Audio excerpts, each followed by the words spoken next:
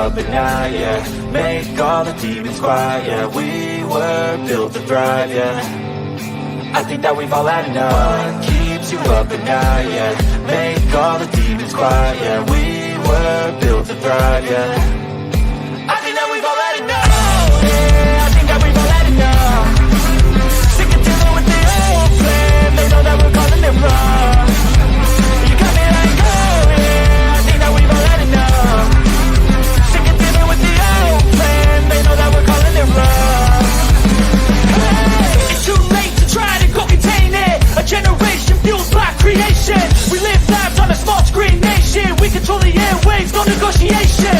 I refuse to think we need saving. Something good will come from creation. And when we think that the world is too anxious, we'll adapt, evolve, survive, and save it. What keeps you up at night, yeah. Make all the demons quiet, yeah. We were built to thrive, yeah. I think that we've all had enough. What keeps you up at night, yeah. Make all the demons quiet, yeah. We were built to thrive, yeah. I think that we've all had enough, yeah. I think that we've all had enough. Sick of dealing with the old plan. They know that we're calling it wrong. You got me like, oh yeah. I think that we've all had enough. Sick of dealing with the old plan. They know that we're calling it wrong. Hey, oh yeah. I think that we've all had enough. Sick of dealing with the old plan. They know that we're calling it wrong. You got me like, oh yeah. I think that we've all had enough. Sick of dealing with the old plan. They know that we're calling it wrong.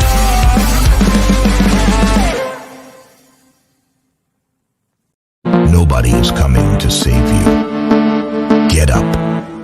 Be your own hero.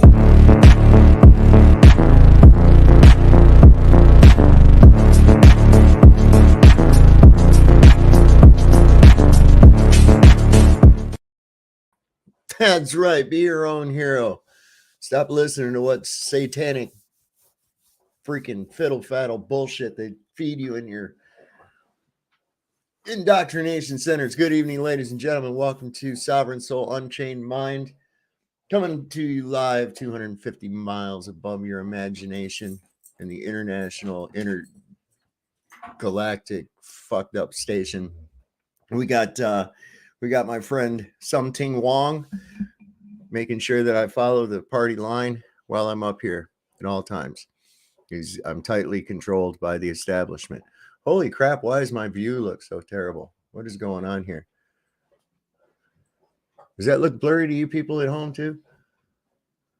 Put a thing in there if it does. I might pop back out and pop.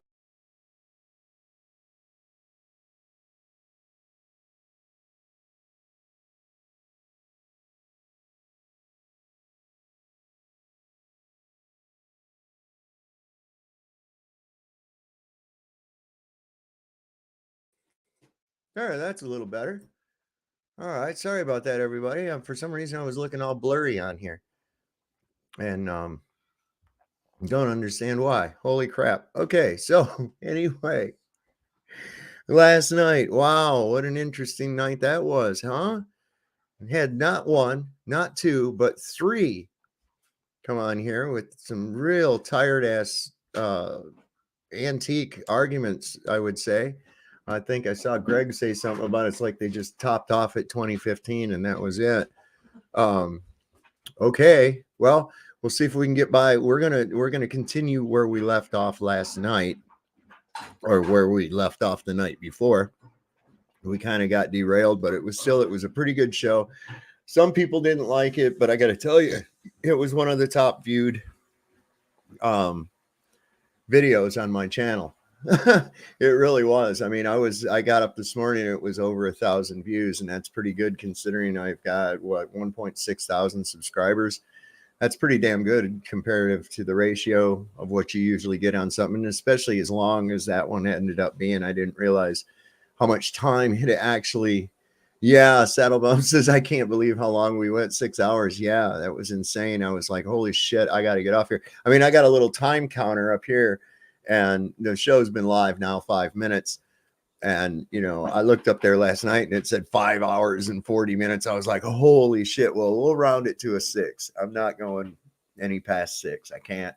Tired of going around in circles with these guys. I don't know what the hell they don't understand about the most simple things, especially when it comes to perspective. I was talking to Jaron earlier today about the sun. What is the sun actually? I mean, is it a physical object? I don't think it is. There's many that do not think that it's actually a physical object. We're seeing just a point of energy, a point of, I don't know. It's hard to say. And people that say they shot a laser at it, it's a dark object, man. It's not going to reflect a laser or radar or any other such nonsense. Okay. That even gives me more of an idea that it is not actually something physical, and you also have to take in, well, you think the sun and the moon are both just projections? No, maybe one is a projection and the other one is just an effect of that projection.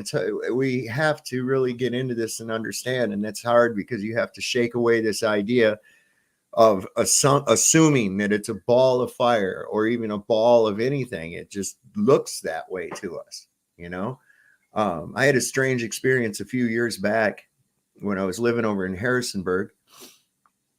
We had a lightning strike and there was a computer in the dining room, and this lightning strike hit, the power went out, and I actually saw this like green orb come out of the computer and then just disappear. But it was like this orb of green.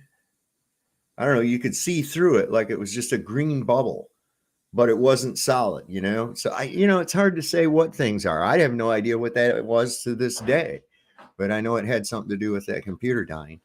Maybe it was its soul leaving. I don't know. It was pretty crazy. Sovereign Ross debating Nick Volt. What are you trying to? You would be the dangerous person in a Frankenstein laboratory. I can tell you that. Me and Ross debating Nick Volt and Joe Cool. Oh my word. Oh, yeah, that would be a shit show. I guarantee it. I guarantee it. Holy cow. Well, as we last left off, we had, let's see, Globie McGlobeface. Is that the right one? Am I on the right one? Is that one? Yeah. That's the right one. Let's see. Yeah. Okay. Oh, no, it's not. Hang on. There it is. Almost brought up one by Stinky Cash that I've been meaning to watch here. Somebody gave me the link to it, and so I've had it up on here, but I just haven't had a chance, and it's on perspective. And so it's I like that topic because there's so much cool stuff, Oh, Dirt's in here. Good to see you, David. Nice to see you. Pop that link and come on for a minute if you want to. We're just covering this. If you really want to call it a debate, I think it was defeat, like from the beginning, but it's good. It's good. And like I've said a million times, nobody's expecting to change Globie McGlobeface. Nobody's expecting to change McToon. Nobody's expecting to change Fight the Fat Shirt. Nobody is expecting that. There's Flatsoid. Good morning, my friend. It's morning over there for him. So we're not trying to change them. We already know they've come in with their mind made up. What this is actually for is people that are on the fence or don't know, or even would like to gain a little bit more knowledge on the subject. They get to see the arguments presented and the information produced thereof and make their own opinion. That's the whole thing. I had this guy last night. He was, well, you haven't proven to me, you haven't convinced me to be a flat earther. And I'm like, I don't care.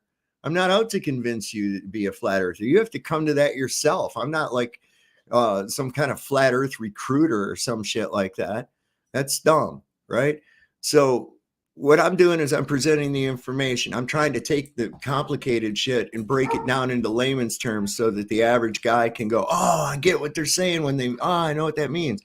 And that's helpful.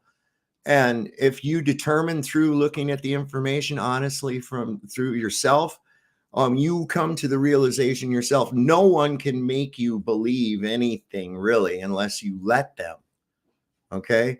So it's not about a belief. It's about reality. It's about what's observable. It's about what is actually provable, and most importantly, what is scientifically possible. And we already know right from Jump Street, the globe is a scientifically impossible condition. Let's see, Flat Earth Outlaw. It's been out a few months ago. What are we talking about over here? All right. Let's see. I've been trying to get a hold of you. Oh yeah. Okay. Cool. Yeah. You guys hook up. Really, that thing's been a great deal of help to some other people, including myself. The True Earth Wiki. Let me see. I have it in a bookmark. Let me see if I can put it in. No, I don't want to do that. I want to. No, I don't want to have that on a star. Frick. Here we go. All right.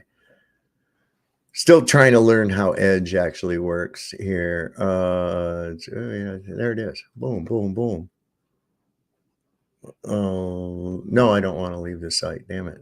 Oh, hang on. Damn it. Why do I have to be so disorganized? Because that's just how things work for me. I know I just saw the little thing. There it is. I'm going to go here, open it up, and I'm going to copy this, and I'm going to paste it into the chat. There you go. So yeah, you guys, man, that thing is growing good. Down in Mexico, Dirth's down in Mexico. Awesome sauce. All right, I'm going to go ahead and start this here. Kind of discombobulated now since I had that little issue. It was a gravity pocket. Wait. So Who you're claimed saying it was a gravity pocket? So you're saying you've never seen the video of all the astronauts on the ISS? Oh, good. Right off. Let's have aandacht voor elkaar. Vier het buitenleven. I was hoping it was Dana from StreamYard. I really was, but claimed it was connected to a rubber band, and he made the joke.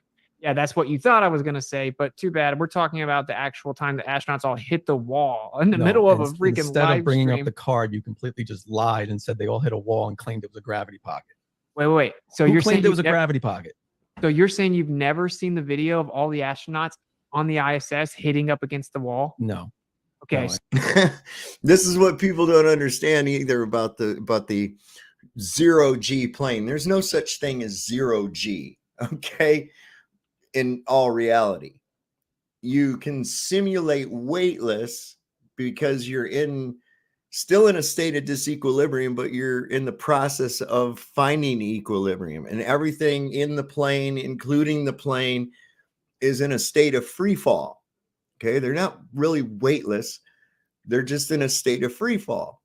And when the plane has to come out of that free fall, right, as soon as it starts to turn or move just a little bit, right, that changes the rate. Everything inside goes wham and slams against the wall.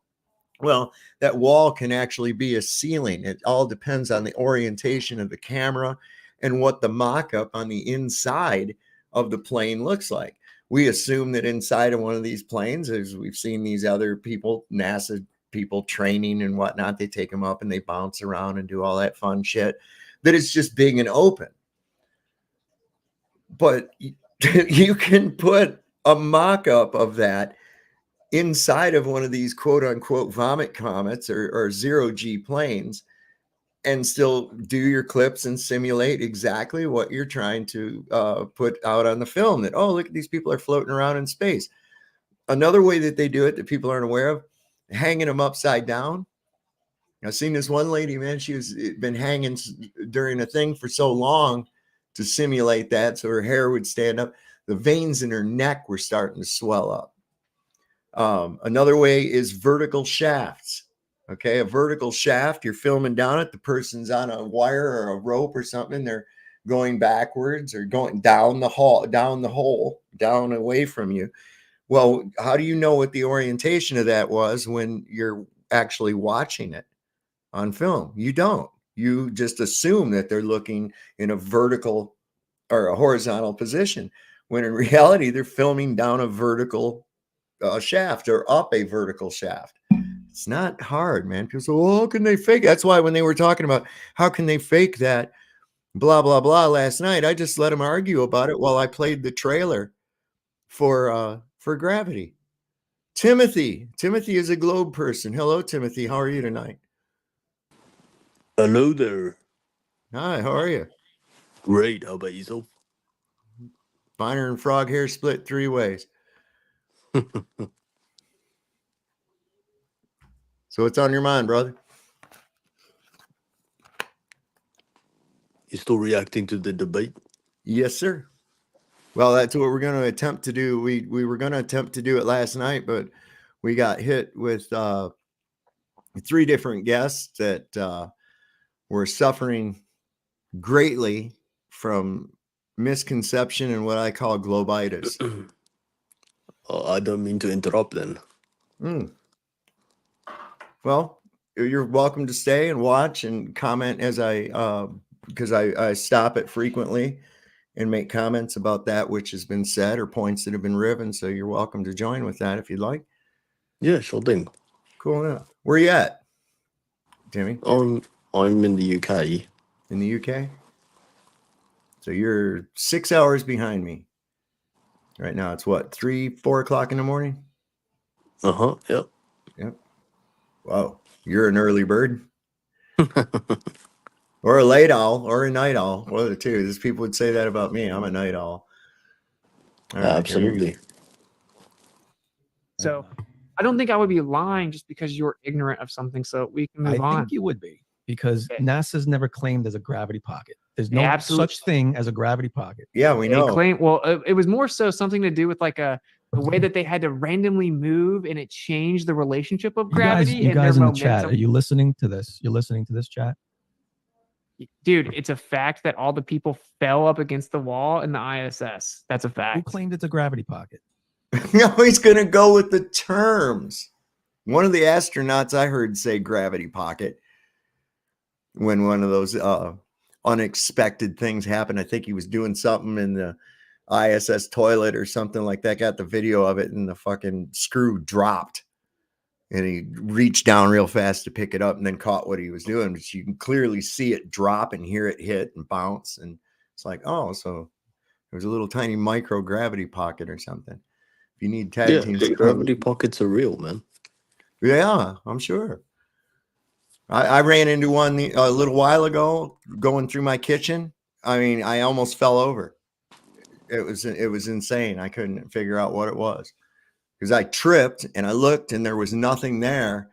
And so obviously that was a gravity pocket. What else could it be? No, you and I, as we speak, we are being pulled down to the earth right now. As we are? Yeah. How do you know we're being pulled? Because every time you jump, you get brought back down. Yeah, but I'm denser than the medium that I'm in. So where else would I go? Okay. Just because you're saying you're denser than the medium, and so you fall down. Yep, my relative density compared to the medium causes me to seek equilibrium, which is down. Okay, why? Because that's where everything dense is at. That's where the densest materials are. Okay, why? Because that's the way it's set up, man. When you say that's where the densest materials are, why are you asking me why the ground is not up in the sky?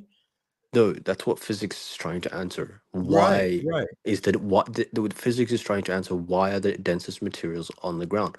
Why are they attracted? That's what physics is trying to answer, and they answered it with gravity. Wait! It's you're using that word again. Attraction. There's no attraction. Okay, I think maybe whatever word you want to use. The point is, physics is trying to explain why are things falling. Okay, that's why we have gravity.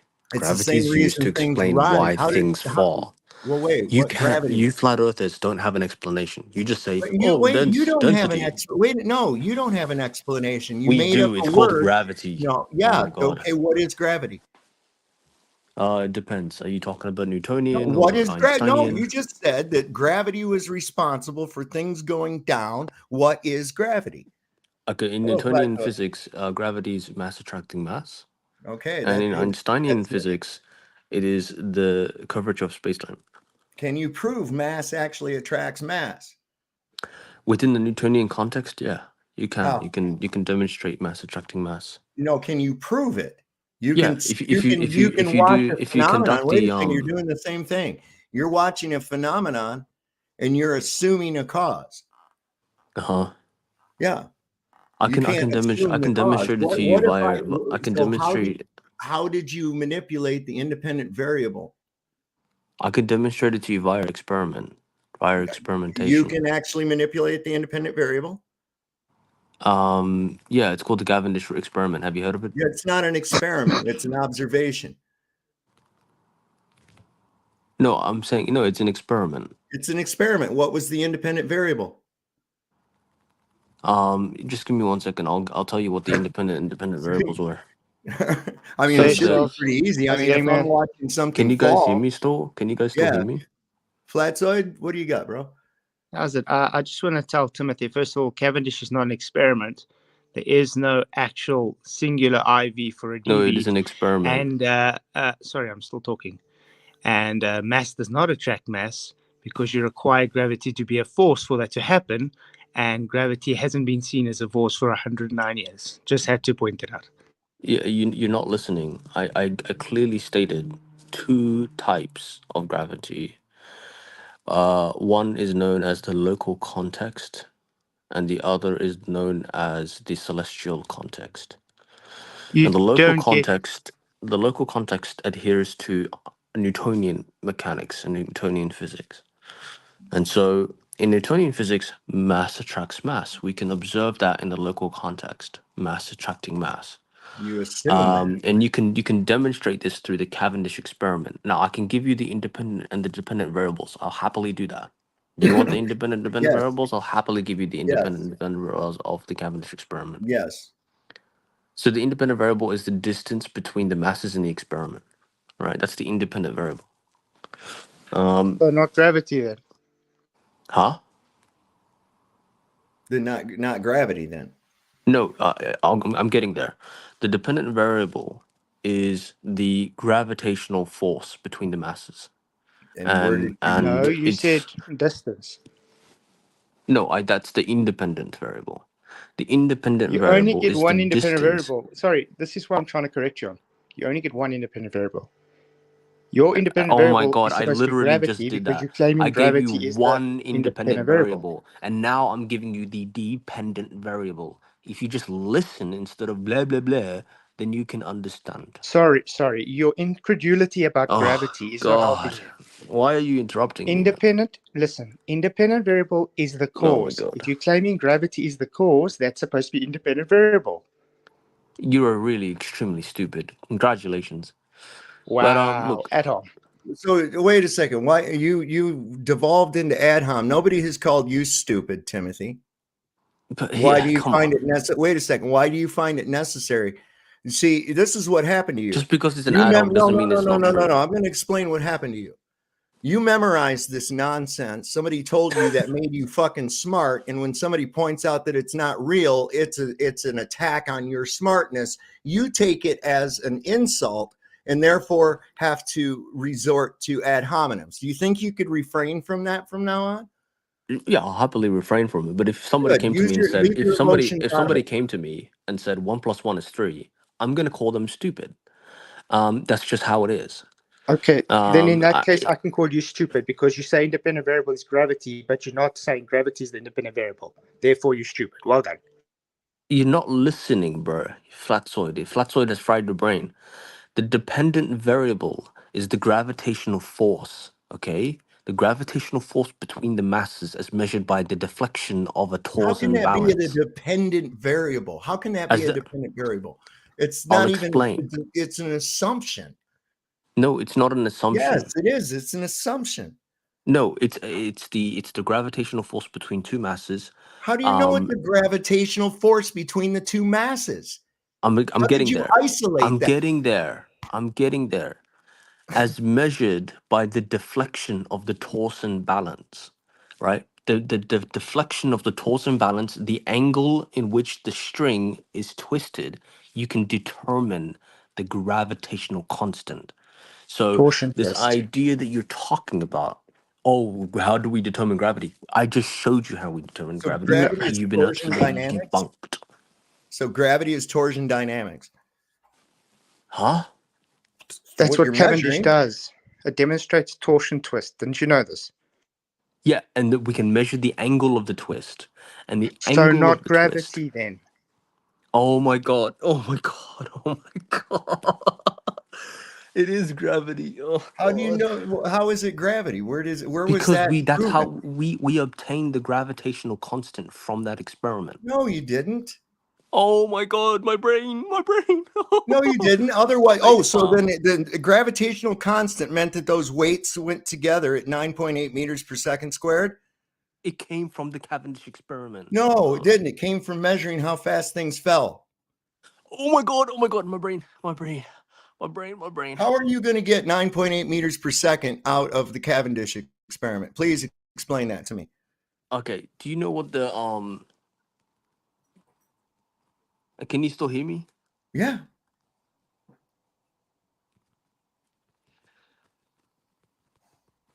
So the Cavendish experiment gave us the gravitational constant G. Okay, do you know what the gravitational constant is? Which one? You're talking about what? I'm From the talking about mass of the Earth or something? I'm talking about 6.67 times 6.674 times 10 to the power of 11 meters cubed kilograms per second squared. So you're talking about Whoa, the whoa, entire. whoa, whoa. Can you ask him what's kilogram quickly? Huh? What's a kilogram? What kind of question is that? Are you evoking weight as gravity? Dude, oh my god. It's a Oh my simple god, question. dude. Are you Is this evoking guy a weight as troll? gravity? I think this guy might be a troll. No, I know better. I already know Dude, better. I think you I might eat be. Globies like you for breakfast, mate. I have a channel Dude, and I'm literally no, you trying don't. to educate you on your own religion. That's all I'm doing. Do you And equate religion. weight as gravity? Oh my god. Okay, so the kilogram doesn't demonstrate the weight of gravity. You freaking oh my god. So The are you kilogram is referring? there. The Are kilogram is you there. are Oh you my are god, you I'm referring having a to a field day. mass of the Earth? Is that what you're No, getting I'm at? trying to hold on. The kilogram is there to as part What of is a the kilogram though? I'm getting there. You keep Okay. interrupting. All right. It represents the mass of the objects that are experiencing the gravitational force.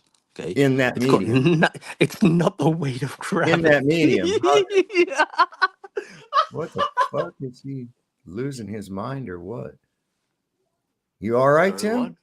I said, are you all right? Did you drop acid or something? Or we're cool. I'm just laughing my ass off. No, you're not really. That's a forced laugh. You're just being a retard. Oh, well, I thought you said no ad hominems.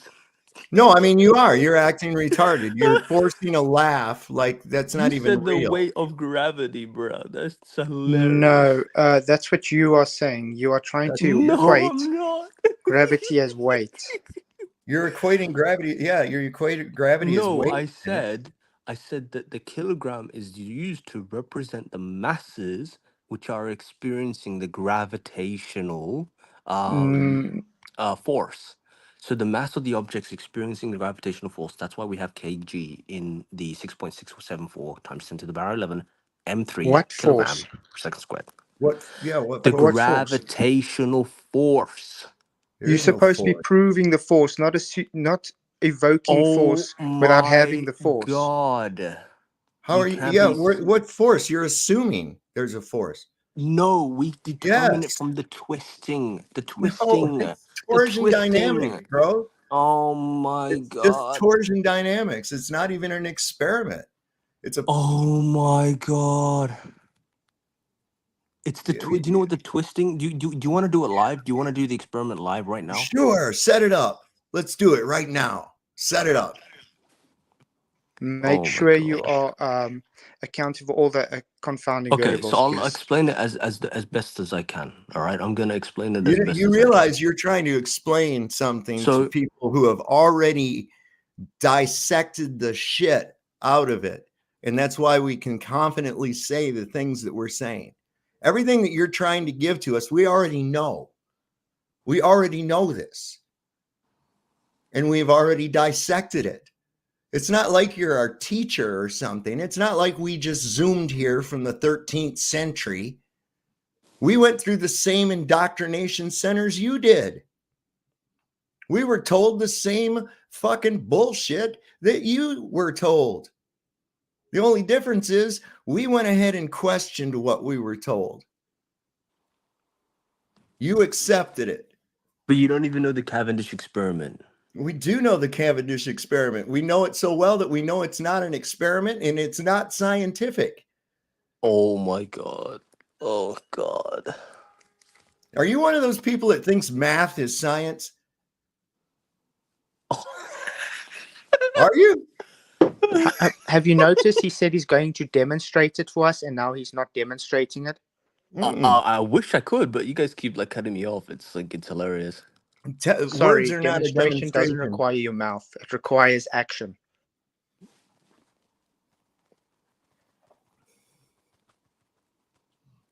I'll happily like demonstrate it, but I don't want to interrupt this guy's stream. He's obviously streaming a debate. Well, it's I got time for you, bro. I got time for you. Are you sure? Sure. How long is it going to take you to set up the Cavendish experiment? Maybe I'll set up the whole experiment next time, but all right. But it's really simple. It's just a bunch of balls hanging on a piece of string. Yeah. And you're basically looking at, you know, the hypothesis is that mass will attract mass, right? That's the hypothesis.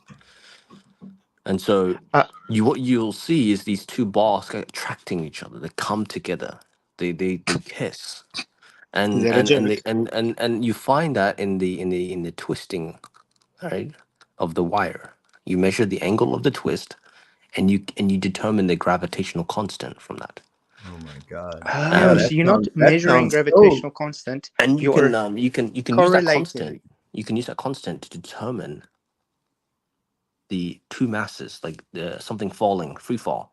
You can determine the free fall of an object by taking into account its mass and the gravitational constant, and you can determine how fast it's accelerating to the ground. So for you to say it doesn't work, it's garbage, you're just stupid. We use it in everything. We use it in computers. We use it in astronomy. We use it in you don't use Cavendish in computers. We use no. You're not listening. We use the gravitational constant. We use the gravitational constant in everything that we do, from missiles. Acceleration is not gravity. To GPS to all kinds of things. Timothy, an effect is not a cause. That's not what I'm talking about. I'm talking about the gravitational constant. You keep jumping back and forth. I'm talking about the gravitational constant from the Cavendish experiment. Okay, no, they don't. They use 9.8 meters per second. No, squared. We use the gravitational constant, which is 6.674. We use that gravitational constant in little g. We use it in little g. Do you know what little g is? Yes, we do. No, you don't. Yo, hold on 1 second. Wait, let me ask you something again. You laughed before. Are you one of these people that thinks that math is science? Oh my God. Dude, listen, math is just a language. Can you just answer the question, yes or no, and stop giggling like a maniacal weirdo? Are you a person that thinks that math is science? Listen, math is a language we use to interpret what we see. Okay? There you go. There you go. Oh my God. There you go. If I witness the twisting of a wire and I see you witness the twisting of a wire and determine that's why things fall. Hold on. Are you fucking shitting me? Hold on. Relax. You watched a wire twist. Hold on a second. You watched a fucking wire twist and determined that is enough to tell you why things fall to the ground. You never came to the idea that perhaps it's because that object has more relative density to the medium that it's in. You never came to that conclusion. So you never wondered why things don't fall that fast in, say, water or in mercury or in other mediums. That there's a different rate of fall depending on the medium? Holy cow, there's something to consider. No, because the gravitational constant needs to be determined. Well, to what? The medium of air or the medium of water? Because the medium is dependent upon it. Okay, can I ask Timothy one more question quickly? So do you know what little g is? But hold on, I just want to ask him, do you know what little g is? Little g is defined as 9.8 meters per second squared. Okay, so then, okay, awesome. So in little g, we use 6.674 in little g. Okay, listen to me. Oh my God. In little g is an effect. It's not a cause. So when you say force equals mass times gravity, I can say force equals mass times acceleration. And it's the same without assuming the cause of the acceleration. You understand this, right? And when I'm dealing with a buoyancy formula, I don't have to assume that weight is due to gravity. Weight is nothing more than a quantification of the density of that object within a given medium. That's it. It's going to weigh. Oh my God. You don't think things weigh different in different mediums? Things actually weigh more. My brain. Things actually weigh more in a vacuum. Why would that be? You've removed the air that's pushing against down on you from the downward acceleration of air that you think there is. Oh my God, you must be like unbelievably. Can you explain why then we use it in everything? Okay, can I ask my question now, Tim? We sorry, use it in everything Sovereign. We do. Yeah, go for it, Flats. What you was just saying, and this is particularly to what Sovereign is saying now. When you get your average in a vacuum, what is the independent variable that you create? Why what are did you guys manipulate obsessed to get about that independent variables? I've given you guys independent variables, and you still throw out the experiment. So there's no point in me giving you independent variables. You're just annoying at this point. You might just need to keep quiet a bit and just listen quickly. When you no, I'm not answering your stupid dumb questions. To get your 9.8 meters per second squared in a vacuum, what is the manipulated independent variable to get that? Yo, pass me that bong because I need a hit right now. I'm losing brain cells. You struggled to find the independent variable in your Cavendish. You had to look it up. No, I literally now we're talking about something dropping in a vacuum chamber, and you don't understand it again. The only thing you have is incredulity and laughter that you force out. Dude, just give me the bong, bro. Like honestly, like I'm losing. There you go. Okay, can I quickly educate you, Timothy? He keeps asking for independent variables. I give it to him, and then he just says, nah. Why are you talking like in third person? I'm right here. You can talk to me. Anyway, Tim. No. When you use something in a vacuum. Sorry, can I talk? I know this is triggering. As soon as you invoke a vacuum, you are manipulating the medium. So you're manipulating the densities. You are not manipulating gravity. Your gravity is not a force. It doesn't exist.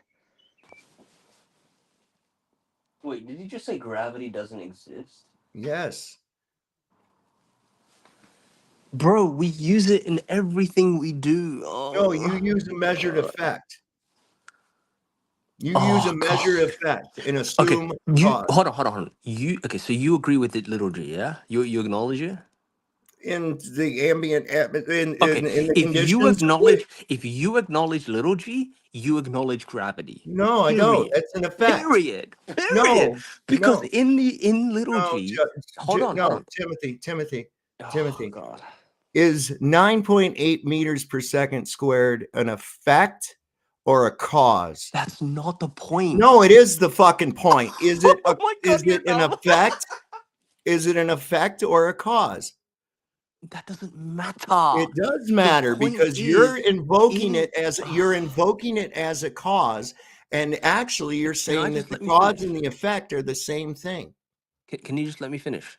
Yeah. In little g, yeah, we use gravity. We use the gravitational constant from the Cavendish experiment to determine the little g.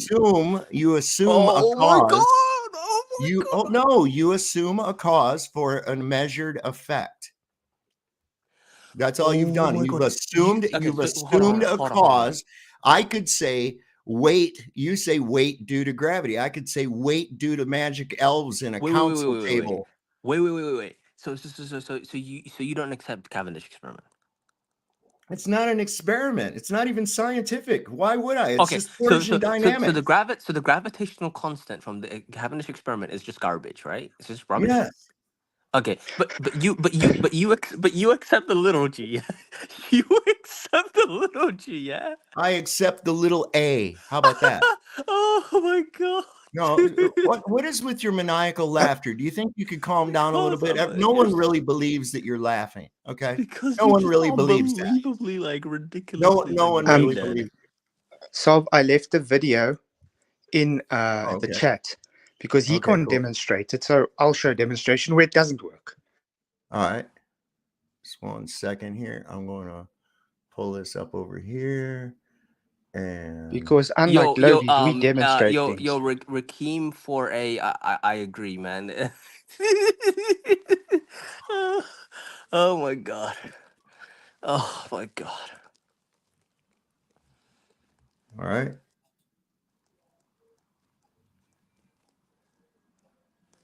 Does it got sound? No, it's got no sound. Point out where this is working, please, Tim.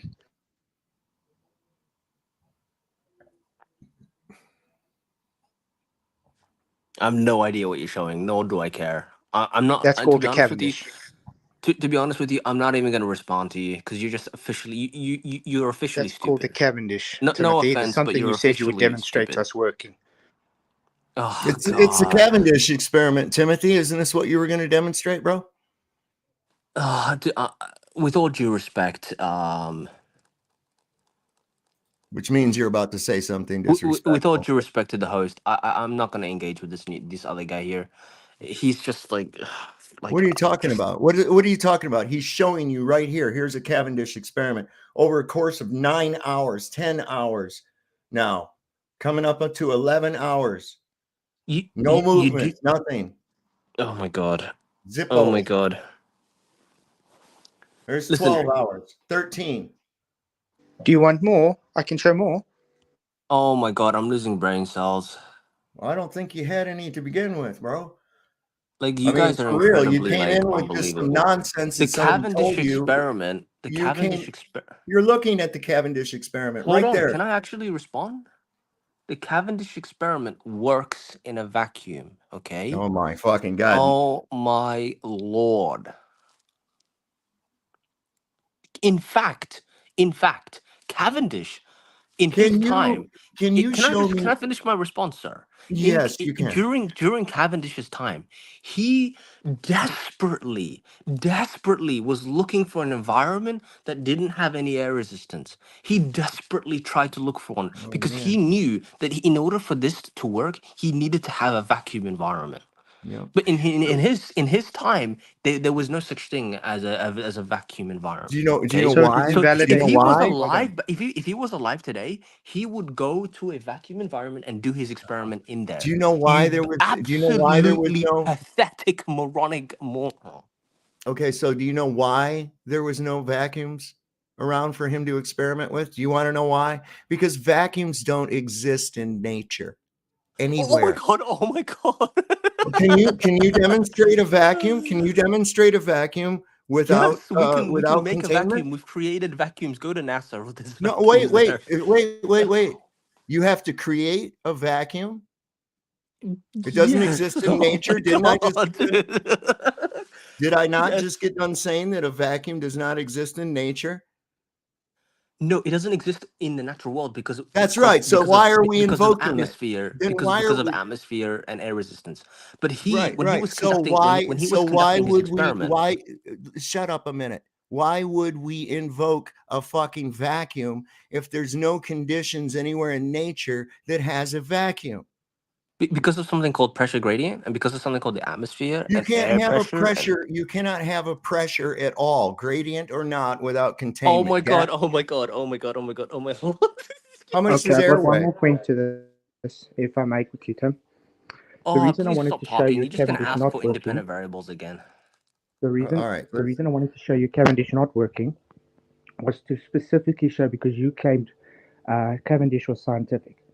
So based on science, if someone does an experiment and it goes against their hypothesis and experiment, therefore it is invalidated.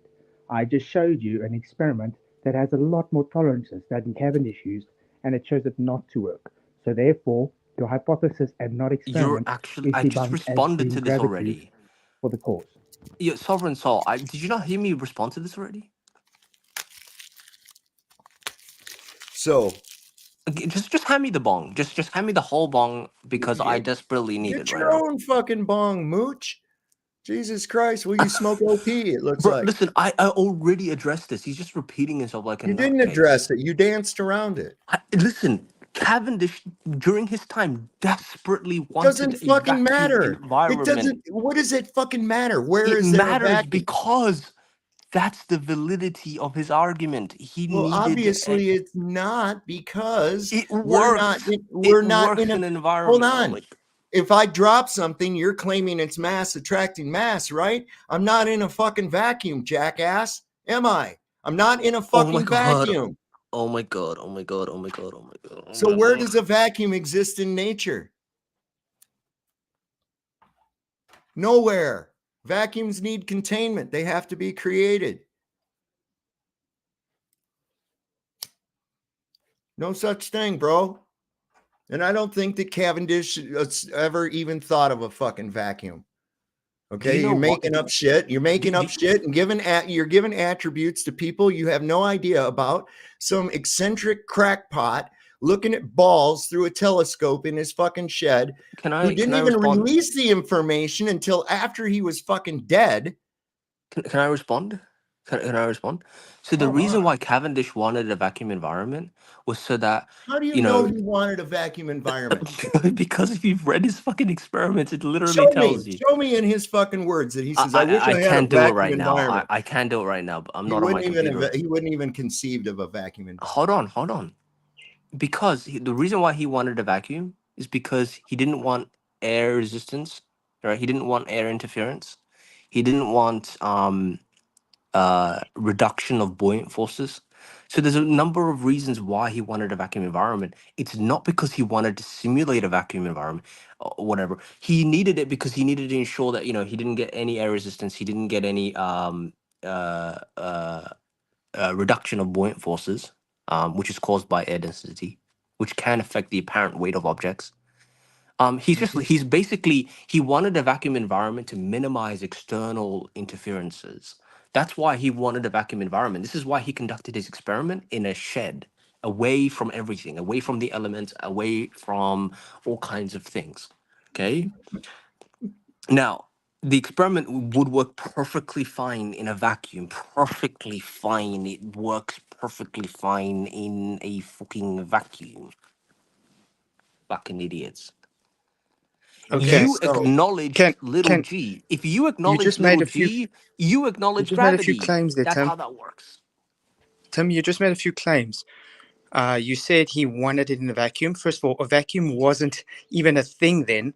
It wasn't even invented, because a vacuum is man-made. Okay? So he couldn't invoke a vacuum. Okay, hold on. What do you think a vacuum is? So would you please present everybody where he said anything about a vacuum in any of his papers or anything? Sure. But I'm going to ask you, what do you think a vacuum is? It's privation of matter. Huh? Next. What did you say? It's a privation of matter. Next. So will you present us the papers where he said vacuum, please? Any air resistance, right? A vacuum is no air resistance. Privation of minimal matter. Gas pressures. So that's the whole point. He needed that environment. Yeah, but he needed that environment so that he can. Where does that environment exist? That's not the point, dude. Are we not looking at a natural phenomenon? Why would we look at a natural phenomenon in an unnatural setting? Oh my god. Okay, so are you telling me that you've never done an experiment in your life? I have. Dude, do you even know what natural sciences is? So you agree that there's certain experiments where you need to make sure that you're not affected by external influences, right? Like, sure, like for example, if you're conducting an sometimes experiment, it's amount of light. There's all different variables. Yes, those are called controls. Okay, those are called control variables. We conduct them with the same conditions, and then isolate an independent variable. In other words, the cause that we think it is, and modulate that cause in order to determine it to be the cause. You understand? Okay, awesome. All right. So if I want to conduct an experiment and I want to make sure that I can accurately detect the angle in which the twisting occurs, but the thing is, I don't want to do this outside where there's wind and it can blow everything around, and I don't want to be affected by buoyant forces where it can make the weight of these bars What buoyant bigger forces? and smaller. So you want to make sure that you're in an environment where you're not affected by these external influences. Wait. Okay. You said buoyant forces. You're saying he's trying to prove gravity. You can't have buoyant force if you haven't proved gravity yet. True. No, okay, so buoyant forces can affect the weight of objects, and it can So then introduce gravity doesn't cause buoyancy. Nice, I agree. introduce dude, what are you dude, just shut up, bro. You're just fucking He's right stupid. though. You Incredibly basically stated fucking that. dumb. You basically stated that. You did. You basically stated that. Do you know what buoyant forces are? Oh god. Yes, it's displacement. Archimedes wasn't principle. it? Yeah, Archimedes. I think it was like about 1900 years before Isaac Newton. Yeah. Yep. Archimedes principle has been postulated 1,900 years before Newton was even a twinkling of an eye. Do you know there was no such thing as gravity when Archimedes was alive? Yeah. Bro, there's so many things that didn't. Bro, computers didn't exist during Archimedes. Are you saying computers? No little G. Like, It was still. He was still on. God. How could he have been right without knowing about gravity then? Oh my god. Oh my god. This is called an appeal to history, and you just fucking. Isn't that what you just did by telling us that what Cavendish wished he had and shit? Isn't that what you just did? Wish he had? It's in his papers. He literally said, "I You needed an haven't shown environment that away from the elements." I would love to see where Cavendish invoked vacuum. I would love to see that. Oh my god. I would love to see that where he said, "I wish that I had a vacuum." Before I go, I just want to ask you this one simple question. Two simple questions. So you don't accept Cavendish, right? Well, who would? Okay, awesome. I just need you to say, I don't accept Cavendish experiment. I don't accept Cavendish experiment. He was a crackpot. Do you acknowledge little g? No. Okay, I need you just repeat after me. Wait. You said you don't acknowledge little g? No. You literally said before you do acknowledge 9 point. No. I changed it. I changed it. I called it. You changed your mind. No. I changed G. I changed G. Oh, you changed G. Yeah. You know what I changed it to? You want to know what I changed it to? Then explain why I can use G. Can you explain that? Because you might as well use A because it's acceleration. It's not an effect. Oh my god, you're fucking dumb. Is it acceleration or not? No, you can't do that with anything else. Is it acceleration or not? Is the small g that you use, is it a cause or an effect? That doesn't matter. It does matter. It does matter. No. What in the fuck is wrong with you, dude? You acknowledge What's with this G, FTFE laugh, man? What is with that stupid laugh, man? You acknowledge G. You said it. You said you acknowledge little G. I acknowledge G as acceleration. Aren't you listening? Bro, I'm gonna clip this and put it on TikTok. It all you're gonna want to. Bro, you're gonna go viral, Timothy. Bro. You're gonna go viral. All right. Bro. Yeah, because everybody's watching because everybody's watching the Timothy Globe show. We've all heard of you. So I'm sure that your clip is going to get a lot of traction. Bro. You're going to be famous. You're going to. I already am famous. Timothy, we said we can acknowledge acceleration because that is what we see. We do not accept your globe religion rhetoric about No, I've gravity, already got this that's guy not saying even he a accepts force to little give G, that bro. acceleration. What is wrong? Is there? I'm serious, man. Do you have like a mental problem or something? Why do you laugh like that? Because this is No, hilarious. I mean, is that really how you laugh, or are you just a lunatic? Because it sounds like you're just a lunatic. No, you're right. I am a lunatic when I'm surrounded by idiots. Well, then you must be giggling continuously when you're alone. Because then you can I are also ask clearly one more question surrounded before you by give it to me? idiots. Oh my god! Are Can you I find the voting independent the variable of your cause and brain effect that's is the same missing in your thing? head? You think cause and effect is the same thing, Tim? That's not the point, dude. Yeah, it The is the point is point. not about It cause is and it is effect, the point. bro. No, it is the point. Do you think Oh cause my and god! effect You are the said same you thing? accept little g, but you don't accept Cavendish. Oh Little my g lord! is nothing more than an observed effect. You can call it whatever you want. It doesn't matter. It doesn't give you a cause, does Okay, it? if So if I if say shut up, I'm talking now. Wow, you're so rude. No, you're rude. You better get the fuck over it, because look whose name's on the show, dickhead. It's mine, not yours. You dig? All right. Now, the little g in your fucking formula that you slipped in instead of an A for acceleration does not give you a cause. It doesn't mean that gravity exists outside of the context of weight. Okay? So we have an observed effect. You've not proven a cause. You've only assumed a cause. You might as well say that it's caused by a council of magic elves that live within the earth and continuously cast spells to decide which stuff falls and which stuff doesn't. Okay? I have as much proof of that as you do of your fucking gravity. Okay, if I gave you the hypothesis, right, that mass attracts mass, how would I conduct it? How would I conduct an experiment to demonstrate that?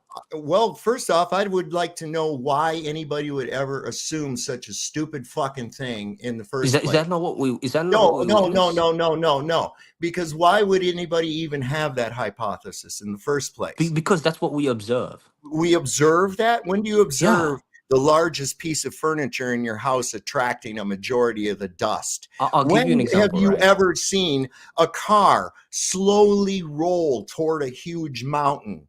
When have you ever seen a crane hanging with its pendulum and the pendulum want to be drawn toward the fucking mountain? Never. No one has ever observed. Would you like me to explain why that's not happening?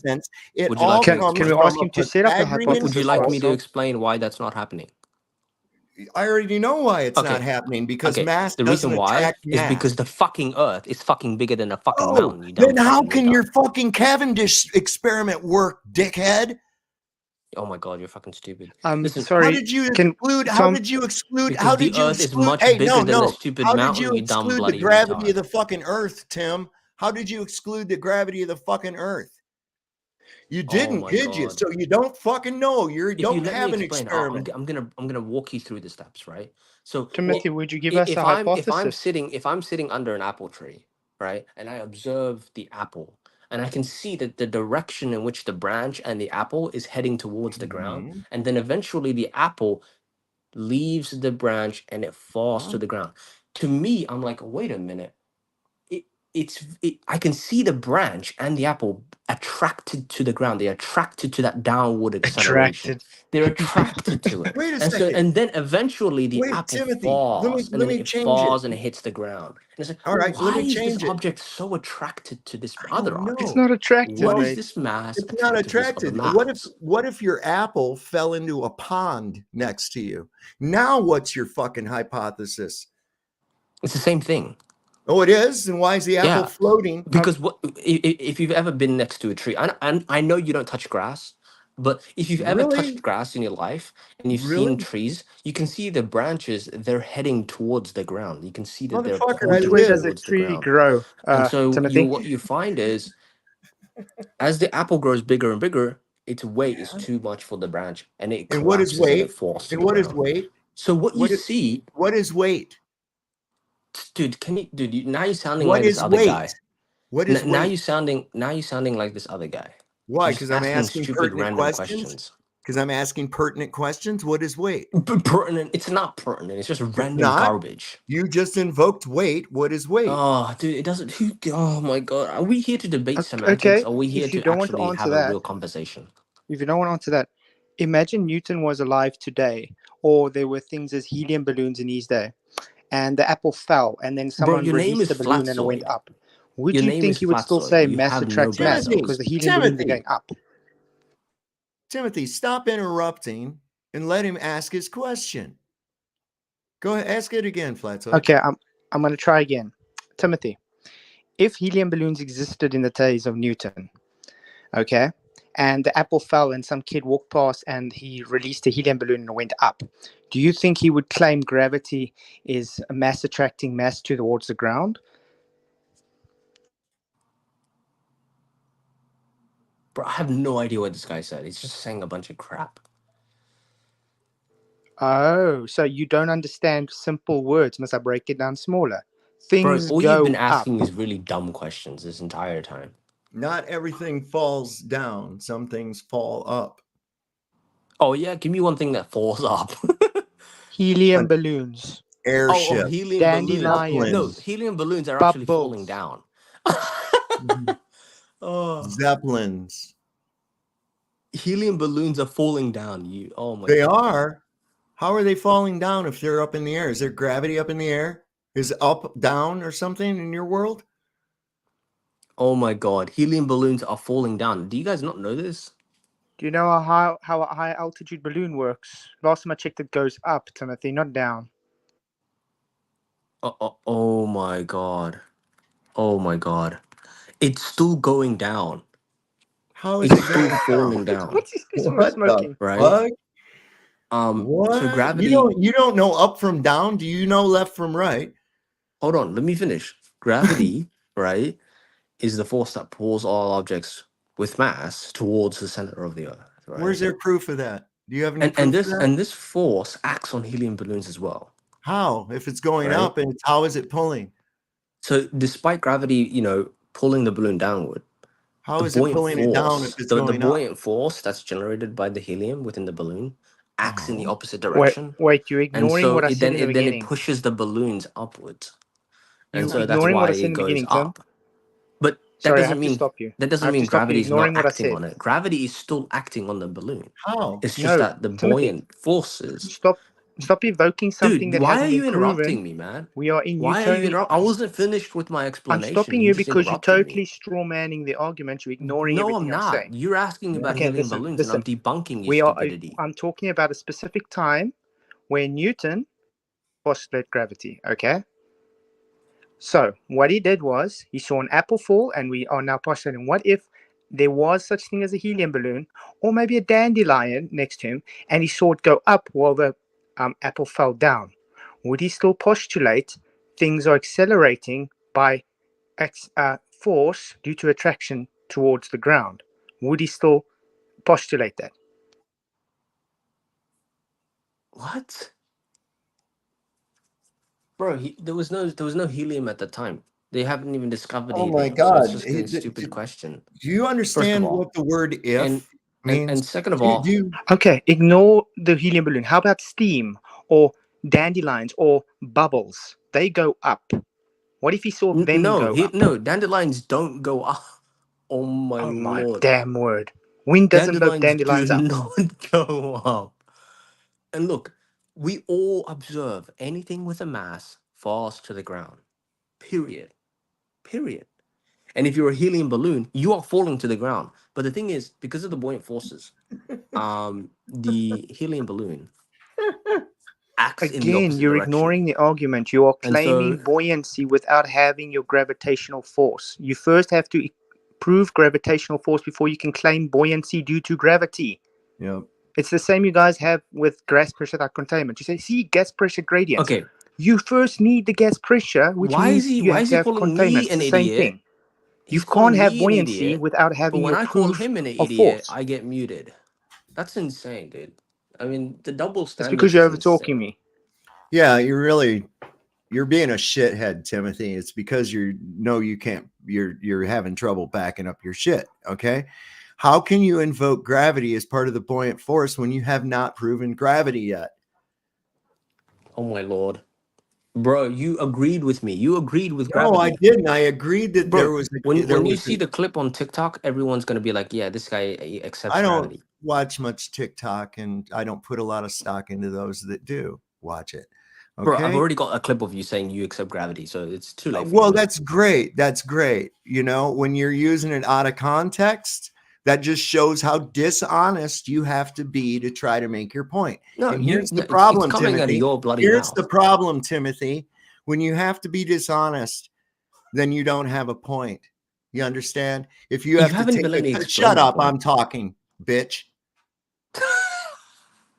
Okay? If you have to take something out of context to make it look like something else, then you don't have a point. This is your guys' problem, and this is why you all have to resort to dishonesty, because your entire belief system is based on fucking lies and gaslighting. Well, every last bit of it. I hate to break it to you. I don't give a fuck. Break whatever you want to. You I had to break it to you. Don't hate it. Relish it. I had to break it to you. But the rest of us, we're using gravity. Who's and us? It works. Who the fuck is us? No, you're using a measured effect. The whole scientific community. Timothy, you're retarded because you think that an effect is a cause. You are actually literally saying that cause and effect are the same thing. I never said that. You obviously are. You obviously are. If you think you're that, saying if gravity you think that little exist. g, if you think that little g is a cause of the observed effect, say that? Well, you obviously did. That's what you're wanting to say. No. Clip me saying. That's what you're wanting to clip me saying. No. Yes. What I said was, what I said was, if you accept little g, you accept gravity. No. How is that? How is that? If you use a computer, if you have, if your name is Timothy, hold on, wait a second. I can do just as good right that. If you accept that your name is Timothy, that means that you suck dick with your butthole. Okay. Well, I got one for Timothy as well. If you accept, I'm sorry. If you accept buoyancy, you accept relative density disequilibrium. Bro, you don't know what buoyancy is, bro. Just shut up. Dude, it's displacement of ratios. I've done the actual experiment showing this by debunking your gravity. Buoyancy is fucking. You don't understand buoyant forces. Yeah, bro. I do understand. Fucking stupid. Buoyant gravity is acting on the How is buoyancy a force? How is buoyancy a force? And that's why, if you've ever seen a balloon go high enough, you find that it stops in midair. Why does it stop? Why does the balloon, when it goes really high, why does it stop in midair? Displacement. I wonder why. Maybe it's because of gravity and buoyancy canceling each other out. They cancel each other out, and it stays there in midair because you know why? Gravity no, and Timothy. the buoyant forces canceling each other out. Timothy, no, it's not that at all. It is equalized. And Flatsoid, I'm sorry, I forgot your name was Timothy too. I didn't mean that. But I mean, it's not that. Okay. The reason the balloon only goes to a certain height is because when it stops rising and doesn't fall, it's not because of gravity. It stays at that altitude because it has now equalized. It has found equilibrium. Okay. Yeah. I agree. Found equilibrium. Okay. I agree. So relative density. Equilibrium with gravity and buoyancy. Yep. So how is buoyancy a force? Huh? You said the buoyant force. How is buoyancy a force? So you haven't heard of buoyancy as a force? You said it. You said the buoyant force. No, buoyancy is not a force. No, it is. It's the it isn't. No, it isn't. It's the upward force that's exerted on an object that's floating in liquid. There's no force. It's nothing more than. Do you see what Flatsoid has on the screen right there? What's that word say? Huh? Displacement. Displacement. Okay. What about it? That's your force, bro. That's so dumb. No, it's not. Okay. If you have a bathtub full of water and you step into it, what forces the water over the edge? You know what, guys? I look. What forces the water over the edge, Tim? This is so cringe. What was it? I feel sorry for you guys. Like, I Why do you really feel do. sorry? Just answer the question. Because like you guys are incredibly stupid. Was the Like, water it's just, forced out? Was the water forced out of the tub? Do you know If I what get buoyancy is? answer the question, was the It's water forced? buoyancy is when Was a the force water exerted forced? on an object Was the before answer the displaced by the question, object. Timothy? Answer the question, Timothy. When the tub is It's full and you step in it, and the water is forced out of the tub, what caused it to what forced the water to leave the tub? Dude, I have no idea what you're saying, dude. You make zero When you sense. step into a full tub, the water will rise up and go over the edge of it, right? So the water is being forced out of the tub.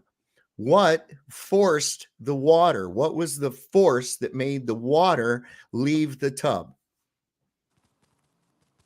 I have no idea what you're saying, dude. It was displacement. Do you know why this displacement takes place? Because I don't think you understand what displacement two is. physical objects cannot occupy the same space at the same time. I don't think you understand what displacement is. That I do understand what displacement is. Okay, what is it? Okay. Displacement. Here's a good example. I have this pack of cigarettes right here, right? There is a hole in the air, exactly the shape of this box, exactly the same shape. That's because the object is displacing, in other words, going from its place to another due to the object being here. Because the air and this object cannot occupy the same place at the same time, one of the things has to yield. In this case, it's the air. So the air is being displaced by the pack of cigarettes. Right? Now, when I drop this pack of cigarettes, being is that if I took that chunk of air that's being held out from where this box of cigarettes is at, and I compare them, one is going to be heavier than the other, isn't it? Okay, and it would be this. So consequently, the pack of cigarettes goes down. Now, what happens to the hole where the cigarettes were at? Where before it was here, now it's here. What happened to the hole? It filled in rapidly, didn't it? It filled in very rapidly. Hey, Sovereign Soul audience. I feel really sorry for you guys, and I feel sorry for this guy as well. Like, you guys are incredibly sad. Why? Can you perhaps tell me where I was wrong in my ways, Timothy? What was I wrong about? That you feel sorry about? What was I wrong about? Did I not describe displacement correctly? You have a misinterpretation. No misinterpretation. So the air and the cigarettes are all in the same space. You don't understand. You don't understand that within the helium balloon, there's helium gas and there's air, and the helium gas displaces the air, which causes it to rise. But then there's a point where there's an equilibrium, right? And the equilibrium is caused by gravity. No, it's not. And hold on, let me finish my point. Let me finish my point. It's caused by gravity and buoyancy balancing out. Right? No, it's RDE. It's RDE. When the decreasing buoyant force. No, it's RDE. Let me finish my point. Can I just actually just finish my point without getting interrupted? Let me finish my point. When you go up, right? When you reach higher levels of atmosphere, right? The air density decreases, right? So because of the air density decreasing, this causes the balloon to reach a point where it's like just floating in the air and it's not really moving. And that's the point of equilibrium. This is because when the decreasing buoyant force due to decreasing air density is equal to the constant force of gravity that's acting on the balloon. So the constant force of gravity that's acting on the balloon, and because of the air density decreasing and the buoyancy force decreasing, it causes the balloon to be equilibrium. And we can test this out using gravity and mathematical models. So for you to sit here and say I'm wrong and I'm dumb, I'm laughing. I feel sad for you guys. I feel sorry. I don't care how you feel. Sorry. To be very obvious. Whoever did this well, Timothy, until you evoked gravity again. Whoever did this to you, I feel okay. So sad. Dude, you know, the okay, insults so aren't helping you can dispense with your sanctimonious bullshit now. Okay, nobody gives a fuck how you feel. You dig? I don't. I don't believe anybody else here does either. Yeah, but like, okay, you're so pathetic. And it's just really sad. Shut the fuck up. It's my turn to talk. You dig? All right. I don't have to take your bullshit. You dig? Yeah. All right, cool. Now we're on the right page. All right. So once the balloon has stopped rising, that's because now it's RDE, relative density equilibrium. It has achieved equilibrium. Okay. Everything is trying to be equal. That's how nature works. That's so dumb. So dumb. No, it's not. Okay, listen. Listen, I'm going to tell you about a really fun game. It's called entropy. You can't win. You can't lose. You can't even quit the fucking game. Okay? Everything wants Can I ask you a question? go to a state of can I ask you a question? equilibrium. Can I ask you a question? When you go higher, right? Let's say you start on the ground and you go up. You're in a rocket. You go up, right? When you go up, right? Is the air density when you go up? Is the air density decreasing? Sure. Okay, fantastic. Now let's just say for now you acknowledge gravity, right? Let's just say I you have not acknowledge acknowledged gravity. No. Just for this. No. Because then you'll take it out of context and try to clip it. Hold on. No, when fuck you you. have air density. No, fuck you. I'm making it clear right now. I'm not going to let you do that. You've already shown yourself to be deceitful and dishonest by your, I'm going to clip this and take it out of context bullshit. So no, I treat you as hostile now. That's fine. That's fine. So you agree that air density decreases as you go up, right? Sure. Okay, awesome. And you agree that the buoyancy or the buoyant force, right, because of the helium gas exerting buoyancy on the air surrounding it, causes it to rise. You agree with that, right? I'm sorry. What did you say? Say it again.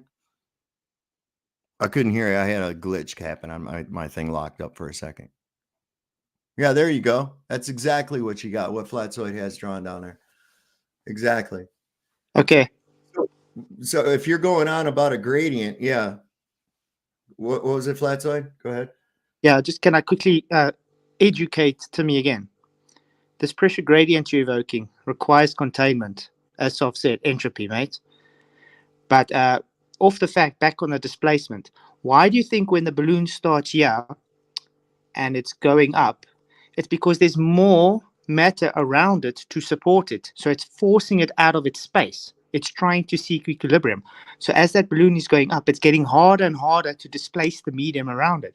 As soon as it gets to that sweet entropic spot, it stays there. Why? Because it can't be displaced any longer. It's at equilibrium.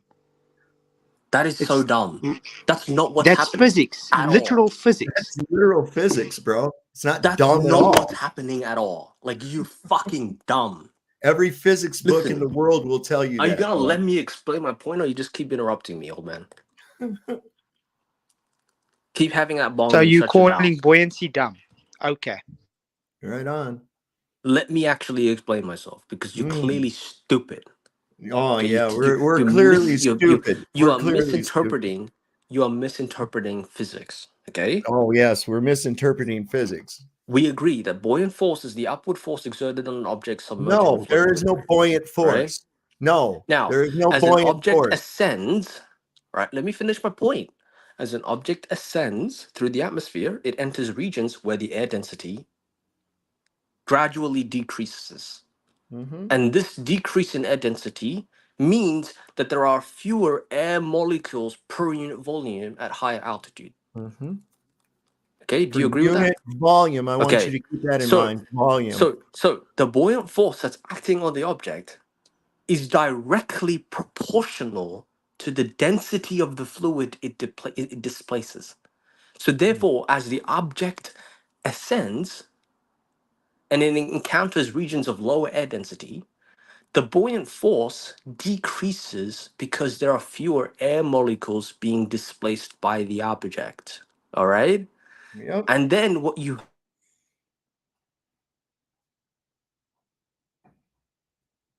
Go ahead. Why you stop? Why did you stop? You're doing so well. You just do it. You're just literally explaining something you said was stupid and wrong. by validating exactly what I just drew on the board. Shut up. Shut up.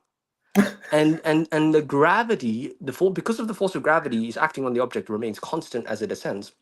Gravity pulls the object downward with the same strength, right? And as a result, it causes it to reach equilibrium. It's because of gravity and buoyancy working together. It's not because of this the entropy. Whoa. Remember I asked you earlier if you're evoking gravity as weight. It's so stupid. Does a balloon still have weight, Timothy? Okay. I don't want to talk to this guy. Does the balloon still have weight? I'm not answering. I'm not answering. You stupid dumb. You don't understand. It's a simple question. Physics. Does the balloon have weight? Oh God! I'm not answering the questions, man. You're gonna have to, man. This is the show. This is how it goes. You don't just get to come on here, lay out a bunch of dumb shit, and then act like, oh, he's there it is. asking dumb questions. No, he's not asking dumb questions at all, dude. You just got done explaining exactly what he said with his drawing and explanation. You just explained exactly the thing that you called stupid. Weight, I'll explain what weight is. Weight is the force that's exerted on an object due to gravity. So due to gravity, you have weight. Okay. Then how come if I change the medium, I can change the weight? Oh, okay. Hold on. Let me get my face palm protection real quick. Do whatever. Okay, you still have an answer. Let me just quickly. Hold on. Let me quickly find my face palm protection. Does a balloon have weight? Really quickly. Here it is. Fucking moron. Ugh. Does the balloon have weight, Timothy? What do you think weight is, you stupid fuck? I'm asking you a question. Don't ask me another question. Just answer it, yes or no. What do you think weight is? That's what he just asked you a question. I just told you weight is because of gravity. No. Fucking idiot. Weight is not because of gravity. Maybe you don't know what weight is. He said no. What a fucking moron, dude. Oh my God. Please define weight for us, please. Go ahead. You need to learn to differentiate between mass and weight, you fucking retard. Define weight. I just told you, weight is the force exerted on an object by gravity. False. First, you're a flat sword. You have no brain cells. Just shut up. So far, he's kicking your ass all over the place. No, he's not. I'm gonna clip. Yeah, he is. All you've done is you've invoked an unproven. You guys are gonna go famous. No, listen. You have evoked the idea of this force that you can't prove, you can't show, you can't manipulate, you can't isolate, you can't really identify, but somehow it's there and responsible for every fucking thing in the world. That's stupid. What?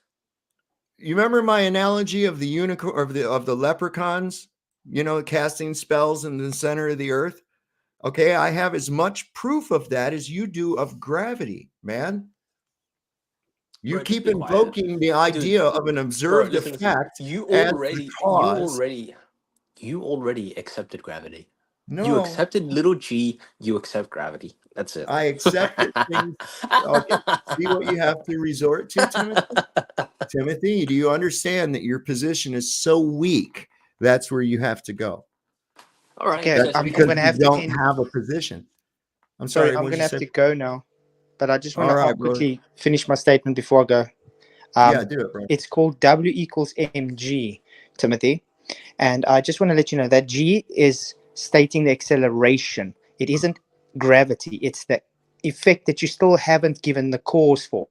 You are evoking correlation based on your belief system. Oh my God, you're dumb, bro. Can I finish my statement? Be quiet. You're evoking a cause for that acceleration without actually giving proof for why there's an acceleration. When you explained the displacement for us, you literally validated our argument of relative density disequilibrium, and we are able to do scientific experiments to show it is not gravity, because gravity is not a force. Thank you very much. So keep up the great work, man. Piss off. I don't know why you invited me. You have a good day, Plato. The guy is just fucking dumb. He's misinterpreting physics. I'll tell you what, he's anything but dumb.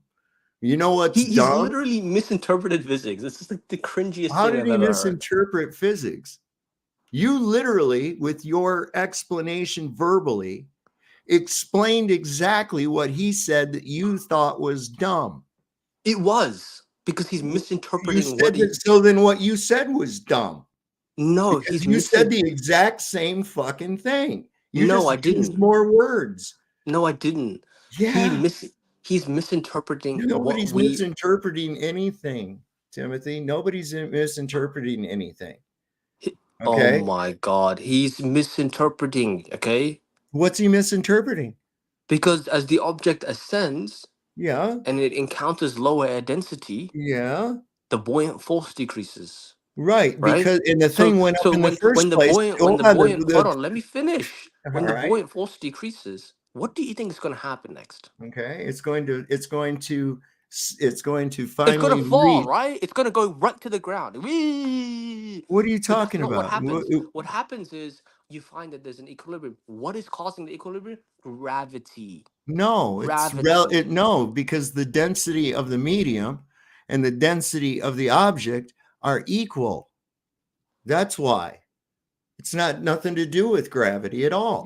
That it's can't relative work. density equilibrium. That's all that happened, right? Proved relative density disequilibrium. That can't work. Why? No, that can't work, you freaking idiot. Why? Why can't it work? Are you serious right now? Yeah, I'm dead fucking serious, bro. Because we observe things falling to the ground. Anything with mass falls. Do you agree? Mm-mm. Do you agree? No, it doesn't. Yes or no? No, I don't agree that everything with mass falls. Oh my God. Okay. Is a helium balloon a mass? Oh my God, you're fucking Is a dumb. helium balloon a mass?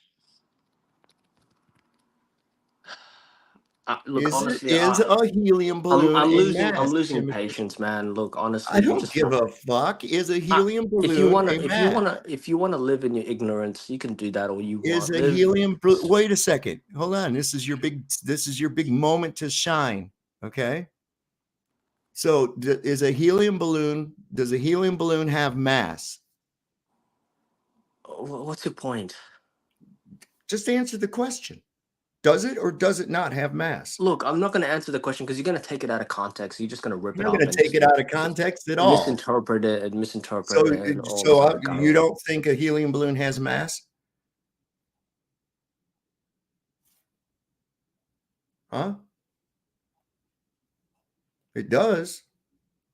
It absolutely does. So why isn't it attracted to the mass of the Earth? And if I increase its mass with more helium, its tendency to go away from the mass of the Earth becomes stronger. That's crazy. Mass repelling mass? What? Let me finish. Equilibrium can't work in the context of helium balloons floating in the air without gravity. Why? It can't work. Why? It can't work. Because gravity is the primary force. No, you're assuming Let me finish. Let me finish. Gravity is the primary force responsible for the buoyant force that allows the balloon to float in the first place. Prove it. So without gravity, there would be no buoyant force acting on the balloon. Can you prove that? Freaking hell, man. You can't prove any of that. Yes, we can. No, you assume that. We can literally prove it. You can. You haven't proven. You have not proven gravity. How can you? Oh my God! You literally accepted the little g. No. My ninja, you literally accepted the little g, man. I accepted that things fall at a predicted rate. Oh my God! Explain why everything with mass falls to the ground, buddy. A Zeppelin with a large amount of mass doesn't fall to the ground. A helium balloon, as I just exhibited, You don't even know what a doesn't zeppelin fucking is, fall man. to the ground, does it? It falls up to the sky. You don't even know what a zeppelin is. Just be I do know what a quiet. zeppelin is. And I've already Now you're just debunked the trying to helium get balloon. now you're trying to get out of the fucking conversation. So how do you explain? You're the one that brought up fucking zeppelin. Yes, because it's an object with mass that does not stick fall to to the helium? ground. Stick to helium. I've already It's an debunked object helium. with mass. I've already What do you think debunked helium. What do you think is in a zeppelin, dumb fuck? Bro, you can't have buoyant force without gravity, you freaking Really? Why retard. not? Why? Wait a second. Who said it? Oh my god. What is Oh my gravity? lord. What you're is dumb. gravity? Wait a second. You haven't ever proven that you have gravity to begin with. Oh my What the god, fuck are my you brain. talking about? Are you talking listen, about listen. without weight? You mean with weight? Of course, weight. Weight Okay, is nothing more than a hold on. relative density of an object within a fucking given medium. Can you just give me a second? Buoyancy is the result of No, gravitational it isn't. attraction No, it between the isn't. object and the fluid. No, it Or isn't. in this case, the gas. Buoyancy is So nothing more than the the relative buoyant density of an force, object the within a given buoyant medium. force, the buoyant force is a result of gravitational attraction, No, it's not any right? there's no Between the attraction. helium gas and the surrounding air. There's Okay, no and there's the no helium gas attraction. causes a displacement, which causes it to rise. Well, Okay, why not go down? I increase the mass, it should go down, right? because of buoyant force. Buoyant force is So due not to gravity. gravitational Then where's force. gravity at? Where's gravity at? Gravity is acting on the helium balloon. It's still acting on it. No, it's not, because if It it was, is. it would be coming down, wouldn't it? It is going down. No, it's not. Helium balloons rise. But because of the displacement of the helium gas, it's going Displacement, up. right. But really, it's going down. No, it's really going down. So up is down. It's technically going down, but because of the Technically, it's going displacement, down. because of the buoyant force, Even though I observe it going up, it's technically going down. If But it then was when it going reaches down, equilibrium, if it was going down, wait a second. If it was going down, balances the with the ground would gravity get closer.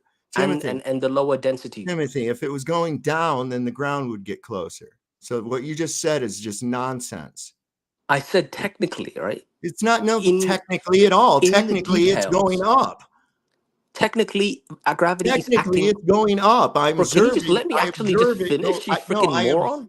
Maybe you can learn something today because you're stupid. You observe it going up, but it's really going down. You're not listening. I said I am technically. listening. That's what you said. I see it going up, but moron, you keep interrupting. You keep interrupting. Falling. You keep interrupting. How is it technically falling if it's rising? I said technically it's going down. But what we observe it's going up. Okay? How is it technically going down? Because gravity is acting on it. Gravity is acting on it. Gravity wants it to go down, but because of the displacement of the helium gas, it goes up. But gravity is still like, yo, get down, get down, get down. And then it reaches an equilibrium state where gravity is like, get down, get down. But because the gravity and the buoyancy is equal, they reach a state of equilibrium. So gravity has shit to do with it.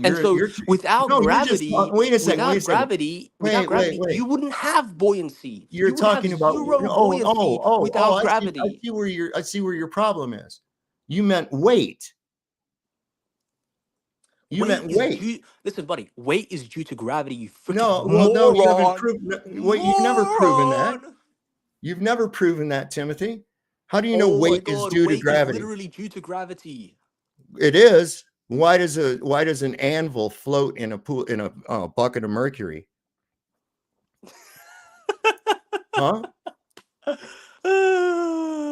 Because it weighs less. I'll tell you what, right? It weighs less. When you go on, hold on. When you go on, have you ever been on a weight machine? Have you ever been on a? All right. So you accept a weight machine, yeah? A what? Do you accept a weight machine, like a weight measuring weight machine? Like a weight. What is this with you? Do you accept and shit? Hold on, just tell me. Do you know what a fucking weight machine is? No, I'm not sure what you're talking about. I'm just saying. Do you accept? Do you accept a weight measuring machine? A weight measuring machine? What, like a scale? Like a scale, yeah. Have you been on the scale? Yeah. Okay, so you accept the readings from the scale, yeah? Sure, absolutely. Okay, so then you accept gravity. Congratulations. No, I don't. Well, wait a second. No, we got him, bro. We got him again. You do. We got him. What are you fucking talking about? You accept gravity. Congratulations, buddy. I do. Okay. Where did you get that from? You see how desperate you are. It's not Bro, a you win. literally Timothy. said you No, accept Timothy. you said you Timothy. accept the scale, Timothy. so that means you accept Timothy. gravity. No, because now I'm giving you the next question. What is weight? I just told you it's because of gravity. Oh, Weight is prove that it's because of gravity. Prove that weight is the force that's prove that it's exerted because of on an gravity. Okay, if object it's due due to to the gravity, gravitational attraction.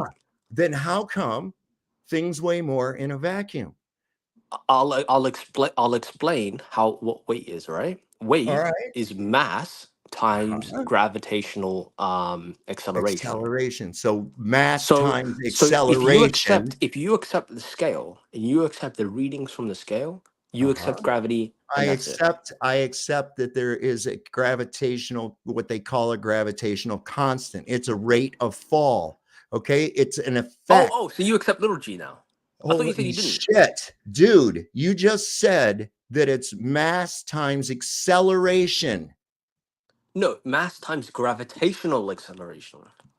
Okay, mass times magic fucking leprechaun Why are you so scared to acceleration. say gravitational, Mass bro? times Why are you fucking so sourdough cookie acceleration. I can put whatever fucking name I want to on it. It doesn't mean that that was the No, cause. it does. It does. It does. No, how does it? How does it? Timothy, if you laugh like that one more fucking time, I swear I'm just going to throw you off of here. And it's for no other reason that you're just disingenuous, intellectually dishonest, and you're a lunatic. Now try to remain an adult. And you said that the weight is due to gravity. Yes. Prove that shit. Okay. Okay. You can't prove that shit. In fact, I can prove that it's not due to gravity. I can prove that it has everything to do with the medium. Everything to do with the medium. This is why things weigh more in a fucking vacuum. If I increase the density of the medium, if I increase the medium, I decrease the weight of the object, because it's nothing more than the quantification of the relative density of an object within a given medium. That's it. That's all weight is. That's why fat people have to do physical therapy in water, because they weigh less in water and it's easier for them to move. We remove all of the medium and the object weighs more. Isn't that crazy? It still has weight because, of course, things are denser than nothing. Okay. Dude, why do it's flat nothing earthers, more than it's a earthers, quantification. You're saying that it's due to gravity. You have no proof that it's due to gravity. Why do you have as much proof you have as much proof that it's due to gravity as I do that it's a council of magic fucking elves. Okay, you have no proof of any of the fucking speculative cause that you have for it. I can manipulate my independent variable, which of course is the medium, and I get different results when I do manipulate the medium relative to the object, the dependent variable. Okay, because I know that if that apple had fallen into a bucket of fucking water instead of onto the ground, we'd be having a completely different discussion, because you'd go, wow, that's interesting. It floats in the water, but it falls through the air. That's the difference. What's the difference? Same apple, same outside. What's different? Oh, it's the medium that the object is in. Why do flat earthers use what you guys sound like you guys live in the year 500 BC. You guys are using literally you sound dude, you've been talking for like 5 minutes already. You sound like exactly like some kind of a religious fanatic from the Middle Ages. Can I finish? You guys sound like you're trapped in the year 500 BC.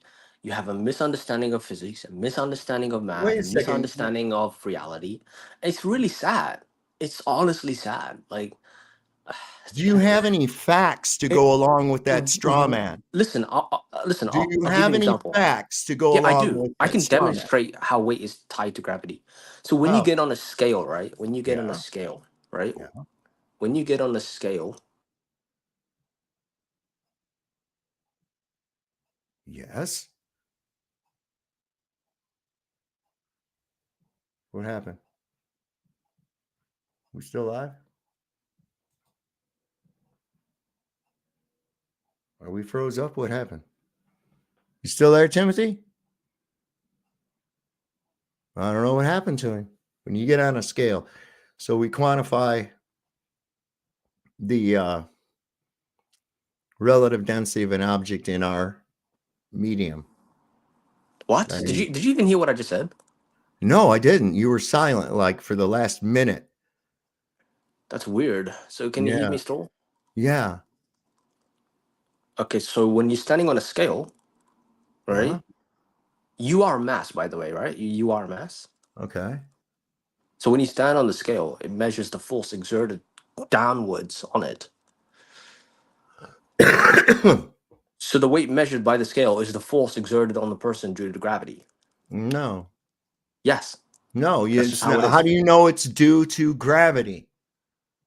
Because we observe mass attracting mass. No, you don't. You've never, it's not been proven that mass attracts mass. Show me an instance where an apple doesn't get attracted to the surface of the earth. In the water. Okay, what you're describing there is called buoyancy. I know what I'm describing there. The whole thing is buoyancy. Buoyant forces. The whole thing is buoyancy. Let me finish. Okay, I'm not going to go around in this circle with you anymore tonight. Do you have anything new, Timothy?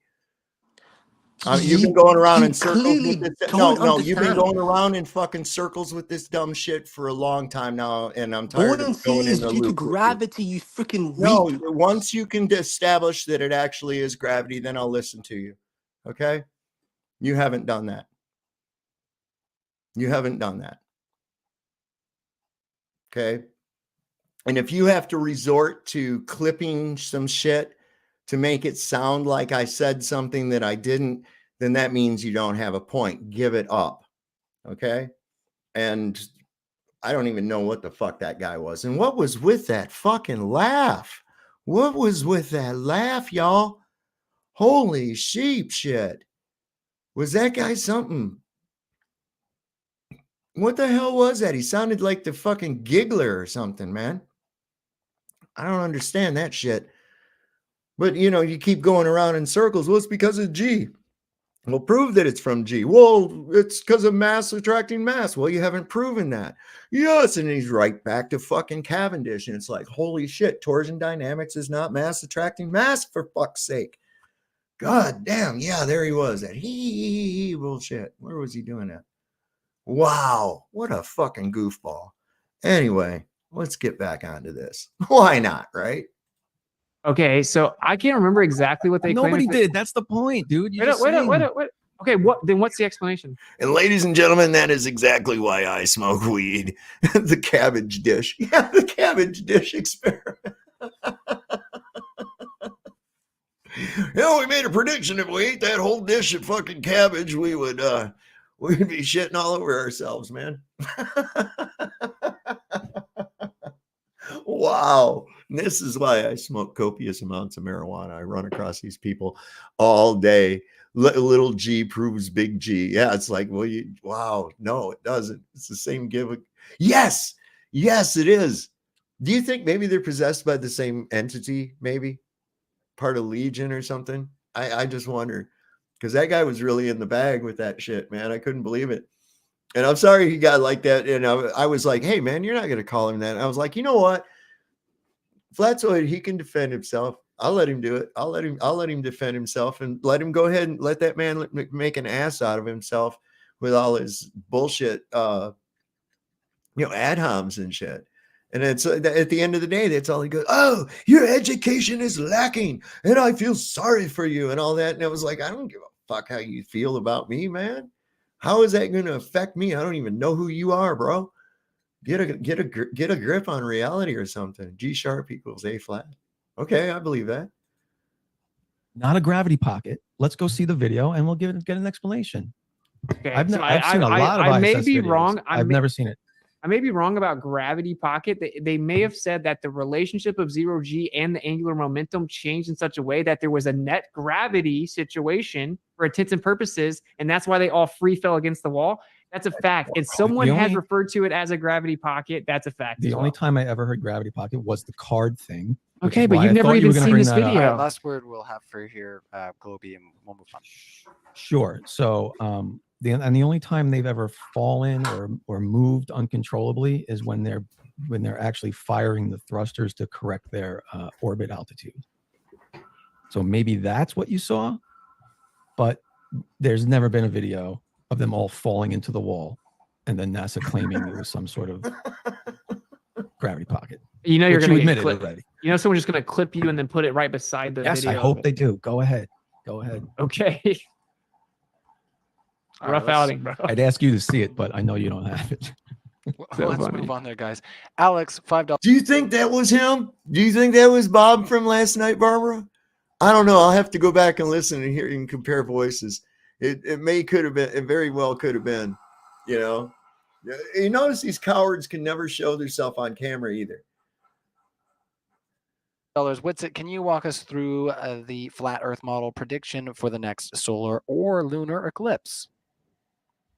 Yeah. All eclipses are predicted based on cycles and relative latitude and astronomical observations and aren't exclusive to heliocentrism at all.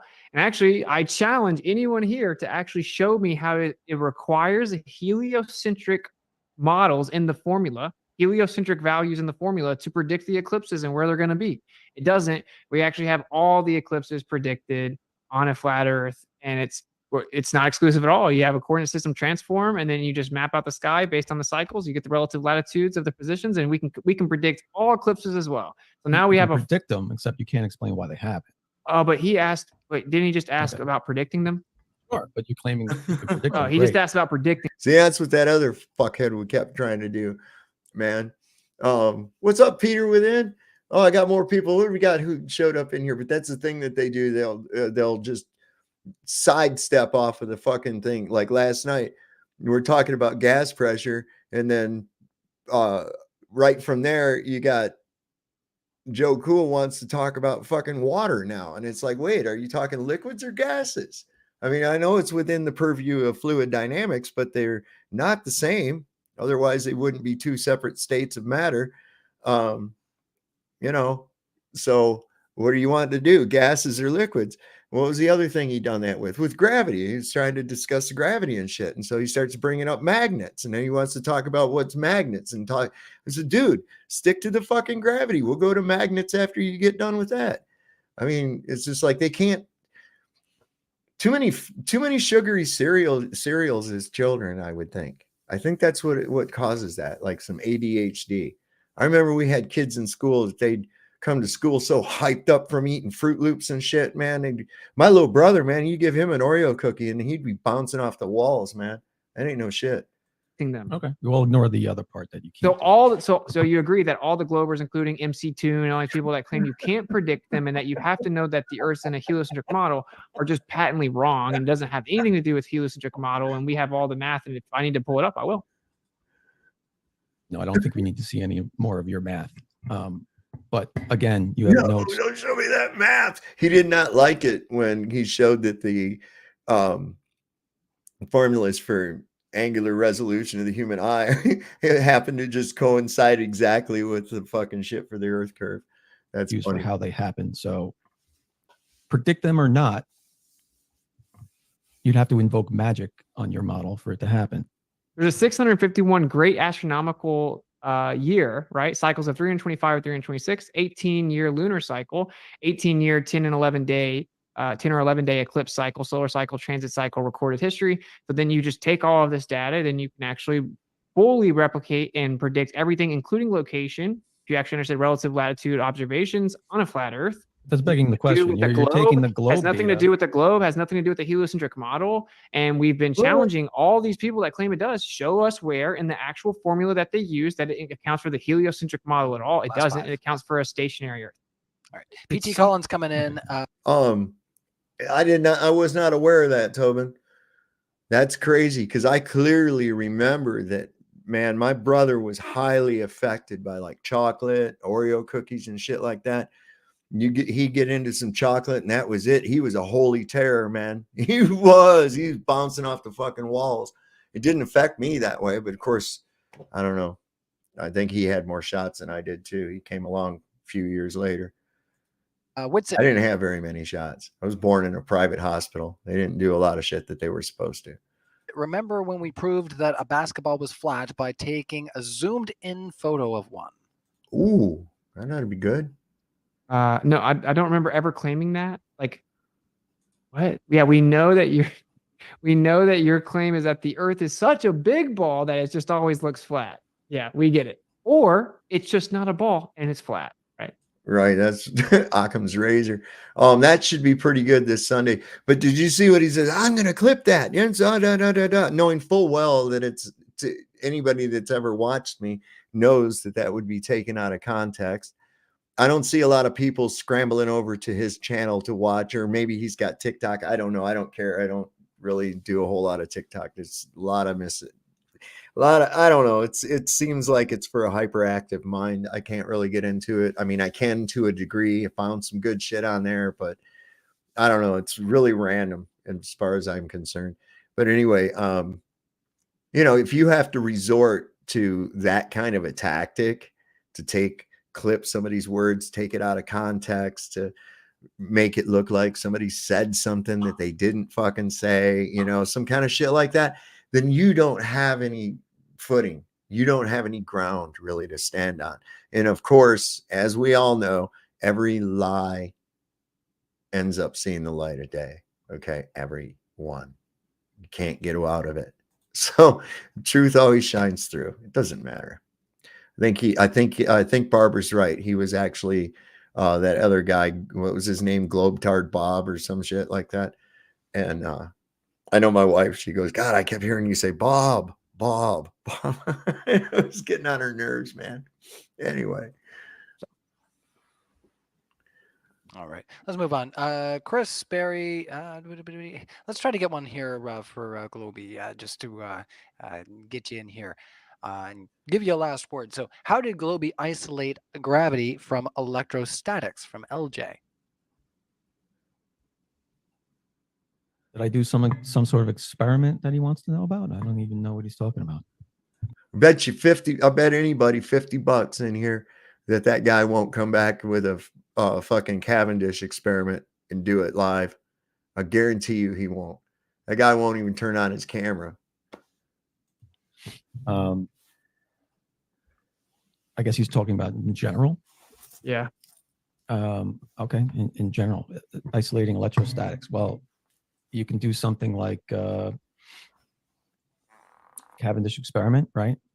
God, every fucking time. That's the best you got is some goddamn crackpot from the 17th century or 18th century hanging lead balls in a shed. We've gone over this ad nauseum. Stop fucking using it. Stop using Eratosthenes, for Christ's sake. My God, 2015 called and said they want their globe arguments back, for crying out loud, man. Wow. Yeah, but I guarantee you he won't come back and do that. What he's just right there. That's the best you can do. Some old guy hanging balls in his shed and watching them through binoculars from his house. Give me a goddamn break, man. You can use lead, electrostatically neutral. Trash list. Yay. Yeah. You can ground everything, make sure everything's tied together, right? So there's no charges built up on one thing versus the other. And yeah, I guess that's what he's talking about. That's what you can do. All right, let's carry on. Awaken Heather, sorry. Globie, can you steelman a flat Earth sunset? Then we'll get one you with steelman a flat Earth sunset. Sure, the sun gets so far away that it just disappears. It goes beyond your. Well, I don't know. It depends.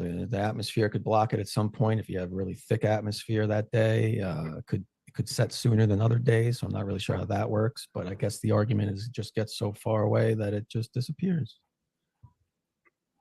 which is nonsense because it doesn't shrink. Pretty terrible, man. The one you correct me. What is it? Well, you forgot the most important part. That is that it disappears into the vanishing point. That's called the horizon, the optical location where the ground appears to converge with the sky. That isn't actually physical. Right, so it just goes into that horizon, that visual limit. Does slightly fluctuate. Sometimes the sun, I don't know if you've ever seen it, it's pretty cool. Actually, the sun will disappear from the bottom up, like with the horizontal line. It'll look just like a normal sunset, like up above the horizon. I've seen Pretty, that. it's pretty cool. But Mhm. so yeah, it's just an optical effect. It disappears and it doesn't change angular size because it's within your curved visual limit. So it's basically equidistant to you. Oh, it is. That's interesting. It's the only object in the sky that's equidistant from you. Zit uw geld aan het werk met Trading 212. En dat zonder commissie. Shut up. No, I'm not going to pay YouTube.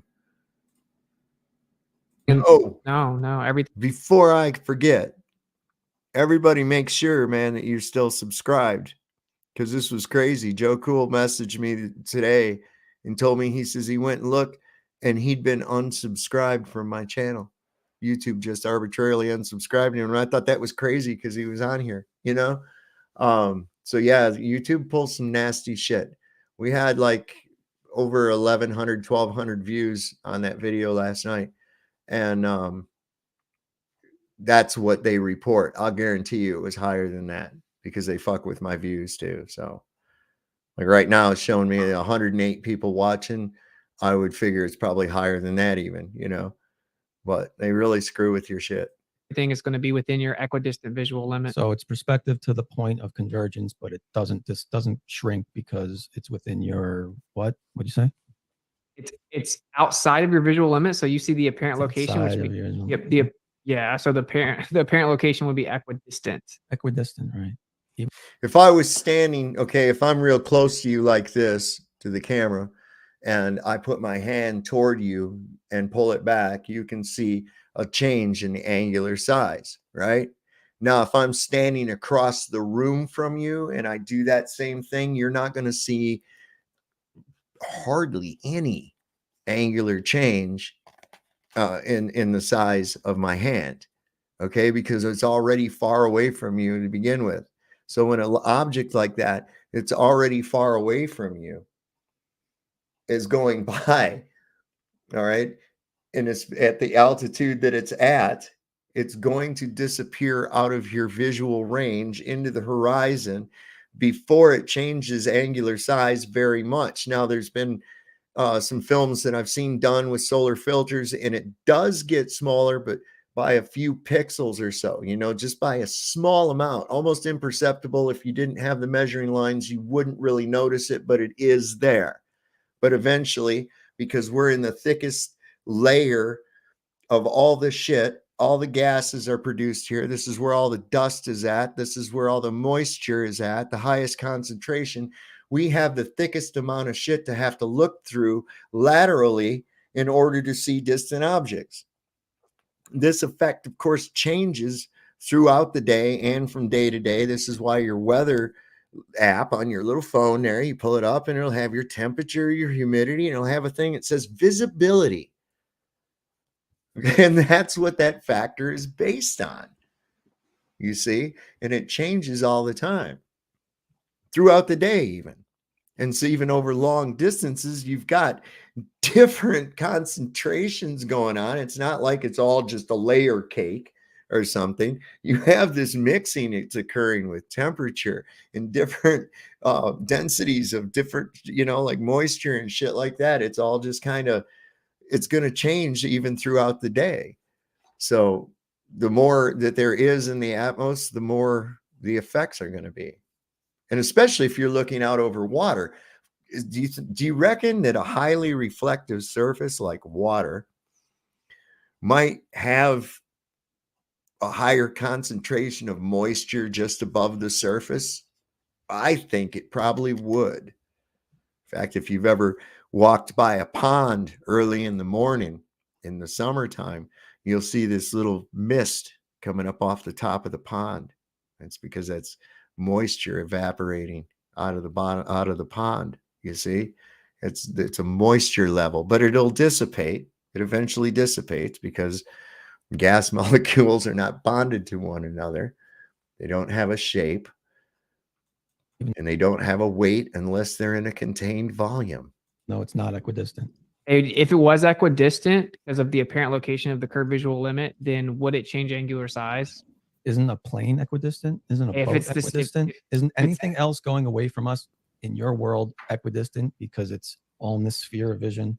Yikes, you're lost. No, because the plane is within your visual limit. We're talking about something from outside of it, so it remains the same distance away from you. If a plane gets closer to me, then it's not the same distance away from me. What's your visual I asked limit you then? if it stayed the same distance away from you, would it change angular size? If it stayed, of course it wouldn't. But it's staying the same distance from you. The sun is not staying the same distance from you. It's Apparent getting location is very, because you have a- very further away, thousands of miles further away. Yes, it's much further away than your curved visual limit. So you only pick it up within your curved visual limit, which is equidistant in all directions.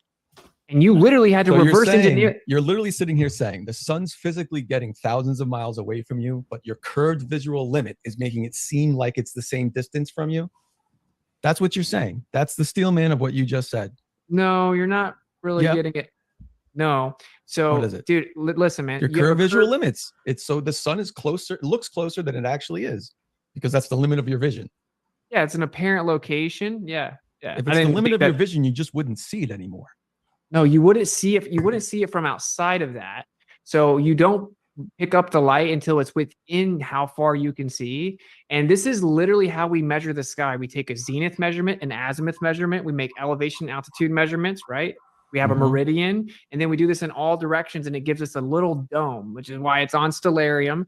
You claim that there's a celestial sphere with a 1-to-1 ratio of a real sphere, and that's why it's a linear relationship as we move over the curved surface that make the stars change. Actually, no, it's just that we have a curved visual limit, like exactly what we measure that you hijacked. You then hijacked our angular resolution limit as well, and then got the radius value. Got the radius value from the curved visual limit. Said that the Earth is curving, and what I'm missing one thing. This is just a fact. This is so funny. This is the most obvious. I love when you say that because the next word is going to be a lie. This is the most obvious tell, in my opinion. Right. So Flat Earth says that everything changes with perspective, and things go down when they're above you because of perspective. And that also applies to the stars. The globe claims, yes, that does happen with everything, but not the stars. The stars just do the same thing, but it's for a different reason. That's literally a stillman of the globe. So I think we'll stick with the one that makes sense and says it does the same with the stars. All right, last 15 seconds. Can you steelman the flat Earth sunset to you, Globie, and we're moving on? Oh yeah, my bad. Sure. I think anybody who's listening and just listened to that understands how nonsensical it is to claim a sun is getting thousands of miles away, but our optical limit is making it appear to be equidistant there as it is above us. All right. It's absurd because that's how they measure that. Yeah, you're right. That's how they measure things, as the azimuthal, right? The zenith angle. But you're saying but if an object is already far away from you, as I described, right? Let me just do this here real quick. Okay, like you can see the angular size of my hand change quite drastically, right? Now, if I were to move all the way back here, okay, we're going to go all the way back here. I'm still coming in. Okay. Now watch. Now watch what happens. Now what? Can you still see it? Now watch. The angular size of my hand does not change as drastically as it did before, did it? No, it doesn't. Okay. So if it's already further away from you, you're not going to see much difference. And it's at a low enough altitude that it goes out of your sight before you can see any appreciative size and angular size, any appreciative change. So, wow. I didn't know I could go back that far and still be on green screen. That's pretty cool. Huh, I'm learning shit every day. That's what we do too, man. All right, let me go back here. look out, that object there is not really as far away as it is. Closer, That's what you're yeah. saying. Well, You're saying it's just magically closer to you. Not magically, it's just you can't see No, forever. it's magically. last word. Sorry. Yeah, we got to move on because we are. Yeah, just So let me. I'm going to put it this way too, man. Okay, so think about this. How far can you see with a telescope underwater? Think about it. Okay, the clearest pool, the clearest water. You're still going to have a limit to how far you can see with that telescope. Why? Because of the density of the medium. That's why. Same thing when you're looking across laterally through this soup that we literally live in down here on the ground, where all of the gases are produced, where all the moisture is at, where all the evaporation is happening. We live in the thickest soup of the entire atmos. Crazy, crazy, crazy. Move on. Let's move on. He doesn't get it. We're hardly even 15% of the way through the super chats. Dude, I applaud him for doing better than most people do at that question, to be honest. And this is, yeah, we've got a wild number of questions coming in here. So if you guys are not aware, if you're watching on the podcast right now, we are live on Modern Day Debate. So if you're not hanging out on our live chat, make sure you head on over to Modern Day Debate. So Julie had a question. Let me see what it is. I'm asking genuine questions that I noticed while watching the debate. I really have no interest in listening to a flirter try to explain things in bad ways. I explain things in ways that most people can usually understand. What was your question that you'd like answered? Why is it Witsit and act like he sees a flat line all while saying the lens is distorting the line anyways? Well, it's a relatively level line. The distortion he's talking about is in a horizontal position. Okay. Of course, we're looking across the plane. The sky is coming down to our perception to where the horizon is going to be just slightly, just a little bit like below your eye level line, because you're not on the ground, you're up above. And that horizon will remain at that same point relative to your eyes the higher you go. Okay, now down here on the ground, like he was talking, you get that distortion that happens because of diffraction and refraction. There's a whole bunch of shit going on, like I just mentioned, with all the stuff in the medium. Now, as far as what he's talking about, you have a limit, an angular limit to your vision. And because you can look in all directions, except through the ground, you can actually look at it as an azimuthal grid of vision, basically your own personal visual dome. Right? Okay. So I'll bring you up in a minute, Timothy. We're going over this debate. You left out real quick. And take part in our polls and all the other good things that we're doing over here. Like I said, if you're watching in podcast, make sure you subscribe to the channel so you don't miss these live events. And also so you can see them on YouTube. So when we're doing these screen shares, you can know what the heck's going on. So let's carry on, guys. My just keeping aside. Kango. My Canadian Gotta be Kango. Earth is life. Witsit. What is the difference between plane and geodetic surveying? Oh, that's pretty simple. So, well, we establish a local plumb, which is a vertical, and then that's perpendicular to the ground, which perpendicular to vertical is horizontal. So we treat the... It's real simple. In layman's terms, planar surveying, it's in the word, it's in the name. You are surveying using a plane. Geodetic surveying is taking those sections of planar surveys, stitching them together, and adding curve to it. Ground like it's horizontal. And then you guys claim it's actually tilted relative to the center of a ball. You just can't tell. Treat it like it's flat. And so anyway, we make the actual measurements using a plane survey as if the Earth's flat. Then you guys take the plane survey, stitch it together, right? And you look out and you assume spherical trig, right? And you're like, okay, well, we know there's a certain rate of curvature that has to happen over distances. We stitch that plane survey together to get the distances. We know how much it should curve. We have a predetermined window, and then we try to take averages with different types of measurements. That's the primary difference, is of course that the plane survey neglects the notion of curvature and is used for all engineering and building in real life. And then the geodetic assumes the curvature and isn't really used for actual engineering and building in real life. And what's another thing, before I forget, y'all, I don't know if I mentioned this before, but go ahead and look into, I'll get your question in just a second, Tim. Look into the Royal College of Longitude. What a fucking mess, you know, because I started wondering about that. I was like, well, they get all these lines, these distances by stellar observations while they're, you know, in the ocean. Okay. And this is why they have nautical miles and we have statute miles. Great. And all this based off of Polaris. So what happens when you get far enough south that you don't see Polaris anymore? The only thing you're seeing is the moving stars and shit, right? And you have to have a way of timekeeping. And you start looking into it and you'll start to see. I hope they bring up maps again, because we'll discuss maps. This is why nobody's got an accurate fucking map, globe or flat. Nobody has an accurate map, not as far as where land masses are. So that's crazy. What's your question, Timothy? My question is, so you were talking about the hand experiment you just did?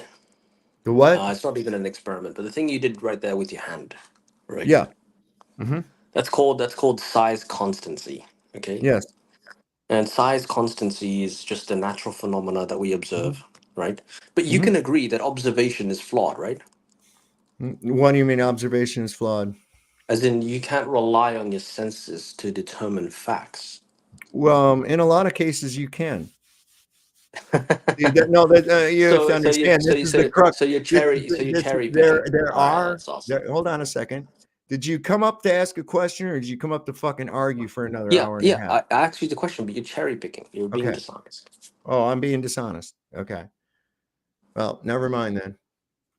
All right. Let us carry on then. And thank you again for all your super chats, everybody. We do appreciate it. So let's carry up here.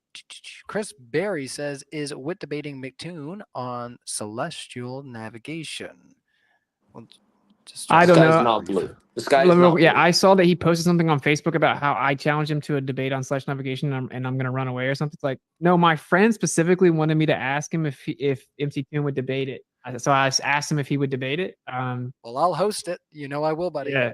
So I don't want to say, yeah, I'm pretty sure my friend wants to specifically debate MC2 on celestial navigation, but yeah, I mean, I may would debate him in the future. I'm uncertain. I said I wouldn't debate him anymore. So.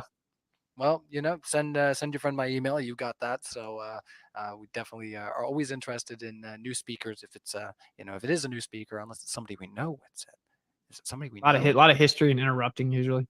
Oh, good. Oh, that's fun. You know how that's always disagree. Yeah. You disagree. Even Lord. You see that? See how that was done? See how easy that was, right? He pops up. I start to give him an explanation. Start to answer the question. Right? He's going to turn it into a fucking argument and says, well, you're just lying. Oh, okay. Well, you think I'm lying. Well, it's over then. What the fuck? What did I lie about? No, that's their go-to. You know why? Because that's the crux of their entire fucking globe is lies. Everything that they say is a goddamn lie, an inversion of reality. And they get so goddamn mad that the little bastard starts giggling like a little fucking demon when he thinks he's got something. Not taking into account that, oh, I have to fake shit and I have to take people's words out of context and clip them and threaten you with that because I don't really have a point. What a fucking loser, right? For both, do you think the moon is made of cheese? Yummy. I do. No, not even going to entertain that. Yeah. What kind of cheese would it be, though? I don't know, man. I was trying to look at those pictures we got. Hard to really. Since it's a ball, I would say it's probably Fremunda cheese, man. Make out those pictures. Mozzarella for sure. Because they're like the worst pictures I've ever seen in my life. They're just absolutely a joke. 2024. Are we kidding right now? 2024. We got like the grainiest, most trash picture I've ever seen in my life, bro. Yeah, but let's be honest. If it was very, very good pictures, you would just say they were CGI. Wouldn't know because they're absolutely terrible. Right? You would just say that this one behind me was taken by Artemis last As soon year. as they show me stars and I can verify their positions, we'd be really heading in the right direction. And that's no cap at all. I'd be like, wow, that makes a lot more sense. But Once they apparently, show your you guy, what? if we could actually show a bunch of stars in relation to the moon or where they are, where they're navigating, or videos in relation to their celestial navigation or whatever, they say they use the stars. There's videos of Apollo with stars. What? Yes. There's videos of the Yeah. stars in the Outside of- Apollo yeah. missions. Not There on. is not. This guy's just making shit up, man. This is what they do. They're such fucking dishonest shits, man. Oh, what? That's an easy one. That's 7.9 inches per mile squared is how much curvature there is, minus the observer height. It's real easy. There's a curvature calculator that can be used. Let me bring it up real quick and put it in the chat. Dun, dun, dun, dun. Let me see. I have a curvature calculator on here. Let me find it real quick. I'll put that in here for you. I should actually place this as a shortcut on my, here we go. Dun, dun, dun, dun, dun. I will copy that and I will paste it in the chat. There you go. So that's pretty cool. You can figure that out. All you have to do is it'll ask you for the distance to the object, how high of a height eyesight level, right? I think it defaults to metric, but you can go from kilometers to inches, feet, yards, miles, nautical miles, feet, inches, feet, whatever you want to do. Eyesight level and your distance to the horizon, it'll calculate with the distance to the horizon, and then how much of the object should be obscured by curvature from your location. So it's real easy to use. It's based off that formula.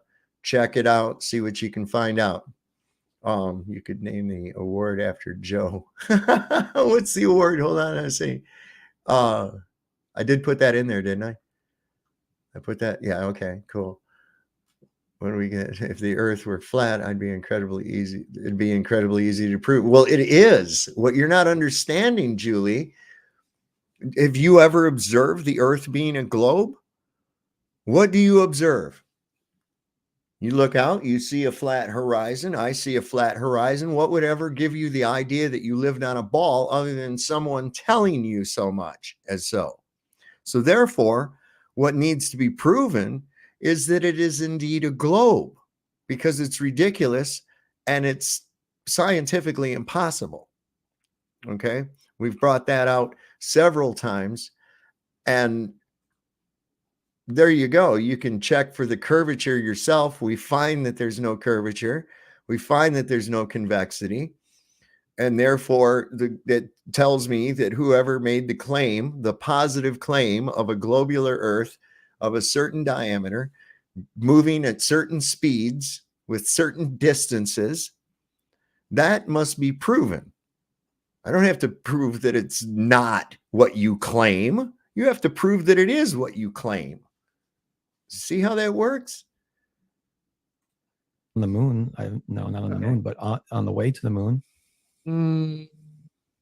Yeah, I've posted them. Okay, but you asked me what I would think, right? If they were high definition. Can you just admit that they're very underwhelming and dissatisfactory images that we received from this alleged lander on the moon in 2024? This last Is the moon made of cheese? All right, we're clearly a big fish. It was clearly a no, it could be plasma though. All right, okay. I'm so sorry, guys. It's just it's fun. It honestly is. It's just that. So word. I'm scrolling through a list. If you saw where my scroll bar is right now, you'd be like, "Holy lightning, Ryan!" Let's go. Toby Walker, is the moon made of cheese? Was the question. I see how you guys can vamp. It's awesome. I was really hoping that cat that came on here would get into that about the gravity pulling on air, because I was gonna. It might hurt his feelings to know that a gas doesn't have any weight unless it's contained, man. You know what that means. I also think about this. Do you feel air pushing down on you? No, the pressure that you really don't feel because it's normal, but it's exerted on you equally everywhere because of a thing called displacement. You're displacing the air, okay? And it doesn't want to be displaced. It really doesn't, because it's not its natural state. So it fights against that displacement and exerts a force. Holy shit. Let's take 20 minutes on that one. Yeah. Toby Walker says, why was Ruyong Wang able to measure linear velocity with an interferometer in a lab in 2004, but we can't measure Earth's linear velocity with interferometry? Yeah, sorry, thanks. I got you, brother. Interferometry. What do you That's a question for you. He said basically, why was Wang able to detect and measure linear motion with interferometer in 2004, but we can't detect the linear velocity of the Earth's orbit with What was interferometry? Wang measuring? I'm not familiar with what Wang was measuring. I'll send you that paper too. I actually will if you'll give me your email. I'll send you all the papers. I'll give you my email. It doesn't work. It's big. How many ex-wives you reckon Globie has? I see him as a guy being harassed for child support or alimony. He's got 2 ex-wives, hitting the club scene, trying to pick up chicks, and I mean, that's just he just looks like he's got like divorced dad vibe all over him, you know. Big problem for relativity. The only way that anyone's even tried to explain it yet is they invoke absolute space, which is, not allowed in relativity. But yeah, I'll send you the paper. Just send me your email. All right, let's carry on. Toby Walker asked, why does GPS range measurement have to account for the relative linear velocity of a receiver craft? This indicates linear velocity measurable with electromagnetic wave propagation. Thoughts? Can you say it again? Is that for me? He Say it says, again. It probably is. They're probably coming at you, bro. I'm going to try to help you. What was the question? says, why does GPS range measurement have to account for the relative linear velocity of the receiver craft? This indicates linear velocity measurable with electromagnetic wave propagation. Yeah. So they're saying that GPS accounts for like a variant speed of light that it changes, and it's C plus V. You actually have to account for the velocity of, say, the actual satellite or whatever is moving. So it's relativity says you wouldn't have to account for it. So it's saying that light changes its speed. And why does the range measurement equation that GPS uses to get distances has to account for light being variant if relativity says it's constant? And that's where the mistake lies with treating light as though it is a constant, when in reality it's a variable. The number used was a consensus from a physics convention in Bern back in the 20s, is where they came to the consensus, because they had different measurements. Also important to know that the measurement is that of a reflected light and not that of it going one way. So what'd you say, Tim? You're just spreading misinformation, man. I am spreading misinformation. No, I'm not. You're like a misinformation machine. Like you just blah blah blah misinformation. What misinformation did I put out, Tim? Everything. No, don't stop being so vague. Do you have any specifics? Light is constant. Stop No, it's listening. not. No, it isn't. The audience members do not get deceived. It is not constant. It is a fucking agreed upon average. It is constant. Stop deceiving. No, it is not, because light speed changes through medium. The speed of light is constant. The speed of light changes through medium. No, it doesn't. Yes, it does. Oh my God. It slows down in water.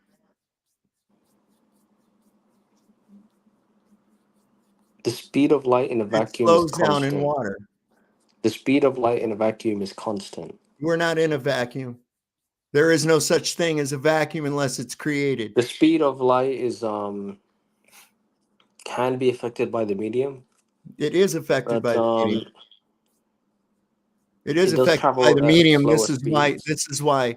This is but why in the speed of anything a above. vacuum. This is why above anything above 40 hertz will penetrate the ionosphere. But the thing is, just because something is affected doesn't mean that it is naturally not what it is. Yeah, it does, because you had to create So an for environment. example, No, you had to create an environment that doesn't exist in order to even get a speed, and then you you only got a bounce back speed. you do realize you live in an environment, right? I Like the know that. natural world is an Yes, environment. You're yes, fucking dumb. Oh my yes, god. yes. I know. I'm in a natural world. I'm in a natural environment Stupid. that's not a vacuum, right? Do you Go live into in a vacuum, space. you stupid fuck? Go into Do you space. live in a vacuum, you stupid fuck? Yes, You we do. live. Okay, Yes, you live in a vacuum. How are we you are. breathing? We live in a vacuum. Wait a second. How And if we live in a vacuum, how are we breathing? because of atmospheric pressure. All right, how And can you have pressure without a container? you're so stupid. No, am I? Am I? Let's explore this. How can I have gas pressure without fucking containment, bro? Are you going to try to tell me that gravity pulls on air? Gravity doesn't pull on air. Gravity doesn't have any effect on gases at all. Gas behavior is the fact that molecules of gas travel until they collide with something. Okay? They don't have any weight unless they're in a contained volume. Without being in a contained volume, they dissipate out to the furthest reaches that they can go. Yeah, So you have to have containment in order to have air.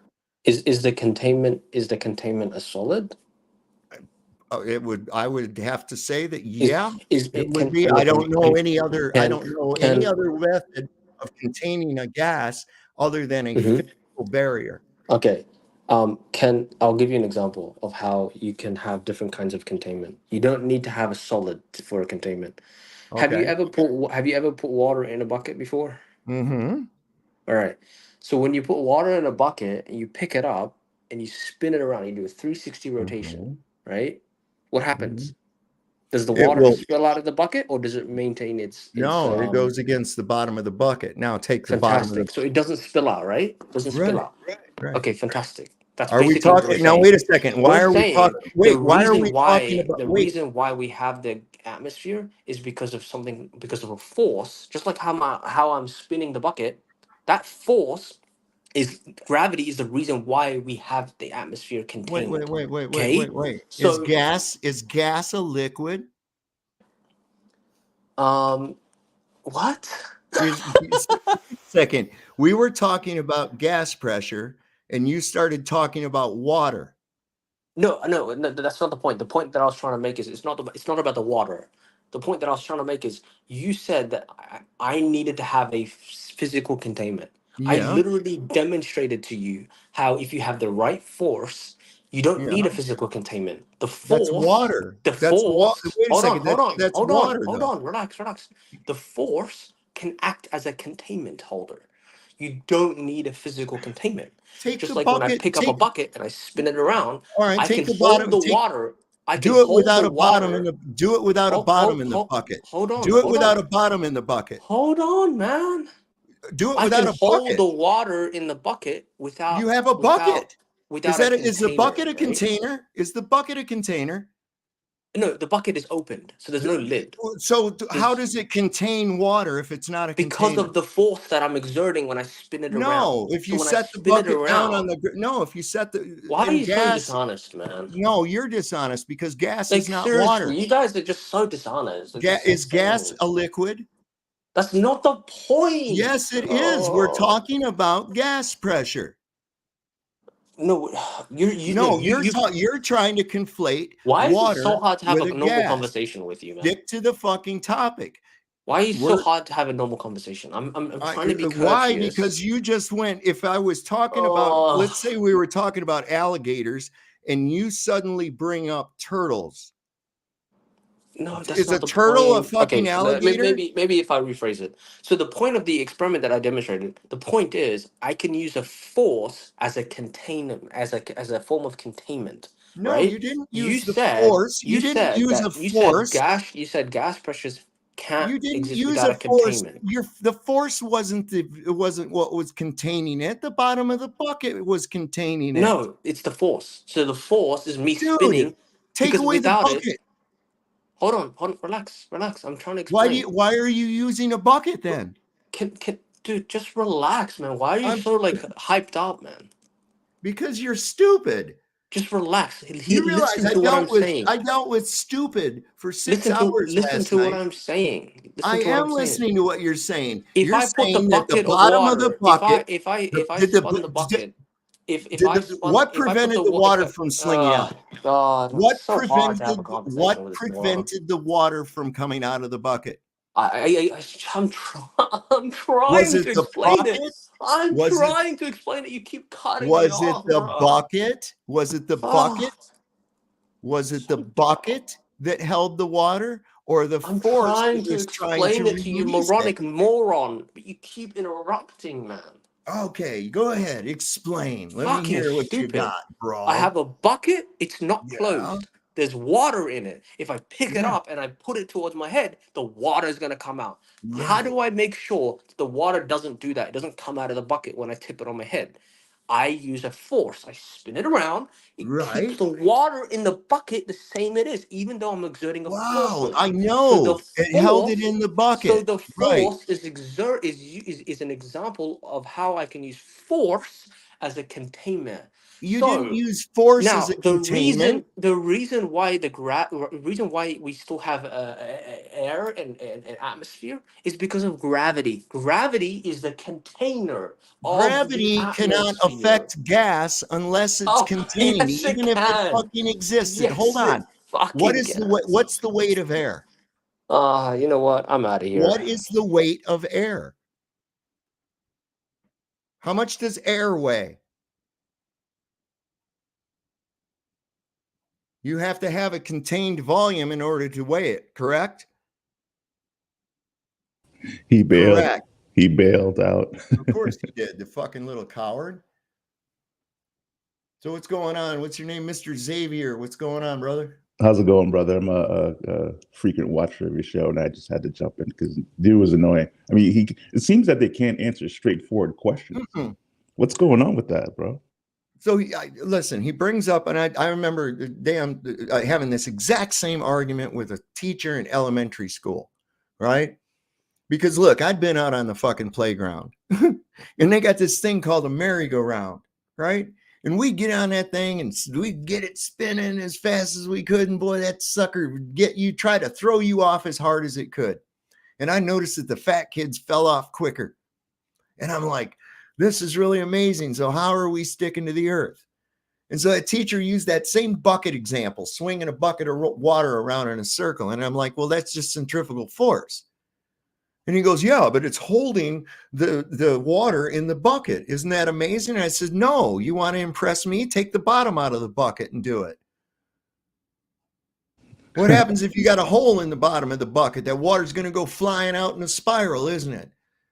So you had to have containment in order for that water to stay in there, regardless of what kind of force you put on it, whether it be natural pressure or you increase the pressure through centrifugal force. It doesn't matter. And besides that, water's not a gas. I mean, we know this. They're both fluids. Gases and liquids are both fluids, but they're two totally separate states of matter. You have gas, solid, liquid, and plasma. So is a plasma a liquid? No, it's plasma. Is a liquid a gas? No, it's a liquid. You ever notice how they try to make force a thing in itself independently? Yeah. Force is not a thing. It can't contain anything. It's a description of an interaction. So I don't know what my man's all about. Well, and they sit there, they always want to talk about a pressure gradient, but notice that the word pressure precedes the word gradient. And in order to have pressure, there must be something pressing. It's even in the word. It is. It absolutely is. It's just like, these people say, well, describe planar surveying. And it's like, it's in the name, plane survey. What is a plane? If I went down here to the hardware store and bought me a wood plane and it had a curve in it, I'd be pissed off. One thing I wanted to ask him before he bailed is his misunderstanding of a constant speed of light. Their constant and their model means it's not continuous, meaning it's the same rate at any reference frame, meaning if you're moving, if you're not, the light gets from A to B at the same rate. But well, wait a minute. If speed is distance traveled over time, and you could have two separate distances traveling at a rate, it necessarily can't be at the same speed just by that same formula. So how does that work out? It won't. I think he maybe got fooled with the bucket trick himself. You know, I mean, I saw through it. But when you're talking about a gas, gases are a very curious thing. They really are.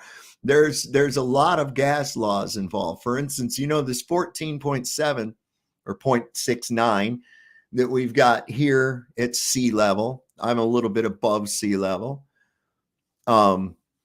It's the sum value of all of the different gases pressures combined, right? So what happens when we get a little higher, right? We have this dispersal. I think Flatzoid gave the great demonstration of that. The dispersal. They also don't take into account that the gases that we're breathing in and exhaling, there's this thing called respiration that happens on the earth. It's all the evaporation, the exchanging of gases between different organisms. I mean, it's a constant dynamic cycle that's taking place. And these guys are so limited in their thinking that they want to pin it down everything to one cause. And it's not. There's a lot of things involved, and they don't look at it like in a proper sense. I think they're used to focusing on single dots and not backing up and looking at the whole picture. You know what I'm saying? Absolutely. That's how you get multiple models at different scales. Hey, this will model work for the quantum. This will work for this. Like, what can't you come up with a model that'll work? That's what you're asking for us, right? Some unified model. Why would we have these double standards? You know what I mean? Exactly. And that's their whole thing. And the one that gets me, well, prove your flat earth, or what are your flat earth physics? And it's like, wait a minute. Everything I observe would indicate that I'm on a level stationary plane. Along comes some joker and says, no, you live on a globe and it's spinning. And this globe has a specific size, and it has a specific rotation, and it has a specific orbit, and things are specific distances. Those are positive claims. I don't have to prove anything. I can see what I see. All I have to do is disprove your claim. That's it. Tricking people into, what are your flat earth? What do you mean flat earth physics? Physics are physics, physical law. Boom. That's all. And like this guy, he giggled like a maniac when I said, do you think that mathematics is science? Now, what was funny about that? Other than he does think that. Yeah, they can't explicitly say it, so he has to laugh right through it. And like you said, nobody believes you're truly laughing, man. That's not winning. That's not an argument. Giggling and calling people stupid. I mean, they can't have a civil argument from start to finish. No matter how civil it starts, they have to start with the name calling. Do you ever watch Lucky Haskins? I have not. No. You'll want to look him up. He's a good old guy, man. He's down to earth. Probably not as radical as I am, but I reckon he could get that way if he needed to. But he says this, and I agree. He says that when it comes right down to it, the only thing these guys have is fake space and mockery. Yep. You know, I've watched on Facebook, you make a point and you destroy their head globetard with your point, right? Next thing they send out is a couple clowns to go through and pick out every one of your comments to put a laughy emoji on. I pull up and see, wow, damn, 27 notifications. I hit it and it's all the same joker just laughing at whatever I've posted. And it's that thing. It's part of the psychology. No one likes to be mocked. Nobody likes to catch shit.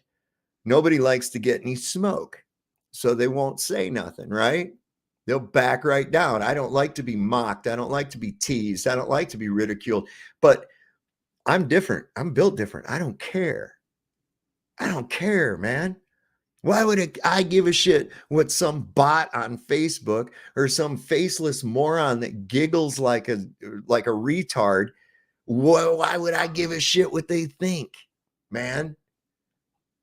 Yeah, they got a hard time with people with thick skin. Like you were saying, hey, listen, if I can talk about the acceleration and without the gravity formula, and the model still works out mathematically, why do I need your your make believe science? You can talk about the math, and he didn't want to talk about the math. He went back to giggling. So they have nothing on their side. They don't have the math. They don't have the science. They don't have the model that they're asking for. They have conflicting models, but somehow we're supposed to accept this. Yeah, and then they want to turn around without having an accurate map of their own, because there are no accurate maps. So give me a perfect map. Dude, you don't have a perfect map. Okay, especially, and I'll tell you where this starts to come in really apparent, because I started getting into looking into this, man. And you start figuring how they came up with some of this shit, especially south of the equator. Because let's face it, once you're past the equator, you don't have that stationary pole star anymore. Everything is moving. Everything is moving. So they had to develop a way to keep time on a ship properly, because they had pendulum clocks, but a pendulum doesn't work very well on a ship that's rocking, right? So they really had to go through a lot, calculating by the position of the moon. They had to make all these charts and everything. This is why they came up with the Royal College of Longitude. And through that and the Royal College of Cartography, maps have to go through and be approved by them. They're the ones that set these systems. And when you look through the trouble that they had and how much guesstimation has been placed in there, you start to realize, wow, what a golden opportunity to hide shit in a vast area like the South Pacific. Yep, you said it. You know, and why would that be to their advantage? Sure, why not have a Shangri-La for the elite, right? Only for the special people, or whatever. If you've got something like that and the rest of the people don't know about it, fuck, you're in a club. You're in a special little group there now. You see? And I don't buy that it's freezing ass cold in Antarctica either. Hey, I don't buy anything until I've been there, till they allow free exploration. But to your point, there was a book, I wish I remember the title of it, but there were some navigators, some ship navigators, and supposedly on a sphere, the top half is going to be symmetrical to the bottom half. The distance that are reported on a globe, it was way off. They were sailing way off the mark. So they say, wait, if we're living on a globe and these distances are way off, what's going on with that? So there's so many documented cases of this, but like everything, it's buried in history. If I get the book out, maybe I'll send it one day. Well, I think you're referring to Cook. It might have been Cook's expedition. I know that they reported to be miles off of course due to those corrections, right? He went to go around Antarctica and it took him 3 years. He went in excess of 62,000 miles, which would mean that he went 3 times around the world, right? 3 times around the world at the equator. I mean, Houston, we have a problem, Houston. What's going on? Yeah, I mean, real big problems. There's a lot of it. And when you start looking at the basics and you find the holes and you realize that they've built everything off of this flimsy shit, it really blows. It just becomes apparent. So that's where I go. That's right where I go. Let's get into the basics, the physical impossibilities of what you're postulating. You know, that blows him away every time. And it's just like that with the gas. He did not want to talk about that. That's why he went to water. Because once I've established, which is true, that gases can only have a weight in a contained volume, well, then it has to be contained, because you're asserting that even if there was gravity, the only way to have a weight of gas is in a volume. And the only way to have a volume is to contain it, just because of how gas behavior. That one right there fucks them up every time. I mean, you can't sit there and go, well, there's gravity in the buoyancy formula. No, it says weight due to gravity. I could say weight due to magical elves casting a spell. And I have as much proof of that as I do of it being gravity. Whereas it's just nothing more, because if I change the medium, I've changed the weight. So what does that mean? That means that the weight is a quantification of the relative density of an object within a given medium. I got to stop saying that so fast. I'm starting to sound like Witsit. Nah, you got it, bro. You got it. And they seem to have a problem with descriptive language of math and causal dynamics. That's not the cause of it. It's the description of what's happening. The what and the how are completely different. We're asking for the how. Always have to be. And this is why they'll say that pressure is the source of its own pressure. You know, and it's like, no, it can't be. You know, it can't be. That's just, and they just keep looping around in circles and circles. Now, that's twice he's come back, got stomped, and left. He goes, cools off, and comes back with a new script. Yeah, he's desperately emailing McToon right now. Well, have you heard of this new thing? I'm sorry, what? No, when they say they want the math or whatever, we'll present the physics and the math that'll work for it. Kinematically, it's the same thing. They'll say, well, you just found one paper. Like, wait, which is it? Do you want the math in the model, or now it's a democracy? We need to have numbers on this thing. What's going on? Right.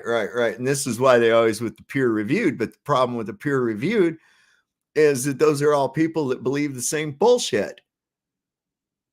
So if somebody comes along with something that doesn't agree with the academic stature, then it's not even considered. I think that one guy that I played that night, he said, you know, if you think about it, that's a step backwards for science.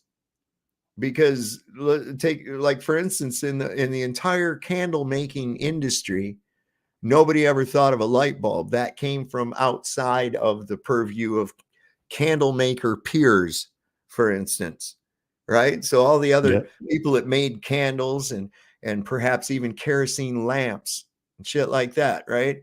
They were the entire industry for that shit. Nobody in that industry came up with the concept of an electric light bulb. That came from outside of the peers. So what would have happened if Edison brought his thing to be peer reviewed by oil lamp salesmen, right?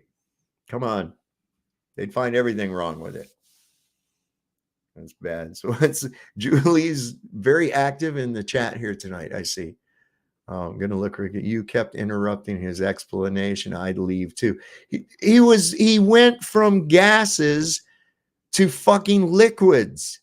I'm not going to let you straw man me that way, bro. We are talking about gases. You want to talk about liquids? Okay, we'll do that. But stick to the topic. You start talking about water in a bucket when I'm talking about a quantity of gas under pressure, then we're talking about two different things. One guy's discussing turtles and the other guy's discussing alligators. It's two different fucking things. They both might be lizards, but they're two different things. I mean, God, what they don't understand about that. And you want to impress me with the bucket and the water? Take the bucket away.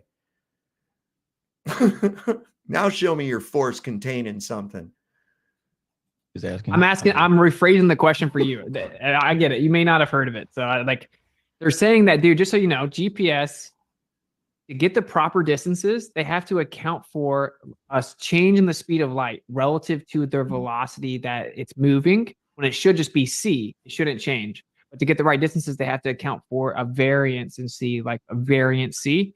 So c plus v, c plus the velocity that it's moving, which is directly in opposition to relativity. But the range measurement equations say you have to use it for GPS to be accurate. So. All right. Are you talking about the adjustments needed from GPS satellites? Is that what he's talking about? The speed up based specifically on the anisotropic distribution of light. Yeah, like the speed of light changing. Yeah. That's the relativistic change of time due to the distance away from Earth. No, C plus V doesn't. That's what he's talking about. No. All right, let's carry on then, guys, because it seems like we're getting caught up on that one. Kango 44 That's in the says, weeds. the London Underground took the curve of the Earth into account during its construction. Tow tanks for testing boats. Hulls take the curve of the Earth into account. Thoughts, gentlemen? That is a famous one that took the curvature of Earth into account, the London tunnels. Oh boy. I think the question was really for you, so I don't know what you got. I mean, I missed it. So something about what about bridges and tunnels that account for Earth's curvature allegedly? The London Underground took the curve of the Earth into account during its construction. Really? Tow tanks, That's testing crazy. boat hulls take the curve is also. They Man, literally crazy. Why would you have to take a curve into account building a tunnel underground? That's stupid. You sure they didn't put a slope angle into it for drainage? Huh? I would imagine that's probably more to the case if there is a deviation. Absolutely. So you're back, Tim. What happened? You keep blowing out and coming back and blowing out and coming back. I used to have a girlfriend did that. She'd get pissed off and leave in her car and then come back and argue a little bit and then get pissed off and go leave in her car again. You are disgustingly dishonest. It's really hard to Really? listen. What have I been dishonest about? The amount of misinformation you're spreading. Give me an example. Give me an example, Tim. Give me an example. You're saying that we can't contain gases with a force. That is disgusting. Then do it. Show me containment of a gas using just a force. Go ahead. Yeah, it's called the Earth's atmosphere. No, it can't be its own container, stupid. Can water be, you like talking about water? Can water be its own container? The gravity is the force of gravity is used as the container of the Earth's atmosphere. How? Gas doesn't have weight unless it's contained. Oh my god. Oh my god. Really? How much does air weigh? How much does air weigh? You want me to tell you how much air weighs? Yes. How much does air weigh? You don't even know what weight is. Yes, I do. Go ahead. It's a quantification of relative density within a given medium. What's the weight of air? What is it? What's the downward? What's the? Can you prove the downward acceleration of air due to gravity? Listen, buddy, you are a joker. That's what you are. You're a no, you're a joker. You can't answer a simple fucking question. Because you're a come joker. on here You're and an you just said you came on here and said a bunch of stupid fucking shit just now. Said I'd given disinformation. You can't answer a single goddamn question. Can you or can you not demonstrate a downward acceleration of air due to gravity? Can you tell me how much air weighs without containment? Tell me what but you don't know what weight is. Yes, that's I do. It doesn't matter. Tell me tell me how much it weighs. I know if I get on a scales and it tells me I weigh 160 pounds, that I weigh 160 pounds. How much does fucking air weigh? You don't know what weight is. Answer the fucking question. This is what I'm saying. All you have is imitation, insult, fallacy, stupidity. I asked you questions. Listen, you've not answered anything that I asked you. You don't know what weight is. You don't know what mass is. That's not an answer to my question. Stupid. Wait a second. That's not an answer to my question. Dumb Neanderthal. That is what you are. All right. Are you done with your little bitch tirade? Are you a woman? Are you like, is this Brenda? You literally came in here Brenda? with the insult. Is this Brenda? I swear you act more like a bitch than a bitch. I swear. You got bitches out there going, man, that dude's a bitch. You're saying I'm a bitch, but you're insulting me right now. You're insulting me. You're calling me names. You just got done. You just got done insulting me repeatedly. No, I didn't. I only started when insulting you could have just answered answered my fucking question. How much does air weigh? How much does air weigh? What is weight? Can you prove a downward acceleration? What is weight? Weight is the relative density of an object within a Give given me medium. I don't want to hear blah blah blah blah Witsit crap. Like you sound like Witsit retard. Give me a measurement. Give me mathematic formula. What do you Show mean? me Give the you a mathematic mathematical formula. formula. It's real Shut the simple. fuck up, you old cunt. It's Show real me the simple. mathematical Why formula are you for getting weight. so triggered, Timothy? Because you're a You fucking haven't old answered my cunt. question. He's fucking old and dumb. Now Okay, answer so the what's the fucking weight of air, question. Timothy? Give me the How mathematical much does formula. air weigh, Timothy? It's Give your me the claim. fucking. You don't even It's know what your weight is. You're asking me something you don't even know. Timothy. Just Timothy. shut the fuck up. Timothy, I'm 160 Fucking pounds. idiot. Okay, so if I get on the scales and it 160 registers pounds of fucking 160, moronic okay, retardation. so that means that I do understand what weight is. Okay, Give me so the how mathematical formula for how your much weight. does air weigh?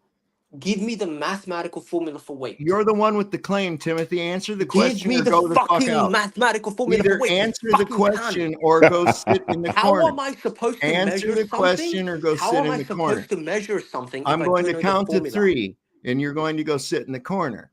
You're dumb. Answer the You're not even fucking letting me answer. You're a question. dumb cunt. You're a dumb I cunt. didn't. Listen, You haven't answered what my is the question. formula? How can I measure something without a fucking formula? What do you mean? stupid It's cunt? your claim. Show You me the said. fucking You formula. said. No, Hey, you gave a claim about weight. What is you just got done saying that gravity holds air. Prove that by either demonstrating a downward acceleration of air due to gravity or telling me how much air weighs. Real simple. Crickets. It's not crickets, you fucking stupid nigger. Listen, the point that I'm trying to make. You mad, bro? The point that I'm trying to make. You Are mad? you upset a little bit, Timothy? Do you hear me? Can you hear me? Such an emotional issue for you? Hello, can you hear me? No, I can't see you. Quite an emotional little bastard, isn't he? He doesn't know that flat earthers have the thickest skin in the game, man. There's nothing that you can say to get us triggered, bro. I mean, I'm Dude, sorry you're shut up. triggered. Nobody's talking to you. You're a nobody. Shut I'm up. talking to him. I'm Shut talking up. to no, you're nobody, Timothy. We're You're having a nobody. conversation. Xavier's my guest here. You're a troll. Now, can you demonstrate a downward acceleration of air due to gravity, or at least tell me how much does air weigh? How can I weigh something, guys, without a formula? How do I What do you weigh mean? something I can without go a over formula? and get on the scales and weigh myself. I How didn't do need a I weigh formula for something that. without a formula, guys? How do I Wait a do? How do second. I weigh something without a formula? Okay, so I go over and get on my You scale. disagree with my interpretation of weight. So I go over and I get on the scales in my bathroom and it registers my weight, right?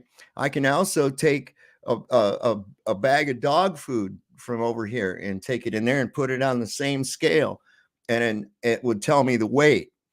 And I didn't need to do a formula in order to do that, did I? No, I didn't. I didn't. Wow, isn't that amazing? So how much does air weigh? Or just demonstrate air having a downward acceleration due to gravity. Hey, old man, if you meet me one more time, you're done. You're done. I am. I'm done. I'm done. I'm done. Stupid. Wait a second. You're How am stupid. I done? How am I Because you're done? officially dumb. You're officially dumb. Well, coming from you, that doesn't mean You don't anything. even let me finish talking because you're scared. No, I'm not scared. I want you to answer my question. Okay. You always go to some other bullshit. Okay. Can you or can you not prove a downward acceleration of air due to gravity? Can you or can you not tell me the weight of air? I can tell you whatever you want. Well, go if ahead. you meet me one more time, I'm out of here, man. Because I can't have a conversation with somebody who There you go. Bye. retarded. There you go. You're either gonna let me finish talking or you Are shut you the going to fuck answer up. my question? I would love to answer your dumb old Then questions. do it. Then do it. And then you Shut can the go on with what fuck up. your nonsense. Fucking retard. Go ahead. You made a claim about weight. I'm still waiting for the formula for it. How am I go going to ahead. I find the don't give weight a of fuck. something if you don't give me the formula? You stupid Oh, dumb okay. old cunt.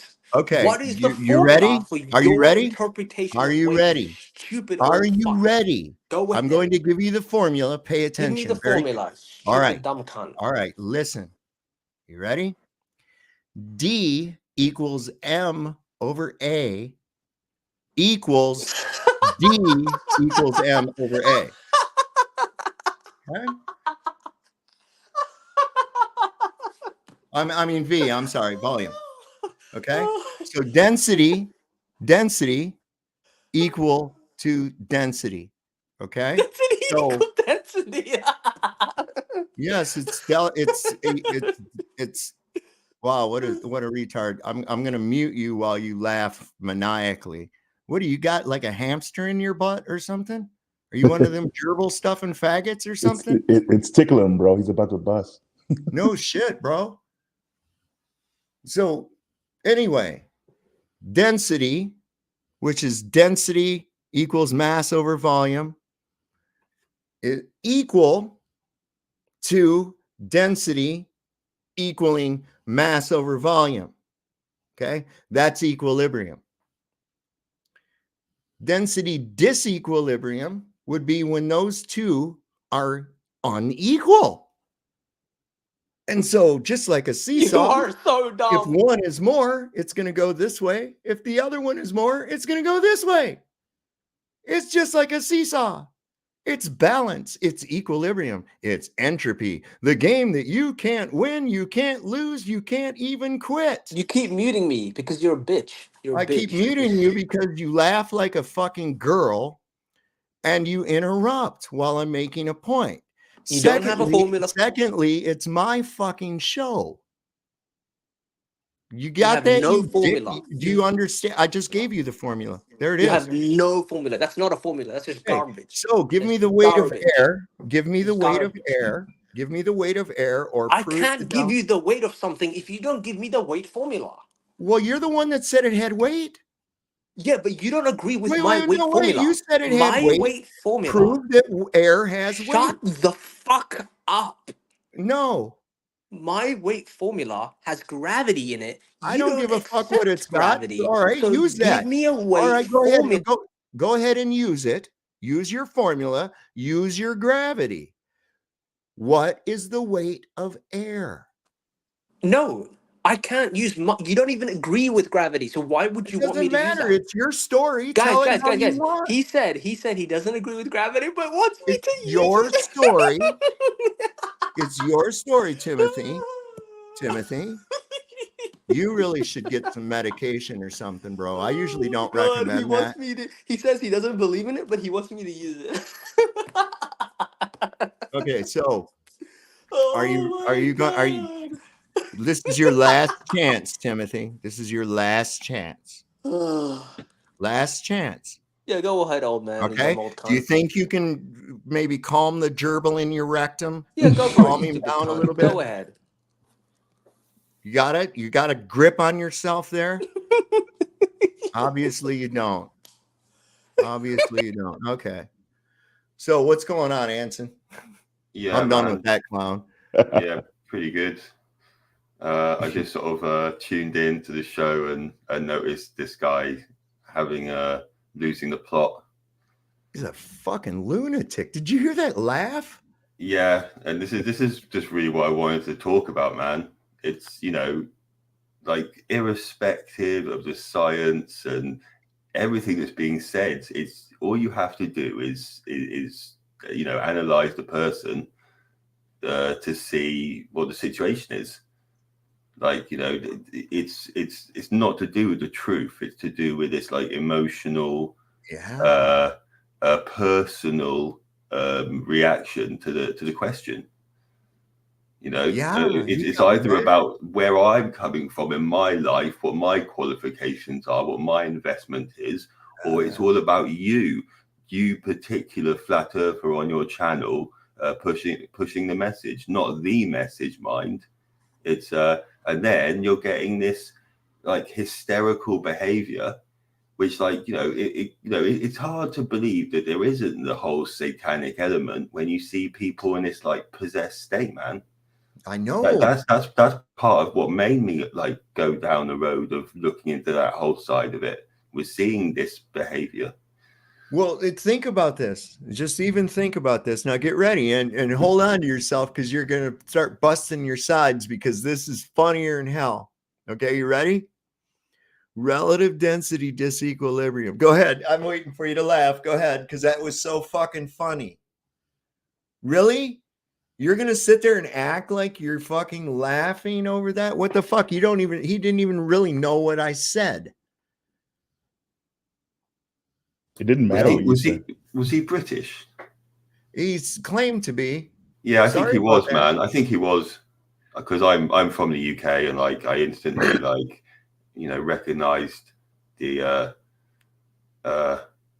and I'm not to be like, you know, racialist or whatever, man, but you know, a lot of people, and it's part of the indoctrination. You know, a lot of British people have been kind of made to believe that they do have this like superior like intellectual position, and it's like there is this like arrogance based on nothing, basically. Because we have been propped up like through time and stuff, and like British academia and that doesn't mean that there's more intelligent or more like learned people in the UK, but a lot of them think they are, like, you know. Well, Americans are highly affected by the accent too. We are. I mean, we'll automatically assume intelligence based on that accent. Yeah, man. You know, Definitely, and definitely. yeah. And it's like how they get you to like believe like the American accent's like associated like real stupidity, or people just don't care about anything, you know. Like just it's just media, man. And you know, the power of the media. Well, and I grew up watching like documentaries. I always liked documentaries. I was a weird kid, you know, and I'd watch documentaries on World War II, you know, and it was always someone with a British accent talking about they had to resort to horse-drawn transport due to the number of casualties on the battlefield that day. You know, and he's got all these books behind him and shit, you know, and this guy's somebody, you know, and he's just some guy they put a tie on and said, here, read this shit.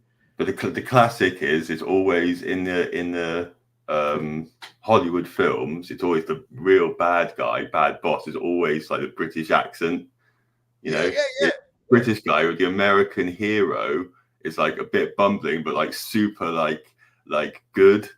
Like, and he always gets through, and then has to meet the British like aristocrat dude at the end, and it's like almost makes you think as well. It's like the hidden truths in that. There is some like European aristocrat at the end with a like with a, you know. Well, we went through a period here in the United States of Anglophilia, and where people were just all about Britain and the Beatles and the Stones and James Bond and there was all these spy movies, MI6 and shit, and everybody was watching these spy movies. We had Man from U.N.C.L.E. and all that crap, right? And it was like this period of Anglophilia that went through the United States for a good number of years, really. It's still carried on because I'm still trying to figure out why there was people in the United States bawling their eyes out when that decrepit old lizard bitch died. You know, I'm like, what the fuck? Why do you care? Yeah. You know, didn't we fight a war supposedly to get away from them fucking people? What are you doing? You know? Yeah, well, they're playing the sort of, you know, following the signs, you know, that's it. Yeah. We just go with whatever. I support the current thing. Is whatever. Oh, this week it's a Ukrainian flag in my profile. Next week I'll have an Israeli flag, and got to put a gay flag in there. And I support whatever the fuck the media tells me to support. You know. God. Yeah, it was this really powerful thing of where people put their will, and that's what's trying to be channeled. And it's like these people that are so obsessed in their subject, and they've given everything towards their like particular brand of physics or something. And then when someone like you, who's just a dude on the internet, tries to like challenge that, you know, that's why they feel so threatened, man. Yeah, they see some bong smoking old dude come up on the screen and making sense. What? You're going to dare challenge me and my degrees and my awards and my accolades and all that shit? You damn straight I'm going to. Yeah, and my British accent, but he still acted like a thug, like a immature, like vicious. And that's the thing, man. It's like that's it doesn't matter how softly spoken you are, how nice you are. It's like once they go past that point of like they lose control, then you see what's really going on under the surface, and you're like absolutely spitting poison.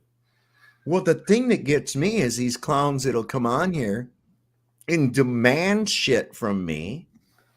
and tell me that, you know, if you mute me one more time, that's it. What are you going to do? Reach through the screen and punch me? Shut the fuck up.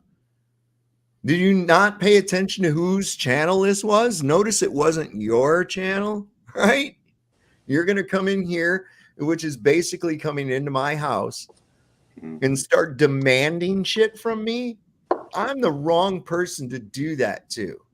As soon as I hear somebody, even if they're not ordering me to do something, I hear somebody else bark an order at somebody, my body just bristles up and I'm like, fuck you. You know, that's the first thing I think. Yeah, well, it's So especially happens with these professors and that. It's because in their spheres, they're so used to being in the teacher position. And within that academic framework, they don't allow much discourse or much like difference of opinion. So they're used to standing up there and people listening and not asking questions. So when we're just like, you know, bouncing ideas, you know, around, they're trying to get in the way of that. They just want to tell what they have been told, and they don't want to learn, man. Well, and you look at it on a psychological level where that comes from, right? A little kid come home from school and he told his mom, listen, I know all the planets. And he uses that little thing, you know, my mother, my very eager mother, whatever the fuck it is. I just remembered what the planets were. And they have that little thing and they say, oh, aren't you so smart? Look at there. You might be a scientist or even an astronaut one day. What a good little boy, Billy. Pat him on the back. And then the next year he comes home and he's got his little science fair project that he made, his little solar system with styrofoam balls and spray paint and coat hangers and what have you. And his parents are telling him, and grandma and grandpa, you're such a smart little guy. Why, you're probably going to be a scientist one day. When you tell them that shit was all waste of time and nonsense, you're taking that away from them. You're taking that away from them. That they were a smart little boy. The sad thing is, man, it's like it's from that initial time when you just wanted to achieve something in your life and you wanted to do the very best you could, and then you're given the framework within to do that. And nearly all of us, when we were little, we wanted to be either an astronaut, a vet, or president or the prime minister of the country. It was pretty much everyone wanted to be those, because that's what was presented to us as the top tier, you know. So that those were our goals, and then of course they give you the way to get to those goals with all their signposts. Yeah, it's called the education system, and it's like it's just been going downhill, man. It's a caste system. It really is. It's a sorting mechanism for a caste system. Absolutely. Yeah, I don't think it was always that bad. I think, like many things, there are grey areas, but I think now it's just totally like worthless. Yeah. I know. I like I said probably a million times now, school is not a place for smart people, folks. I'm serious. And those that are going to go on beyond what they have to, you know, it's like, wait a minute, hold on, really, what are you doing? You're going into debt. You're not questioning the bullshit that you're getting. You're just getting more propagandized, basically. Sure, you'll learn some stuff, but is it really anything useful? Is it anything that you're actually going to carry out there into the world? And once there's a certain amount of people with these higher degrees and they become a dime a dozen, what the fuck good is the degree? And it's only going to be as good as the stupidest person that has one. And it's in the best interest of the school to give more people these degrees because they're in cahoots with the banks so that these people take out massive loans, go into debt. And who are the recipients of the money from the loans? The school. So they're feeding into this entire loan program. So it's to their benefit to make sure everybody gets one of these degrees, at least within some measure. I mean, these people are paying a lot of money for that piece of paper, for crying out loud. And then when it's all said and done, does it really mean anything? Not at all. I mean, we had a guy supposedly was a PhD on here last night. I ended up questioning his credentials. That was like, you can't even think straight. How could you be a PhD? Yeah, that's why he's a PhD, because he can't think straight. No, seriously, it's like the most like, it's like to fill their head with so much like complex like nonsense that they're even more deluded than the people with no education. At least they've got like a clean slate to put the new information on. Well, these guys have to kind of dismantle all this rubbish, all this algebras and stuff, and double speak, man. Oh my God. And such circular shit. Yeah. Such and no pun intended, but it is funny how much circular reasoning is involved in the globe belief. Yeah. You know, no, I'm sorry, Timothy, you're not coming back up tonight. I don't know. What do you guys think? If y'all want Timothy to come back up, put a 1 in the chat. If you don't want him to come back up, put a 2. And so one thing we're waiting, Timothy. one thing I wanted to add is that the more we focus on the science and asking the direct questions where Timothy couldn't answer, it shows that to the audience. I don't try to convince the person I'm debating with, especially if they're anti-flat earther. I know I'm not going to get through. I think about the audience, the person on the fence that's saying, man, I never thought about that. What is the answer to that? And when you get somebody giggling and we're coming off as a cool, calm, collected people, that makes the person on the fence think. So we're doing a lot when we're focusing on the science, on the actual physics, and asking you questions. Okay, how does force affect something independently? Force is not an independent thing. So could you explain yourself? When there's nothing but giggling, that comes off, man. Mm-hmm. Yeah, I don't know if I can. I'm seeing a majority of 2s in the chat.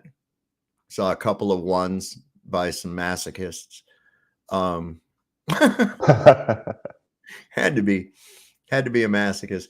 Sorry, not tonight, Timothy. We've had enough of you and your stupid giggling.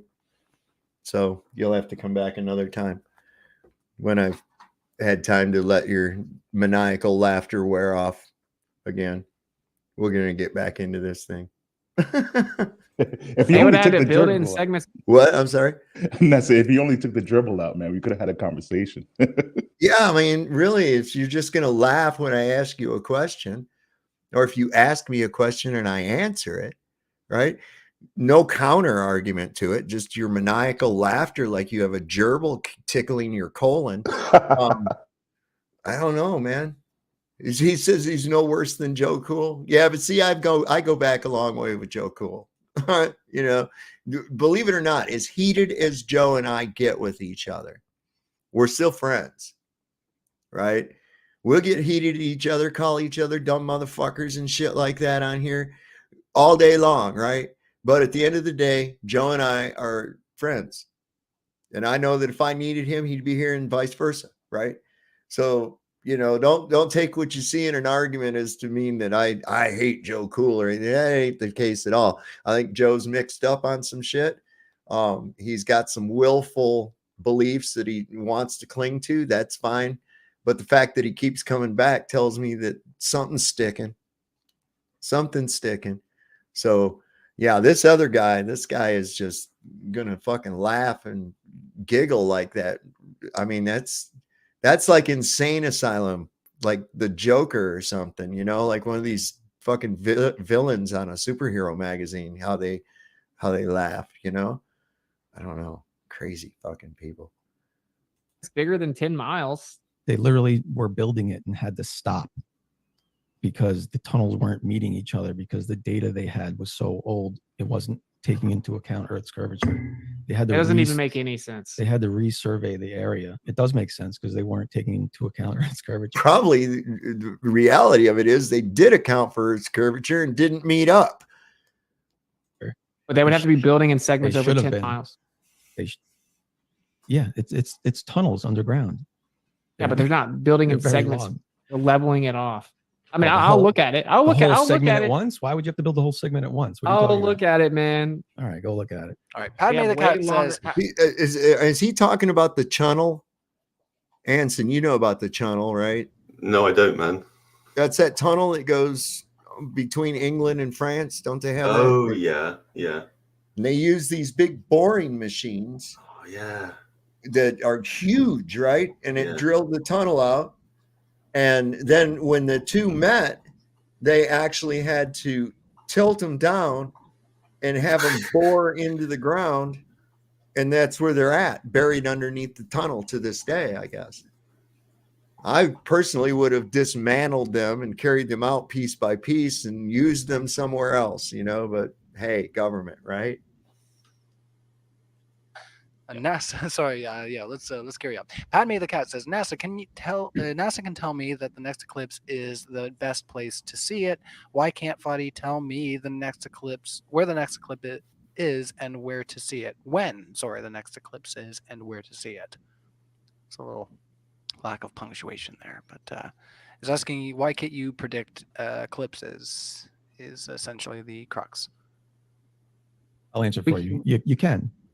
Yeah, we can. According to him. Lunar and solar eclipses, all of them, locations. It's not map specific, not coordinate system specific, not heliocentrism specific. I have it all right here. So, okay. According to him. All right. According to him. It's like, his contribution to the conversation. Yeah, I mean, is that a rule that you have to act like a little bitch? I mean, really, is that a rule to be a Glober? Is you have to act like a bitch? I mean, do we need to have a rule like McToon does? Like, got to be a bitch to glurf? He's got that one, got to lie to flirt. How about you got to be a little bitch to glurf? I like that. God. So I think hopefully that answers your question, Padme. Earth is life. Witsit. Why do geodetic surveying textbooks and manuals say the... I can. Hang on a second. Who was asking about 1 + 1 doesn't equal 2? I can actually do that. So you take a man, you take a woman, put them together, they have a baby. 1 and 1 made 3. What happened there, right? The curvature of the Earth must be accounted for at long distances. Because if the Earth was a sphere, it would have to be.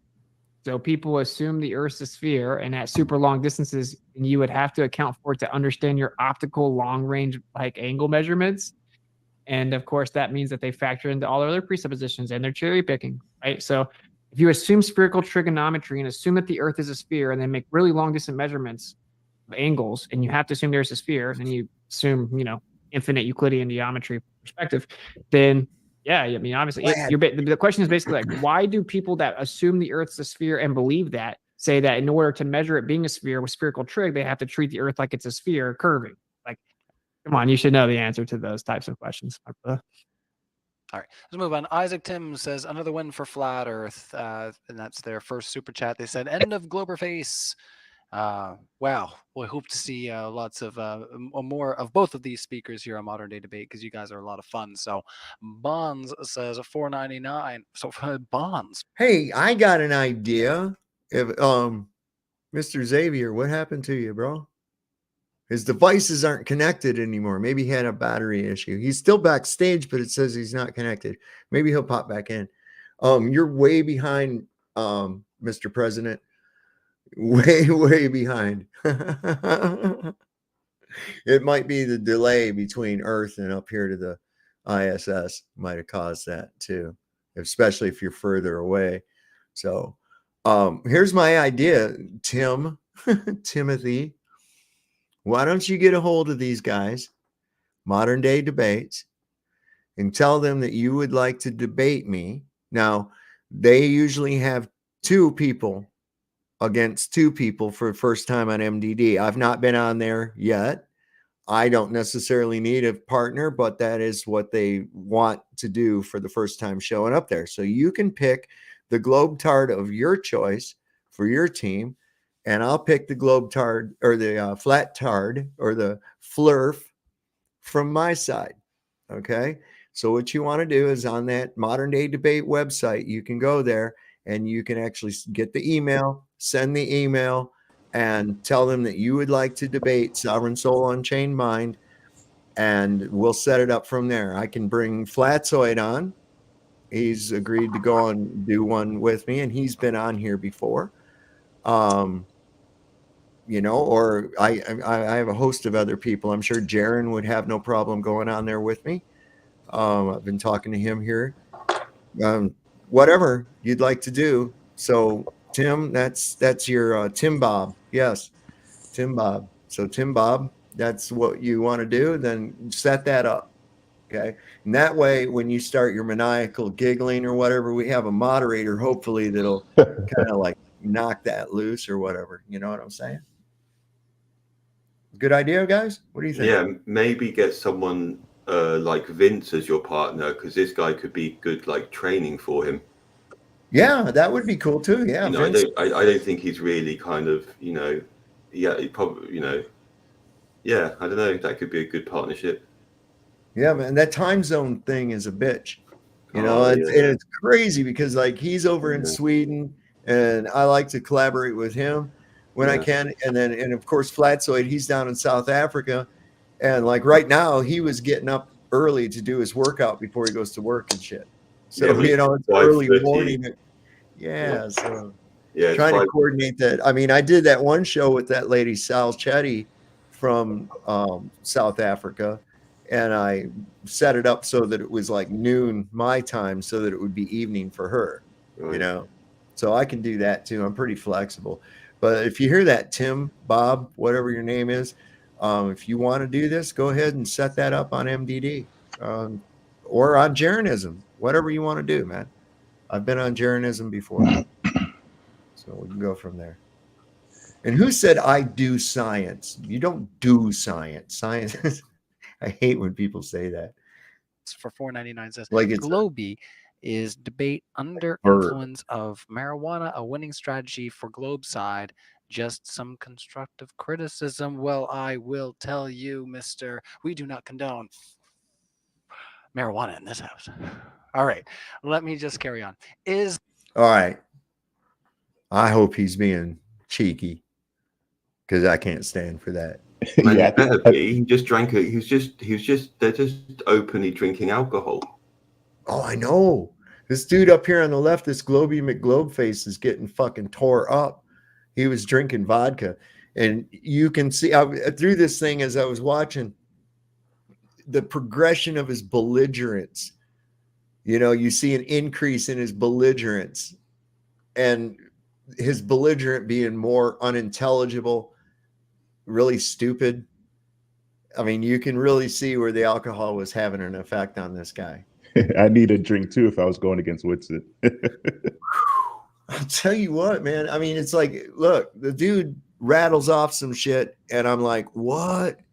And I have to back it up, and I listen to it again, and then I dissect it down, and I'm like, oh, all right, right. So then what I do is I try to take that and put it into terms for the everyday guy. Yeah. You know, and maybe use some kind of an analogy or a simile that can express it to them.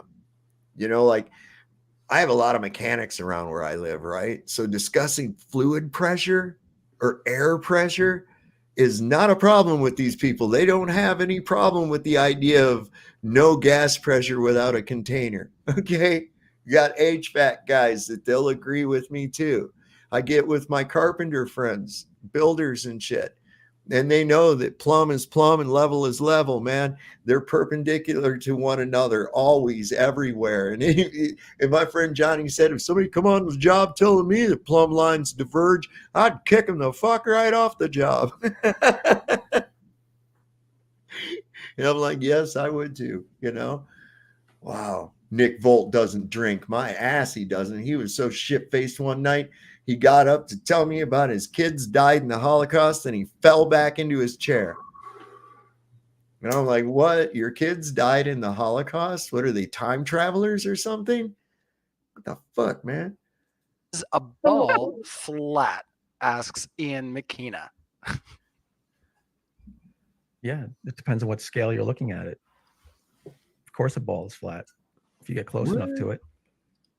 Everywhere we can actually see it in reality, basically. I mean, technically, it's never flat, right? But if you're small enough, depending on the ball size relative to the ball, you would appear flat for sure. Yeah, if the fairy tale globe model they told us was true, you would be correct, sir.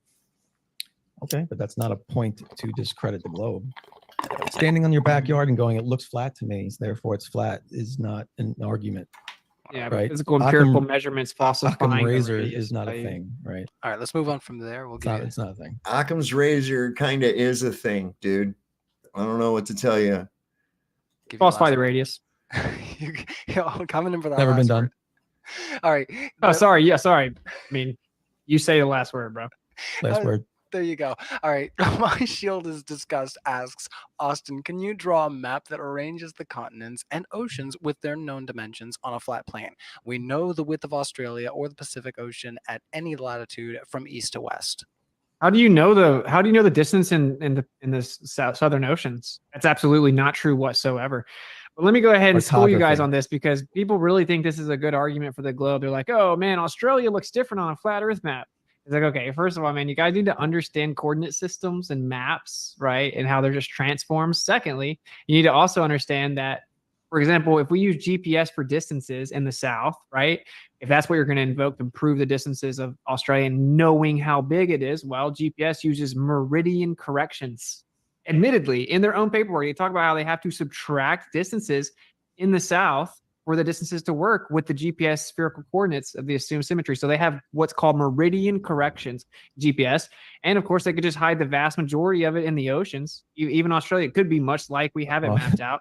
And the second supposed evidence of this is the way that the plane will travel, like say east to west and then north to south, and it's about the same. And when the guy pulled it up, it showed that no, it actually, for the same distance, it takes both different times. Because if they're going the same speed but different times, it can't be the same distances. So anyway, long story short, it could look a lot like it does on the globe, still be on a flat Earth. They've hidden the oceans, in my opinion. The distances are hidden in the oceans for the most part. And that's what I was getting to earlier when I was talking about the Royal College of Longitude and what he was saying about these corrections and shit. That's all in there. And you start to quickly realize that, oh, wow. So they don't really fucking know. You know?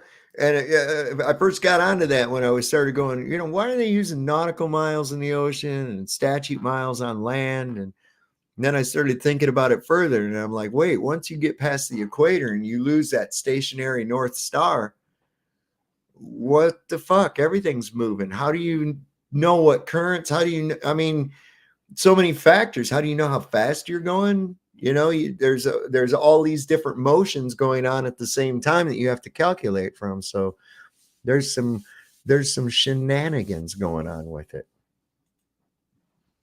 Are you listening to the conspiracy nonsense? I just stated a fact. It's called meridian corrections. You stated non facts there.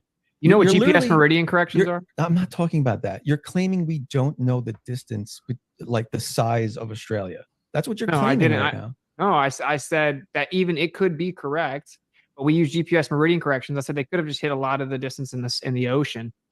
Next one coming in, Rudolfo. A lot of distance in the ocean. Yeah, GPS meridian corrections, my brother. Look it up. Okay.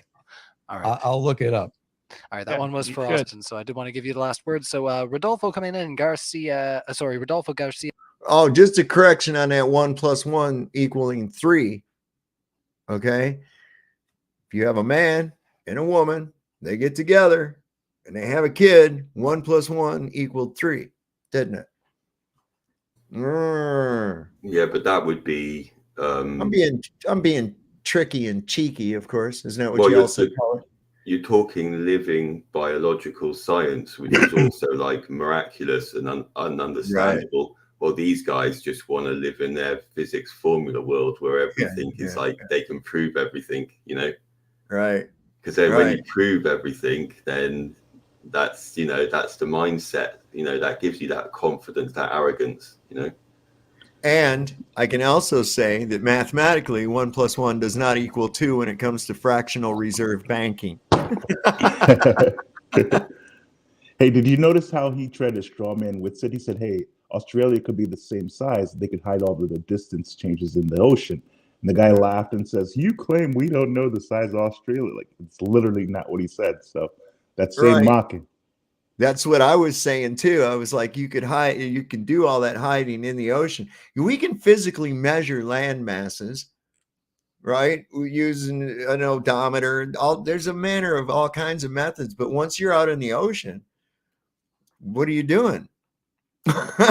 How do you know how, there's no frame of reference other than that North Star and these other constellations in relation to it. This is why they use the sextant. So once you have gotten down to past the equator and you can no longer see that North Star, now you're dealing with only movements, right? What's the stationary? You're having problems. And when, like I said, if you look into this thing with the Royal College of Longitude, holy shit, you'll come to understand exactly what he just said, what I'm even saying, that it would be absolutely to their advantage and easy to hide things using these corrections that they talk about. So, yeah, it took them a long time to actually get to that point, and it's still evolving. It's still evolving. Thea says, hey, flat earthers, have you measured shadows at the same time in different parts of the world and found the sun position or something? You have not produced a universal flat earth model, right? He asks. Follow it up. Incorrect. You want me to show it again? I'll show it again real quick. Yeah, you can screen share. Real quick. Okay. Flat earth model? Yeah, here you go. So this would explain the relative apparent position, thus all the relative apparent shadows. This explains every single observation in the sky throughout the year. And this is a beautiful model. Important note, some globers misrepresent perspective and misuse this globe model. Interesting. To attempt to discredit flat Earth with a bunch of unnecessary bendy light lines. This flat Earth dome model can make correct predictions for many observations because the globe model was derived from the same celestial observations in the first place. This flat Earth dome model is entirely based on observed cyclical celestial patterns and orbits. It is in no way uses Newton's laws of gravitation and motion, bending or warping of spacetime, or any heliocentric specific attribute for calculations. In the real world, it uses in real-world measured 3D orbits, constellations, inclinations, axial tilts, distances, and velocities in the correct sizes and masses of sun, moon, and globe Earth to calculate all observables. So it's basically pointing out here that we're just using stellarium data. We map it out like it's a curved visual space. You guys claim that that's because the Earth is curving. We're saying, no, we're not crazy. We know that perspective also affects the stars. We have a significantly stronger position, and it accounts for everything in the sky, including the shadow positions. Thank you. It's rough out here for you guys, 2024. I'm going to be real with you. Boom. Now that's a mic drop. Okay, Neil Tyson. That right there was a mic drop. And that's available there again, too, on that True Earth Wiki. I'll put the link to True Earth Wiki in the chat again. And if you notice Globie, when Witsit was giving that summing up, he was purposefully like looking to the side, not paying attention at all to what he was saying, like doing something else. It's like, it says it all, man. It shows he's not taking it in, and that it's like, it's almost trying to suggest to the audience that, oh yeah, there he is rambling on, we'll just get on with something, you know. Well, at least Witsit has the respect to actually like focus when Globie's during the conversation. Yeah. It's he's like sitting there going, none of my friends down at the bowling alley talk like that. When he was literally just like this, looking to the side and like doing stuff and like this distraction stuff as Witsit is giving his summing up. It's just small stuff like that, man. You know. Yeah, small psychological games. Also, sometimes they get caught checking in their chat. So I think Fight the Flat Earth was caught by Jaron. Hey, are you looking at your chat window? They need all the help they can get. So it's usually not one-on-one. It's one-on-one versus the chat as well. So well, it's not just that too. Look, I've got both of you guys on here. I'm sharing a screen, right? I'm not having any feedback issues. I'm not having any echoes happening. And I'm not wearing headset. So why do every one of these guys, FTFE, McToon, why do they always got to have that fucking headset on? Because they're listening. Somebody's feeding them shit, man. I'm telling you, you're right on it, man. With that, they're getting it. It is like 3 or 4 against 1, and they're still not able to hold, man.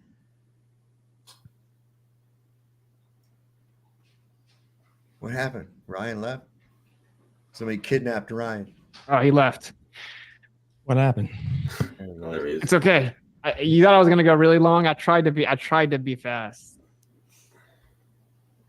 Did I get back at just the right time? Pretty good. Yeah, you're good, bro. That's you're good. good. I mean, yeah, because it's crazy. And I was about to start going in on how the fact that GPS actually uses the fact that the speed of light isn't constant. You have to account for velocity when relativity specifically says it isn't. So either GPS is wrong or heliocentrism and relativity is wrong. But we'll hold off on that. Well, I'm so That's fucked, man. There are some videos I found of Brenda completely losing its shit on other panels, completely losing its shit.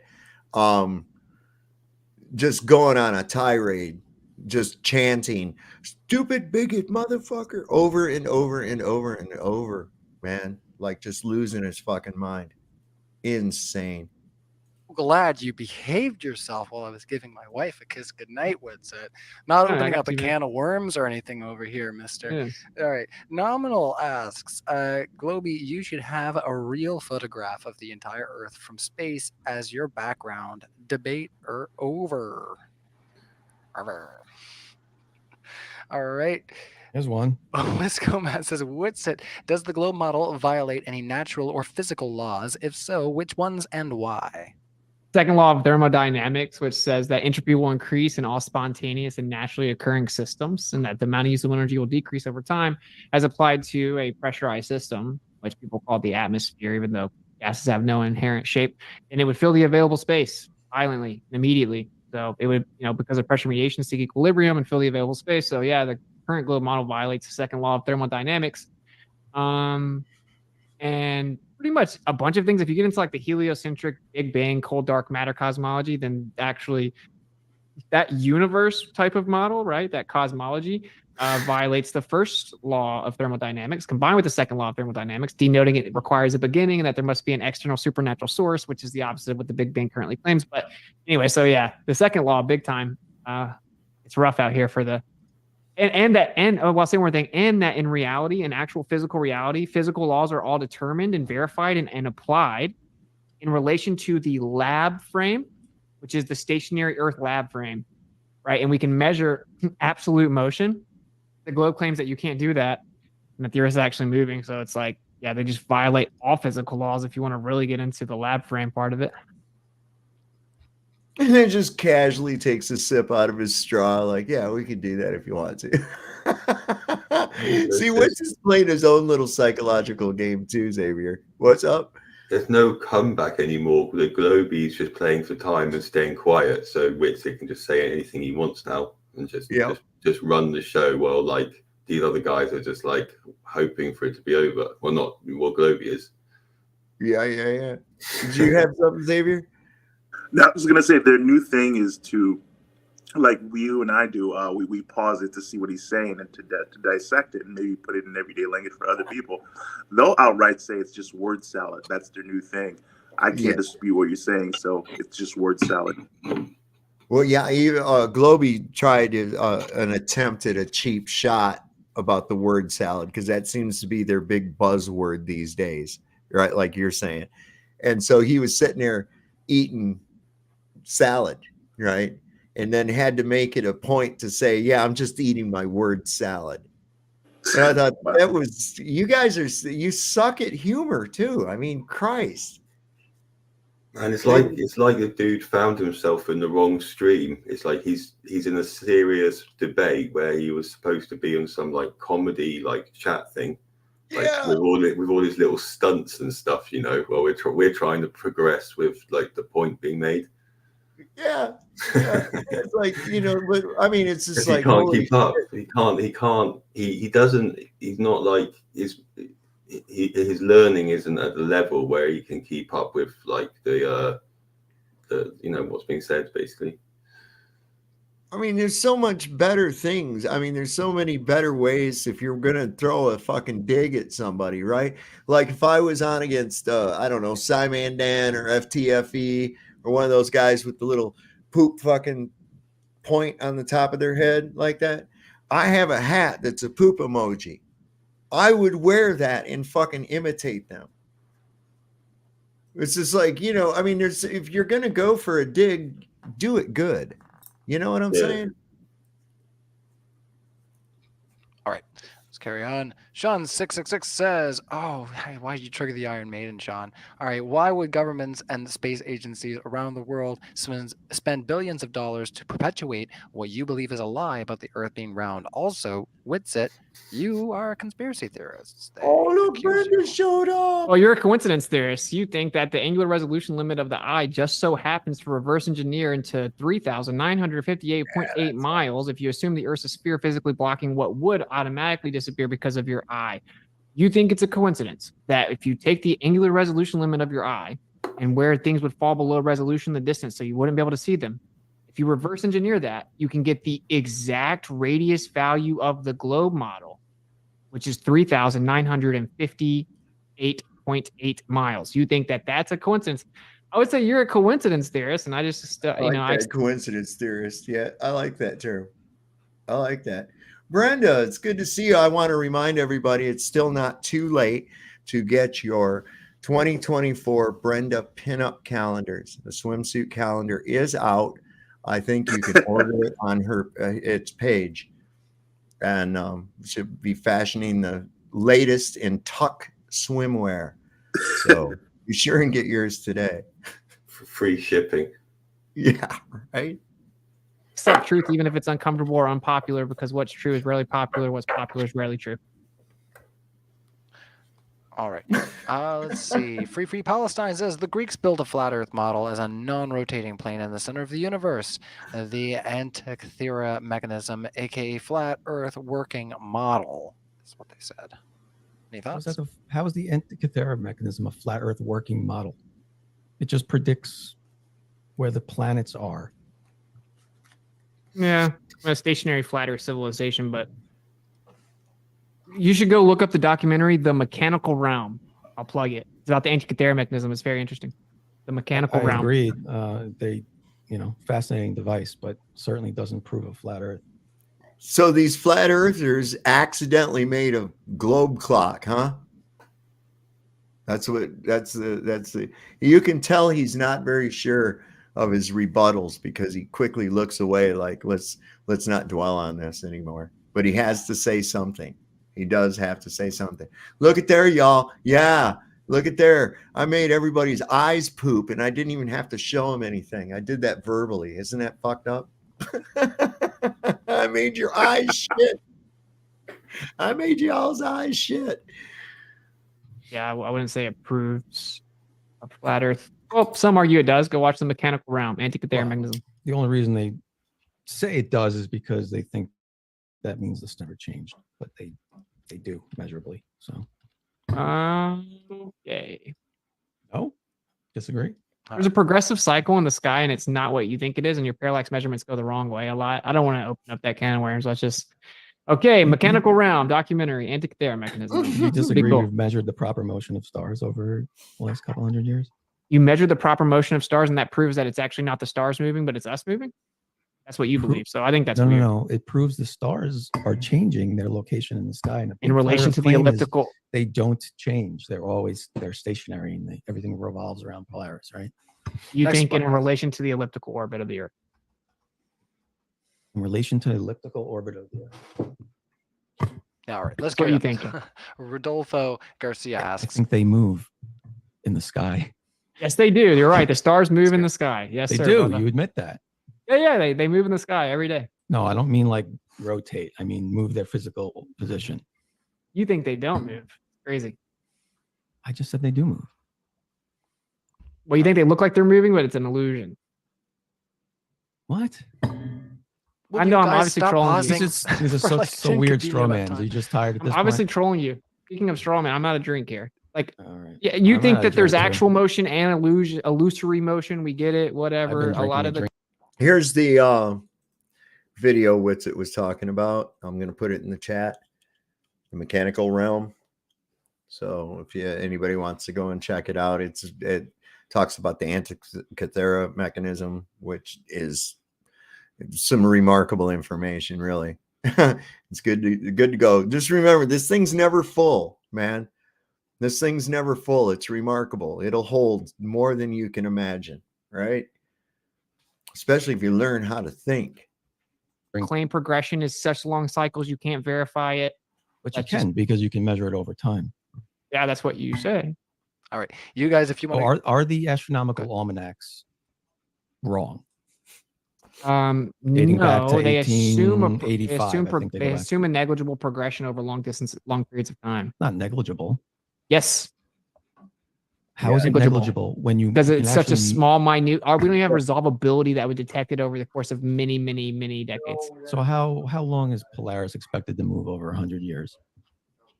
How long is it expected to move over 100 years? Or how much is it? How much? How many degrees? I don't know. Not that much. Enough to measure? I don't know. Supposedly. You just claimed it was too small to measure. It's like every 72 years, it moves like a really, really small amount allegedly, but whatever, bro. Not every 72 years. It's always moving. All right. Yeah, but it's not measurable till It's every just- 72 years. It's slow, so it takes a long time to. Oh, yeah. Okay. Or maybe it doesn't do it. Let's move on. Or maybe you can measure it year to year and go back to the almanacs and see it how it has moved over the years. All right, let's move on. Right there. Maybe it progresses. You always got to get that last word in there. You are such a stinker. Or maybe it doesn't. I have to correct his misinformation, man.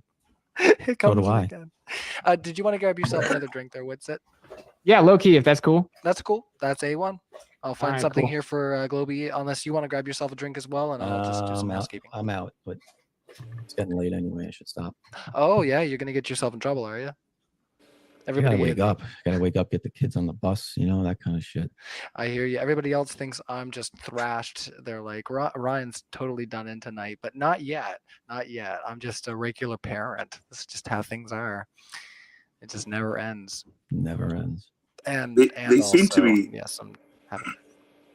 They seem to be struggling with Newton's law of relative motion. How many times does he have to explain to you? Even Einstein agrees that you can't tell which one is actually moving if you're just looking at observation. The stars move versus a stationary reference frame, or if you're in the star's point of view, the Earth is moving. So you need to prove that. I mean, they just seem to struggle with relative motion, which is part of their paradigm as well. So I don't get it. Well, if they did understand it, then they wouldn't question a kinematic effect, right? Yeah. Which that's exactly it right there, and that's the key to it. That's one of the big keys to it, because if you not offered another explanation, you're going to go with the one that you've been given, and then you say, wait a minute, let's look at it this way. Now what?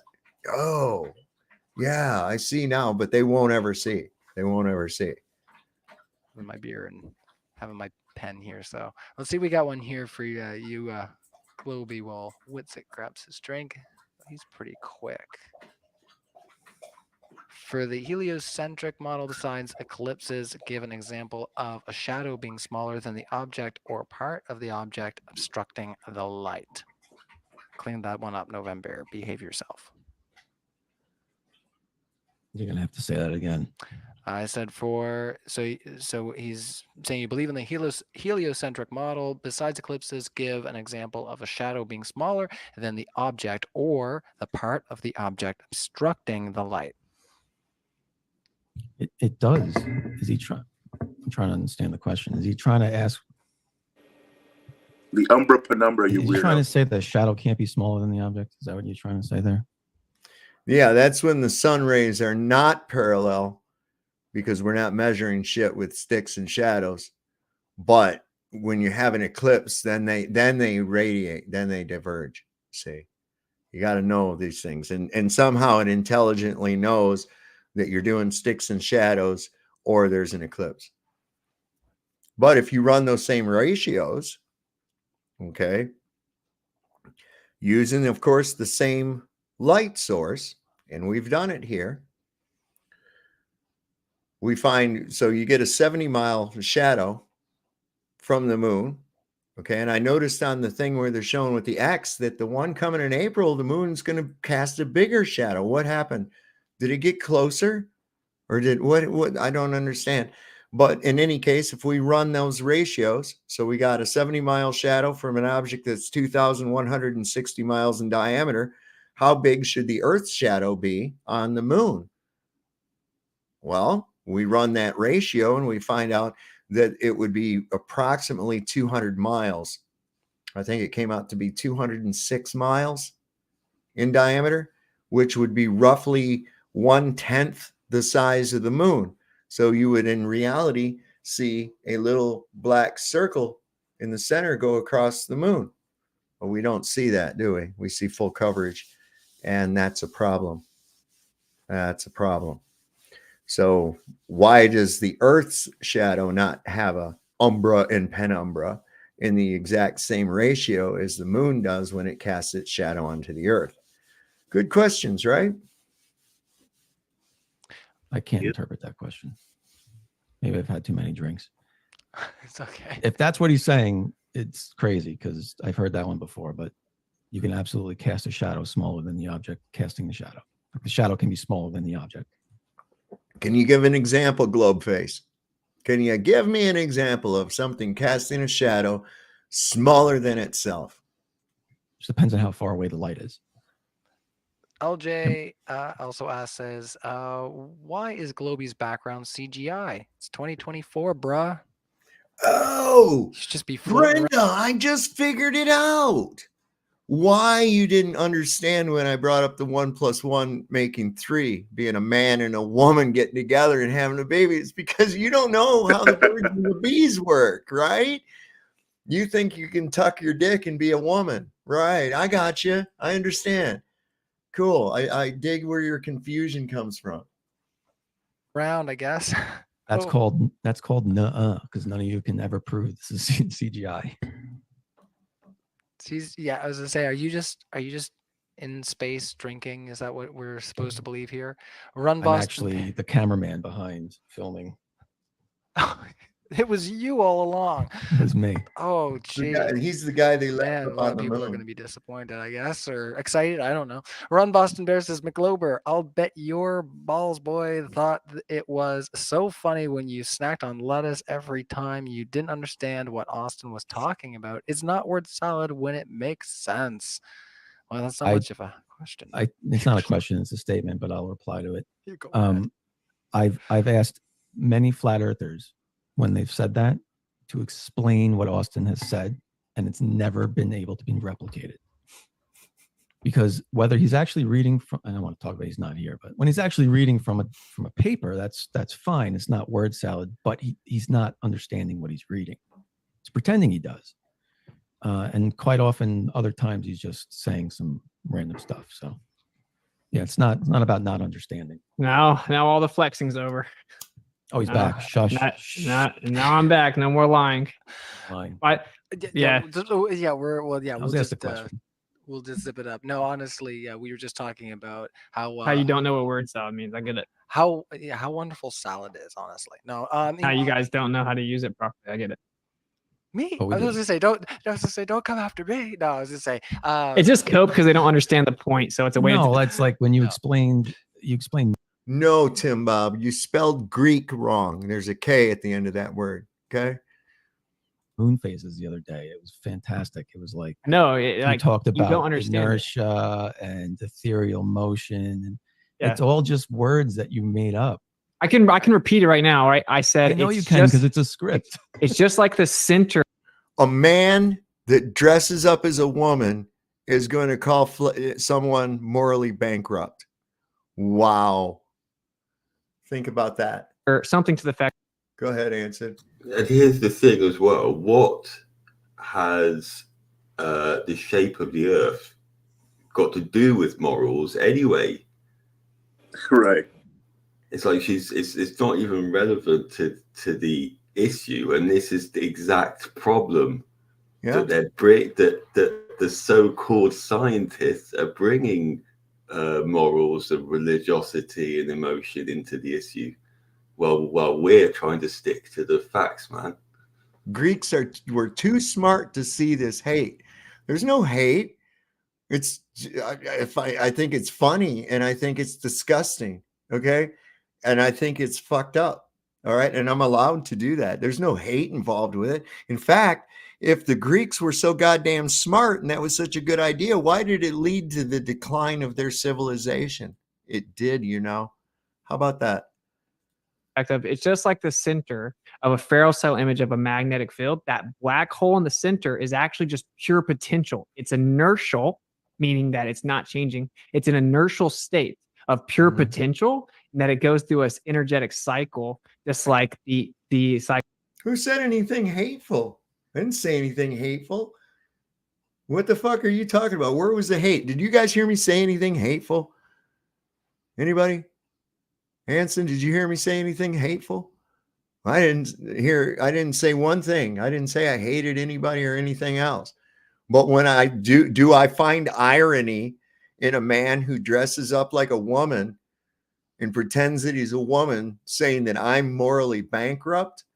Yeah, I find a shitload of irony in that. I really do, you know? So there you go. Cycle of a magnetic field. So that's What does not that have word to do with the salad. moon? We got a That's similar not a word salad. That's It's word not salad word because all those salad. words don't tie together to answer the question. It does, because I'm saying it may actually just be energetic cycle of electromagnetic polarization that give you the same type of black over top of it.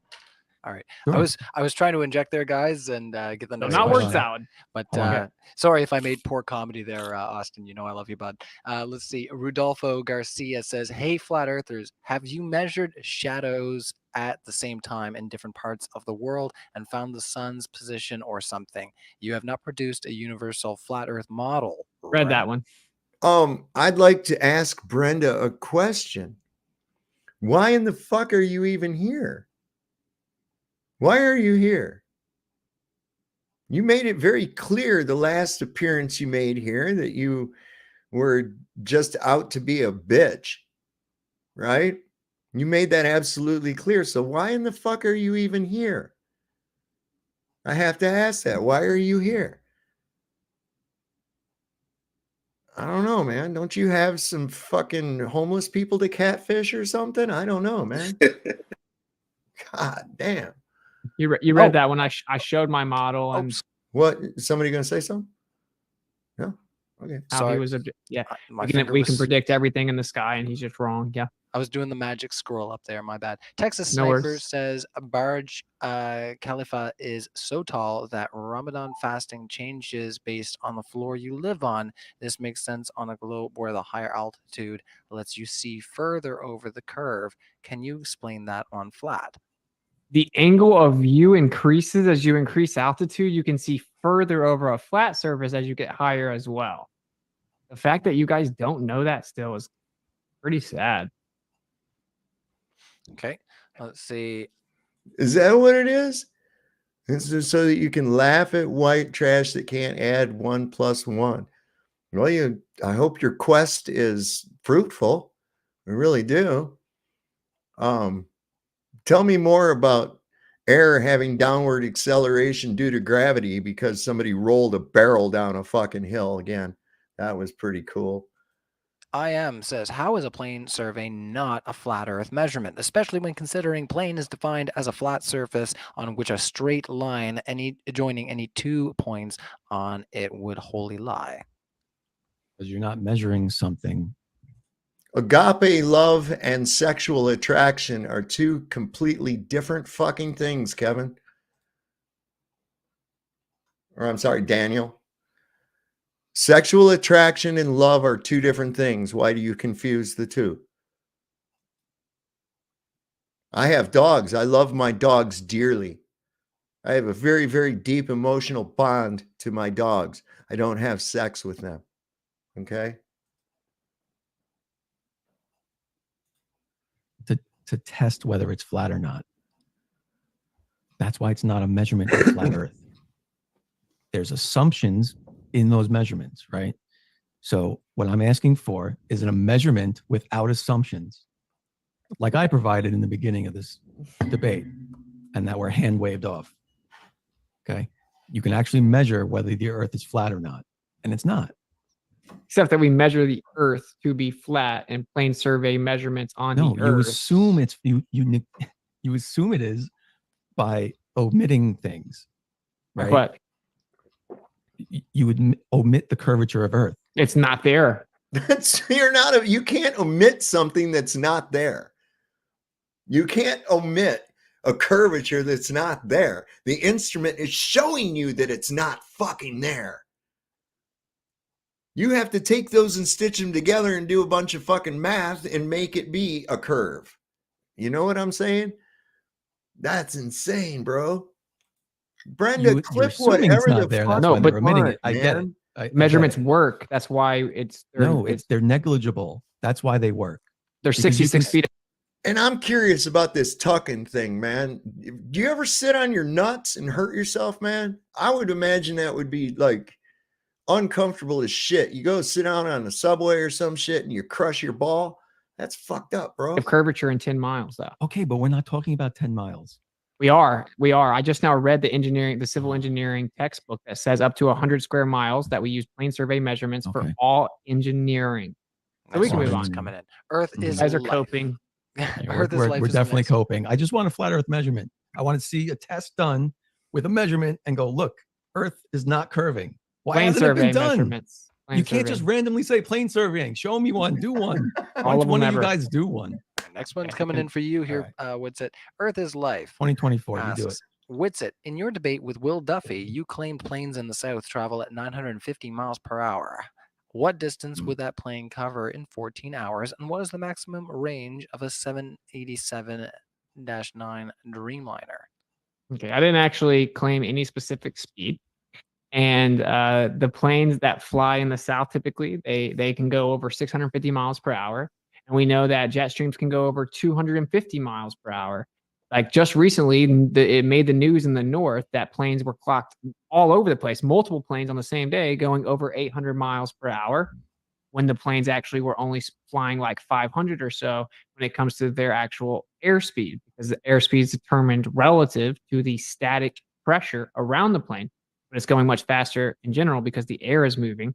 So yeah, you catch jet streams. He said something about you would need them to go opposite ways or whatever. Like provably jet streams go opposite directions at different altitudes. This is a well-known fact. No, prove it. Prove Qantas flight Q64, the path it takes has opposite jet streams above or wherever it's flying. Provably right where the prove southern it. jet. Okay, provably right where the southern jet streams are. They're at different altitudes. They go different directions. And if you knew how autopilot in a plane works, it actually maximizes its travel and momentum by air resistance. So it tries to avoid air resistance. So it's going to go with. What are you talking about, Brenda? Tell you more about not having sex with my dogs. What part of that? Why was the only portion you focused on was sex and dogs? Do you fuck dogs? Is that why you took offense to the fact that I don't? What the fuck is wrong with you, man? I hope you get a better therapist than the state fucking hospital that you've been talking to, for crying out loud.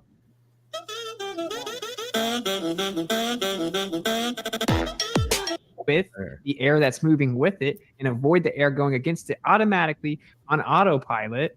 And you can look it up. It's a fact that the jet streams go different directions, different altitudes. That's how autopilot works, but that's not what I asked. All right, I just answered the question. So no, you didn't. I asked you to prove your claim that varying jet streams are used by that Qantas flight. Oh, what I said is that it would automatically happen because that's fine. Let's move the on. autopilot would automatically change altitude based on the most optimal flight path, and this is well known. It's So you based can't on- prove there's multiple jet streams there. where based they on fly. air resistance, and you can prove that the southern jet streams, right, at different No, you altitudes can't. go I different just asked you to directions. do that, and It's been mapped out. The data is well known. We use No, it's not well balloons and known. many other things to do it, but to actually get the maximum speed of the jet streams is very difficult. Certainly in the South, that's according to NOAA, right? So No, it's not well known because I asked you for proof and you didn't even pretend BobWinds.com to takes offer all the them. takes all the wind data, and you can go look at it. Okay, yeah, I'll go look at it. I think what we should do, guys, Brent- just because of what you'd said about time there earlier. Brenda, are you still butt hurt because I made you look so fucking stupid on that debate? Which one was it? Was it that one, or are you butt hurt because I made you look stupid on here? Or is it both? What is it you're actually butt hurt about? You know, don't blame me for your weirdness, man. You fucking lunatic. Jesus. Yo, Sovereign. Yeah. Have you noticed how many of these exchanges have like ended in the statements, oh yeah, I'll go and research that, or oh, could you send me the stuff on that so I can go and look at that? And it's an admittance that they don't know their stuff, and a way of like cutting it short with the like promise that they'll go away and actually do what they were supposed to do and come back, because they know that there is no way out of, like, you know, logically they're going to come out of this badly. So this is the thing, man. He just using every way possible to cut through and like move it forward. He was even saying, like, before, halfway through Witsit, it was like, okay, let's move it forward now. So it's not even your job to tell the debate when to move forward anyway. He's like so desperate to like minimize damage. Brenda, I'm serious here. I'm just looking for your logic. So how would you go into great detail about something that you don't do? That would be a really interesting, if you could answer that question. I've put a poll in the chat asking, should I ban Brenda permanently? Okay. So it's going to be up to you all. If I have a majority to ban Brenda for good, then I will do so. So we'll let that go for a few minutes. Brenda, you can vote in it too, sweetheart. Don't sit on your nut. Okay. I just find it funny that there's not anywhere in these discussions that say, you know, Brenda, despite there are differences, that he or she is a great debater. It's a almost consensus that that person brings nothing to the table. Mm-mm. Funny. Nope. It doesn't bring a fucking thing to the table. Ain't got shit. I mean, the poor little fucking deviant is really focused on sex with dogs based on an analogy that I made. You know, really obsessed with sex with dogs. What the fuck is wrong with this thing? You know, no wonder you're fucked up, man. You know, perhaps, Brenda, you need exorcism. You know, because you got some kind of a feminine demon infecting your brain, man, making you act like a little bitch. You know, you need to get a grip on yourself. I mean, not literally, you know, I'm sure you do that enough as it is, but you know, just grab a hold of some fucking sanity if you can, man. Right? Globie, and I want to try to keep us within some of the realm of that. We're getting a little bit over time, so I'm going to set a 45-second timer. We're going to try to speed through some of these questions, and we're going to keep it to the speaker. So we're going to cut the cross-examination, guys. So we really enjoy that, but for the interest of respecting Globie's time constraints there, we'll keep it to 45 seconds to get through. You kind of digging on when the dog gets his lipstick out. You like that? When the lipstick's showing, you like that one? You sick fucking pervert. Thy Messenger asks, actually, membership chat came in and says, bodies of water rest flat and level, no convexity. 45 seconds. The only one that keeps talking about it, Brenda, is you, bro. And so you're the only one that's still talking about it. I can go back over the last 5 comments and it's all about that. That's all you're thinking about now. Somebody mentioned sex with a dog and you got a boner. That's fucked up, man. Dude, you're even worse of a fucking miscreant than I thought. Show the measurement of that in the beginning of the presentation. You can measure convexity on any body of water. Go Plain look and simple. at your little CP Flat earthers collection there, Brenda. misuse the definition of level. They think level is I'm measuring something level here, and then I'm just going out infinitely far, and that's the same level forever. That's level. That's not what level means. Level's relative to where you are. It's a measurement. It's a point measurement. So I'm level here. I can measure something level here, but if I move 20 feet to the left, that's a different level. It's not the same level, right? And the further you get, the more pronounced it becomes. But this is measurable, which I showed. And if he missed the beginning, I suggest you go watch the beginning. Specular reflections. All right. Specular reflection. November says, for Globie, why is Antarctica that only continent that tsunamis do not wrap around but bounce back almost like a giant barrier? Why do tsunamis? Well, first of all, I need to see evidence of what the hell. That's a random claim that tsunamis don't bounce around Antarctica, but yeah, wrap around them. Yeah. I don't know if that's. I'll help you out here. Actually, I'll help you out. PhD Tony, so he's a seismologist, right? He debated me one time on here, and he said that it's because the continental shelf underneath Antarctica is different than other continents, and because it's like so much closer to the edge, deeper down, or something like that, that the waves interact with it differently, and it reflects. So I don't know. That's what he said. He said something like that, but whatever that means, that's convenient. Convenient. I mean, is it a fact? Only place in the fucking world. It's the only place in the world that has that characteristic. Really? So it's getting close here. We got less than another minute in our poll. And so far, it's not looking good for Brenda. It really isn't. But I can't believe that only 55% wanted to oust Brenda out of here, But it's all right, man. We're going with majority here. So in the next 20 seconds we have left in the poll, and then we're going to have to ban Brenda from the show permanently because that's what the audience wanted. Shouldn't have been such a little bitch, Brenda. Too bad for you. No, it's just he just made it up, I think. But I mean, who knows? No, not his facts. Is it a fact that tsunamis don't wrap around Antarctica? Yeah, my understanding is that they don't wrap around Antarctica like other land masses. Yeah. All right. That was he said that was an official answer for it. So I'm assuming. Let's carry on, guys. We were past that time, so let's try to carry on.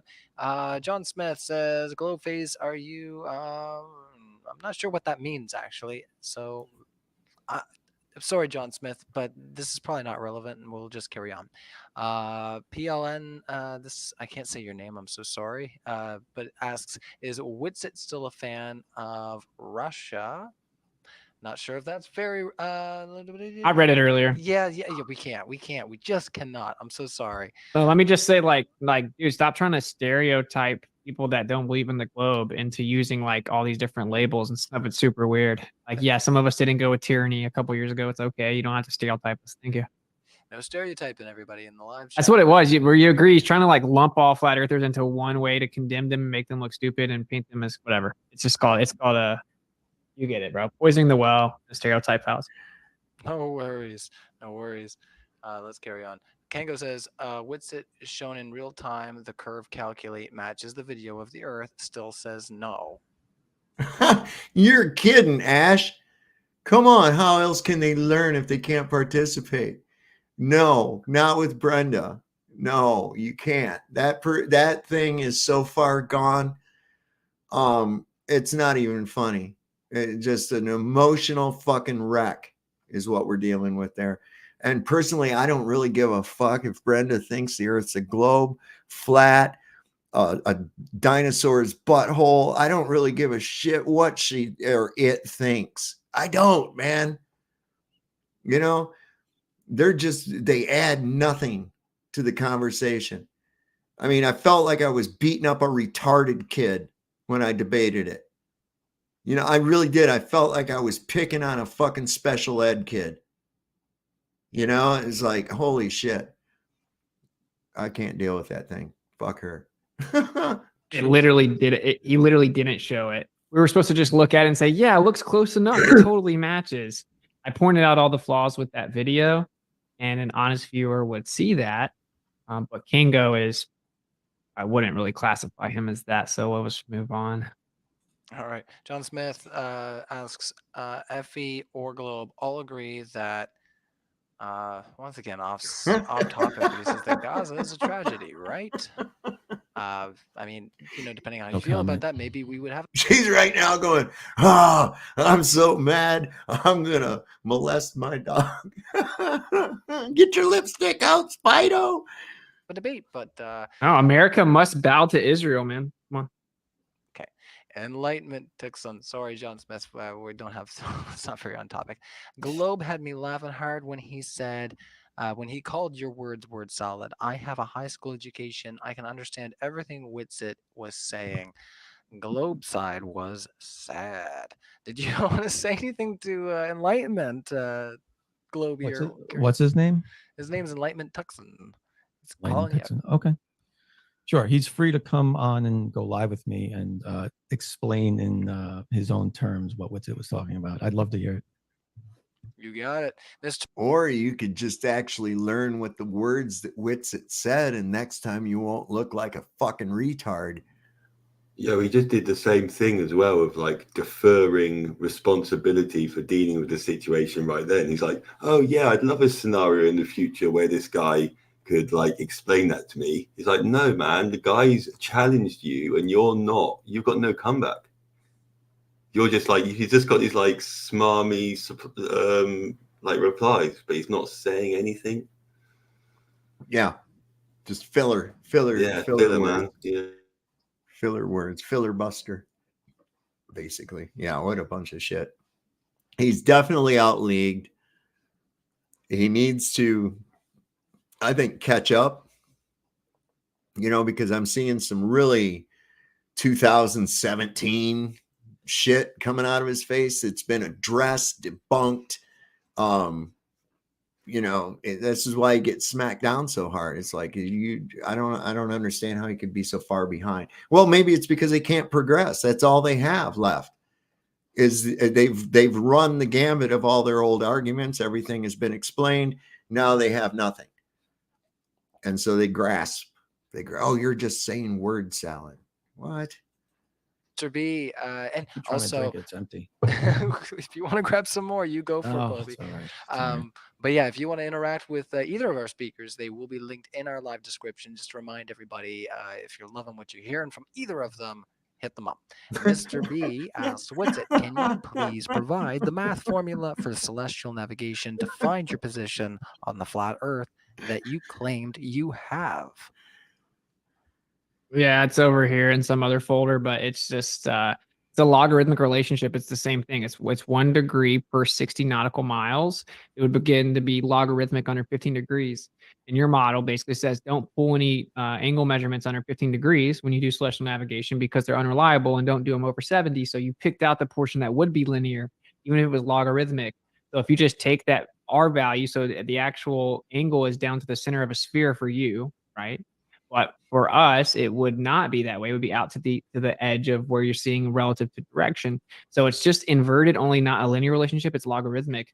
And every single globe earther that loves celestial navigation and all the math all immediately conceded that the math works perfectly on a plane Earth. So have you not submitted to Toon's challenge? Because his is just about a map, right? So like he knows that obviously if the Earth's flat, we don't know exactly what the South is like. And so he's not actually trying to see if you can explain the relationship of 1 degree per 60 nautical miles, because that's been submitted to him.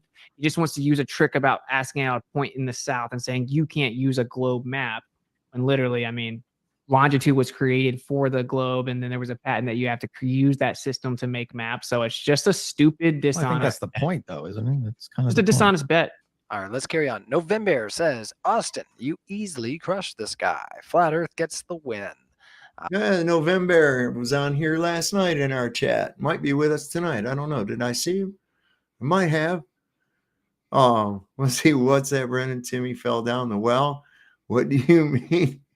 What do you mean that you reminded him that it puts the lotion on its skin? Oh my God. You guys, holy shit. I sit here cracking up and I'd be thinking about fucking comments and shit I saw in the chat hours later, and all of a sudden I just chuckle. It's like you guys are on fire, man. You guys are on fire sometimes. I mean, I'm sitting here just now thinking about the irony of a man in a dress telling me that I'm an immoral person. I'm like, what the fuck? What? Come on, man. You got to be shitting me. Really? Yeah, you're immoral because you went against the NASA god, man. You the blasphemous of claiming that their stuff isn't true, man. Right. I'm immoral because I science with a big S, man. It's a A big hissing like the snake. That's the one. Oh my God, that dude put Joe Dirt down in the hole. Oh no, Joe Dirt's down in the well. Brandy, you want to go down and get Timmy out of the well? You want to go get Joe Cool out of the well? What? You're not even going to wake up? Her hero days are behind her. She's more of a I'm going to relax, I'm retired type of thing going on. But Joe Dirt, don't church it up, son. No shit, right? No shit. So this is beautiful. This has been a good stream. We've had a couple good nights. He's given you a compliment there, so we do appreciate the question. It's not a question, but you know, at least it's somebody that's not saying anything rude. That's always nice. Thank you, man. Much love. Yep. Well, wait a second. Here's something, Daniel, that I need to consider. Both her and McToon are in Minnesota. I've never seen them both at the same time. Just saying. No, I think it's kind of weird that I've never seen Brenda and McToon at the same time. Just could Brenda and McToon be the same one, the same person? Is it possible? Absolutely it is. Am I saying that's what's going on? No, I wouldn't make an accusation. I'm just pointing out the possibilities, you know? Man, if it is, that's the trippiest thing ever. It is. And definitely worth exploring. So Push Button 62 says, wow, Dave. Yeah, man. I'm just saying, I just ain't never seen them in the same room together. You know, that's kind of weird. Let's carry on here. We always appreciate people that just hang out to say nice things. Let's see. Coconut Cream Pie asks, where's Nathan Thompson? Not here tonight. We got the one and only Austin Witsit. So we're having a lot of fun. November says, Envoke's Ring Laser Gyro has to Google it. And so they're making commentary on the fact that you were Googling things. Do you have anything to say about that there? Sure. If you were intellectually honest, you'd have seen that I Googled a picture so I could show what I was talking about while I was talking about it. Or you can be a lying flurf and pretend like I was trying to Google what it meant. No, I agree. He just looked up a picture, which is why he butchered how it works. I think correct me then. I mean, incorrect me when I talked about it. Because it was close enough for me to point out my. But you said I butchered it, so I got it completely wrong. You did a little Tell bit. me how I got it butchered. It's all good. It's all about the interface. You can't say I butchered it and then just move on. I can actually. Let's just move on. I mean, you did okay. Okay. All right. So butchered it may be a bit. Well, you get the last. It was very lacking of substantive specificity. Well, let's be fair. This is for Globie. So last word, if you have any. Last word. I think it's okay. Last word. All right, you're good. I was gonna say I think it's totally fair to Google things. You know, sometimes I don't know how to pronounce things. I gotta look that up just to know if I'm saying things properly. Bouw vermogen op door 4,2% rente te verdienen op je euro's. Nu kan het met Trading 212. Yeah. Nobody. I got you while I'm on here, brother. Who's using a VPN? This guy. Nobody can know everything, right? Oh, yeah. No, of course. But I mean, think it's a humble thing. So the problem would be when you read it off Google Live as if you're now stating it as a fact. You're teaching everyone that you didn't know, right? That would be the problem. Oh, I agree. Which not what I did, but I'm not saying you did that. I'm just saying that would be the problem. Excuse me. Sorry. Enlightenment. Last word. Toxins. Do you have a good analogy for the globe side of how powerful 10 to the negative 17 TOR sitting next to Earth's 14.7 psi? They never understand this. A good analogy? No, not on the spot. I mean, the air would violently fill the available space. I mean, like even with a normal vacuum, if you put a soda in a vacuum chamber that's way weaker than that, it's gonna just like explode. It's obviously gonna be violent to fill the available space. So they have to invoke that gravity as the container and just kind of beg the question. So I don't know. They don't understand it. You're right. They say that it's gradient as if that somehow means anything, which is change in pressure, delta X. You still need the antecedent for the pressure. And where does it continue on forever? Where does it stop? Okay, why doesn't it fill the available space? They don't understand it, I don't think, but yeah, No, it's just think about a understood. soda. Think about a soda in. What's the pressure differential between a soda and the vacuum chamber? I don't know. I do. Soda I have can it is wrote down, 30 bro. PS. I do. I have it wrote down. So if you want to know what a soda can's pressure is, okay, I have this. Just a second. I know because I wrote this down. I got asked this before, so I went and found out.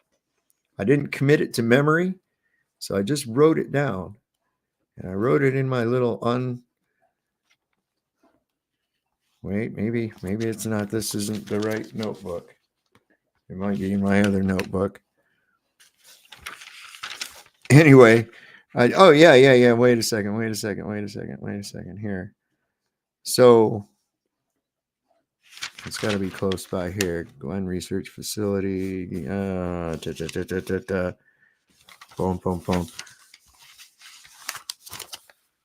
Oh, maybe that is in my other notebook. But I did write it down. And then all you have to do is, it does rely on pressure. It does rely on pressure. I'm sorry, temperature as well. You can't just Google it, no? Yeah, it could, but I've got so many. I mean, I could. Yeah, is this what's the PSI of a soda can, 12-ounce soda? I had it wrote down. I'm trying to figure out where I did with my other notebook. It's pounds per inch.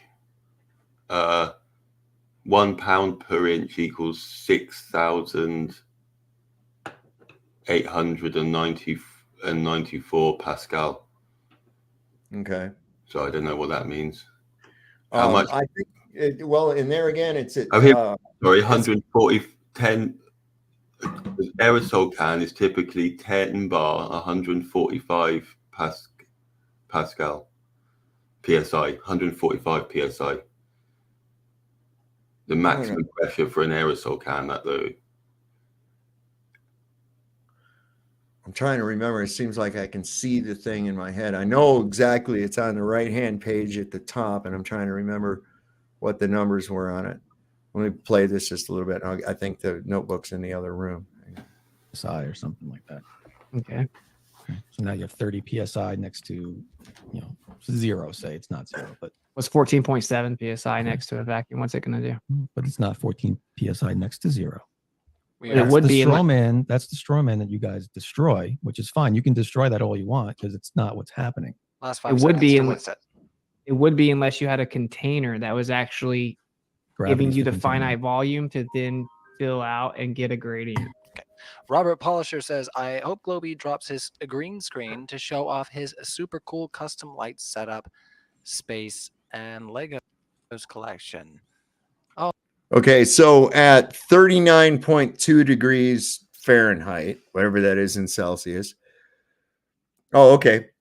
120 kPa at 4 degrees Celsius, which is the same as 17.4 psi at 39.2 degrees Fahrenheit. It's 250 kPa at 20 degrees Celsius, which is the same as 36.3 pounds per square inch at 68 degrees Fahrenheit. So there's your range of pressure due to of a 12-ounce soda can and at the different pressures. So you can see that when it's warmer, you actually get a higher PSI, almost by twice as much, a little more than twice as much by doubling not even doubling the temperature, only going from actually only going up 29 degrees. Is that all we're going up? Yeah, between 39.2 and 68 degrees Fahrenheit, or 4 degrees Celsius and 20 degrees Celsius is a difference of almost twice as much. So that plays a big role in it as well. But so I wish you would have asked me that. I need to keep my notebook in here and not in the other room. Anyway, does that make any sense to you, Anson? Yeah, I'm getting there, man. bit by bit. So it almost goes up twice as much with warmer temperature, right? So a cold soda doesn't have as much of the pressure in it as it does when it's warm, which makes sense, right? Because the expansion due to heat, contraction due to cold. So absolutely. So on a really hot day in a hot country, and you opened a can, it'd be more explosive, probably. Right. Right. Yep. Oh man, like what's wrong with having a Legos collection? Like, is that a true question, or is he trying to be a little smart guy about it? I think he's on a trolling. Funny, but you know what? Am I freezing? I think I'm totally freezing. Yeah, You are freezing. I was gonna say, you know, I hide my background often enough, but there's my Hendrix worship corner there. You know, dude, I'm gonna leave and come every back. guitar I'm gonna player leave has and to come have back. one. You know, it's a good time to leave and come back because we had a bit of a sidetrack question, and that's fine. See, look at that. You guys get to see the whole screen, so I have to do it that way. Actually Now I got to know go up their and put up my fucking background Legos? again. See, but yeah, Come on, bro. Get back to the fucking show. I was gonna say we had the moment where we asked what we were drinking, you know, where we at, you know. Oh my god. Oh my god. Really? Come on. You've got an entire room dedicated to this nonsense? Are you fucking shitting me, man? Blueprints, like that's actually a blueprint? Something? What in the fuck is this guy got? What a lunatic. Everything's mirrored, so I'm almost screwed up trying to show it. But there's the shuttle, the Hubble. Right? Ooh, it's got LED lights guys, in it and shit. And then the ISS. I'm working on the Saturn V right now over here. Nice. So, hey, you weren't? Wasn't it you who said earlier? You weren't kidding. Hopefully, Austin. What was it? I said you weren't kidding earlier when you said it's their childhood when they went to this teacher. You know, my eager mother served us 9 pizzas, and they can recite it. It's their childhood. You're taking, man. That's a good. You called it, man. That's a good psychological breakdown. Listen, this whole thinking is designed to keep your thinking stunted. It produces childlike thinking. And this is why when you get into it with one of these guys, into a debate, they've really quickly devolved down to the mental age that they were at when this shit took hold. They really do. I've had him actually use the "I know you are, but what am I?" response. I literally have. This is no shit. And it's usually you can see, so you were about 9 when this really took hold. I see. You know, I mean, you can pinpoint the shit just based on the mental maturity that they devolved to in just a few exchanges. Right? Just a very few exchanges. Yeah, because otherwise we should all have like shrines in parts of our houses to all our like flat earth like obsession to go there so we can reinforce our belief, you know, and look at all this imagery. Yeah. But we don't, because we know that we don't need that because it's like we've got the facts. Right. Right. I mean, listen, don't get me wrong. I dig a good sci-fi show, right?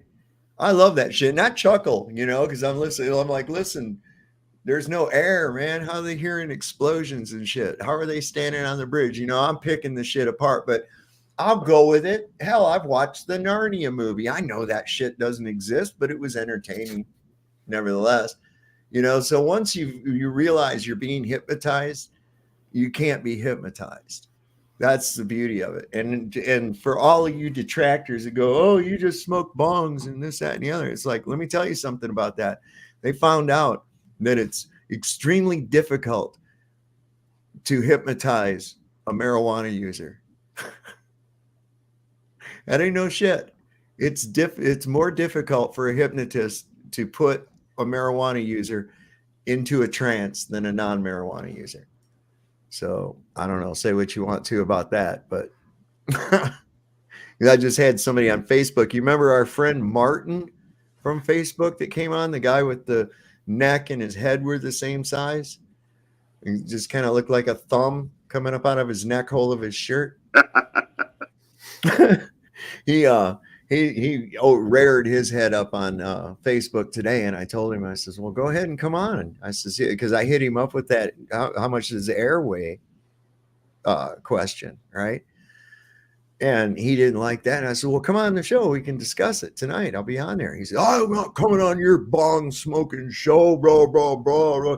Everything about science is why you have the technology to have this conversation. And I'm like, the earth being a fucking globe spinning around in space is why I have a cell phone? Are you fucking stupid? What are you talking about? Yes, I agree. Science is a wonderful thing. We invoke science all the time. We use science. We use the scientific method.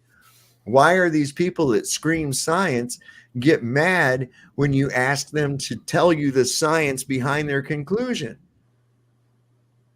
Because they know there was no science involved.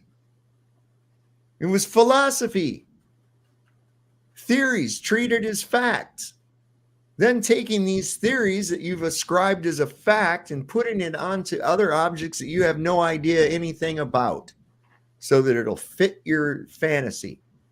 You know, you might as well be playing fucking Dungeons and Dragons, you know? I knock your gravity down with a +4 elfin sword. Oh, you know, god damn, man. Yeah, I know, but you're the immature one for like smoking some weed. Even though half the reason why we got to smoke so much is to put up with all the craziness and all the denial and everything. Like maybe if these guys would like, you know, start telling the truth and, you know, whatever, we wouldn't have to kind of, you know. Well, it's like, listen, I do it because I enjoy it. Yeah, I would anyway, right? But sometimes it's like the medicinal aspect of it. It's like, oh yeah. You know, and maybe they'll unclench their butt and smoke one with me. You know, they always wanting to divide, so much so that same guy with the towhead told me, well, what are your flat earth physics? And I was like, what the fuck are you talking about? What is flat earth physics? Physics is physics. It doesn't, we don't just, oh, well, physics completely change because the earth's not a globe. The only thing the only thing about physics that is in contention is the existence of gravity. And if you're tired of us questioning it, fucking prove it, shit, man. You know, yeah, it's all just about playing the team. It's all about us and them, the flat earthers, their flat earth physics, their flat earth whatever, rather than seeing like the science for, you know, just purely for what it is. You know, forget who we are, where we come from. Let's just get with the program, you know. But nah, they want to play the psychological games, man. Yep. And always wanting to act like the fucking victim when it's all said and done. Like Brenda, right? How you come in here acting like an asshole, and when somebody fucking hits you back with your own medicine, you act like you're a victim. Passive aggressive, man. Yeah, man. Fuck these. It's like that's what you do. It'd be like really like, oh yeah, victim, but given an inch, she'll strike like a cobra. Yeah. It's like so like that other guy earlier where it was just like he just couldn't contain himself. Like he had to let that anger out, man. And that's man. That's all it's about. You could tell that he'd been nurturing that like for the last, you know, hour, and he came on the panel to have a go at you personally and express that he didn't come on to make a proper point. No, look back here in the private chat. Look at this shit. Stop spreading misinformation. It's not displacement, it's gravity. Stop spreading misinformation. What the fuck are you talking about? If you've got something viable to replace what I said with, other than using some word, you know, anybody can say gravity. You can say gravity a whole bunch of times. We could change that to say elf farts. Elf farts. We have just as much evidence of elf farts as we do gravity. Besides which, it is your right to spread disinformation or any information, whatever comes out of your mouth, it's other people's decision then to either listen or take you seriously or do what they want. Right. And this is going back to this thing of they want to control your very thoughts and words into their like weird like agenda, man. And like as soon as you start thinking outside the box, you're like, you know, it's like a criminal act almost. One thing I found out is that we have a different understanding of what it means to substantiate something with evidence. What constitutes evidence? They substitute actual science, you know, isolating a cause and an effect with prediction. You'll hear that a lot. We have a model that predicts what will happen in the real world. That's their quote unquote evidence. Yeah, but how did you isolate for the cause? It could have been something else. It could have been something non-correlative that caused that effect. How did you isolate for it? And those are the questions that they tend to go away with. What does it mean to substantiate something in science? Science is a method. You gotta abide by the method. That's exactly right, man. And this is what I tried to get through to the PhD guy that was here last night. I was like, wait a minute, man. Do you understand how the scientific method actually works, right? Because he kept going on about, well, can you predict things? I said, we're not the Psychic Friends fucking network, man. Okay? You must be looking for Dionne Warwick, man. Because what are you talking about? Predictions of what? And what you're calling predictions are post-dictions.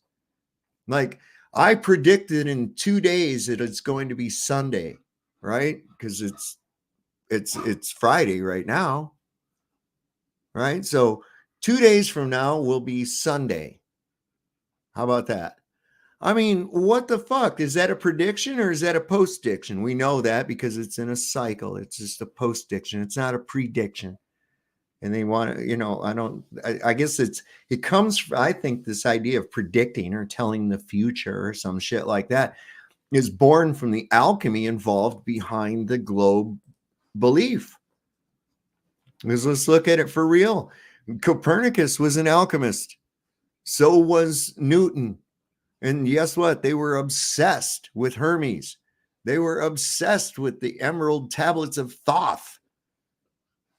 Right? The Pythagorean cult. Yeah, because they all went to these same institutions where they were initiated into these very particular skills and sciences, often like to do with manipulation, all this Machiavellian stuff. You know, they'll come out of there knowing exactly how to control groups of people and also being indoctrinated into believing that they have the right to do so. And you know, so it's coming from that's where that's you know, and these people admit to attaching themselves to particular organizations. You know, they're proud of it. Yeah, we're the Jesuit school from however, you know, wherever. You know, we don't let other people in, and people are just like, oh yeah, it must be because they're so brilliant, and let them just get on with it. You know, it's like, nah, man. It's nothing to do with that. It's a club, bro.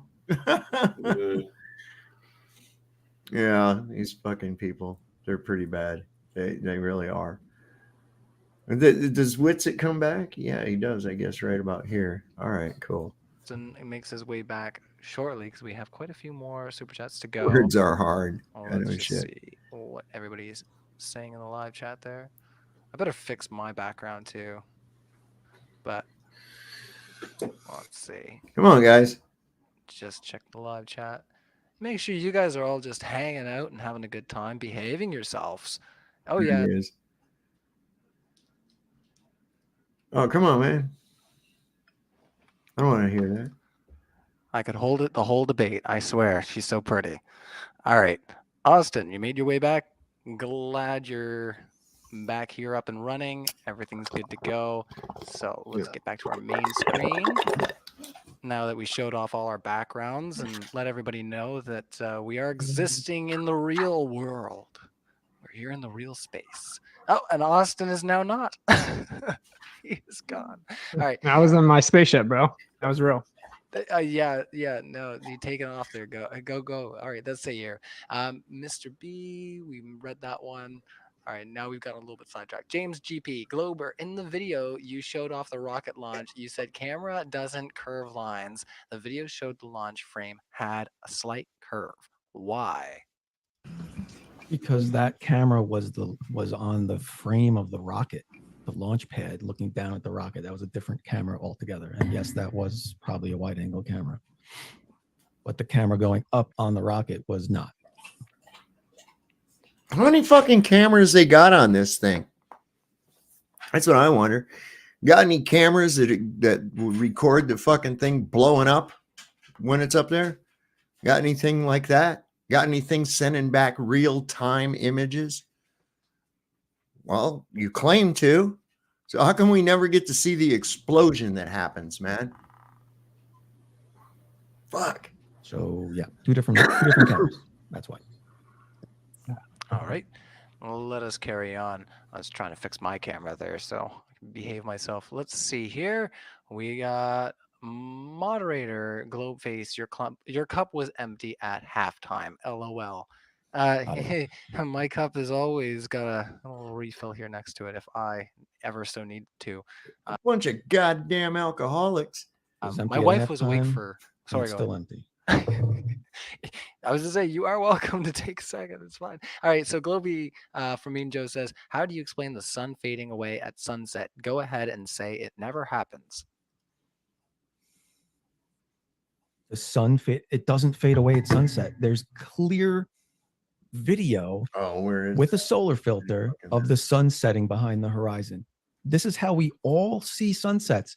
Every human being sees a sunset going down. Now the excuses, there's, all the excuses that we make for why it's disappearing bottom up. But then when people like him jump in with the question, we just see a sun fading off into the distance. It blows my mind. That's not how anyone sees a sunset. If there's clouds in the sky, sure, it might.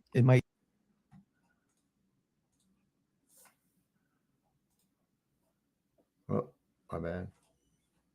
No, that's not that one. Where'd it go? Oh, Facebook. Right. My bad. There we go.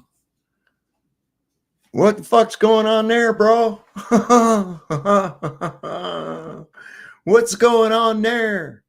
What's that bottom screen down there saying? What's that bottom screen down there saying?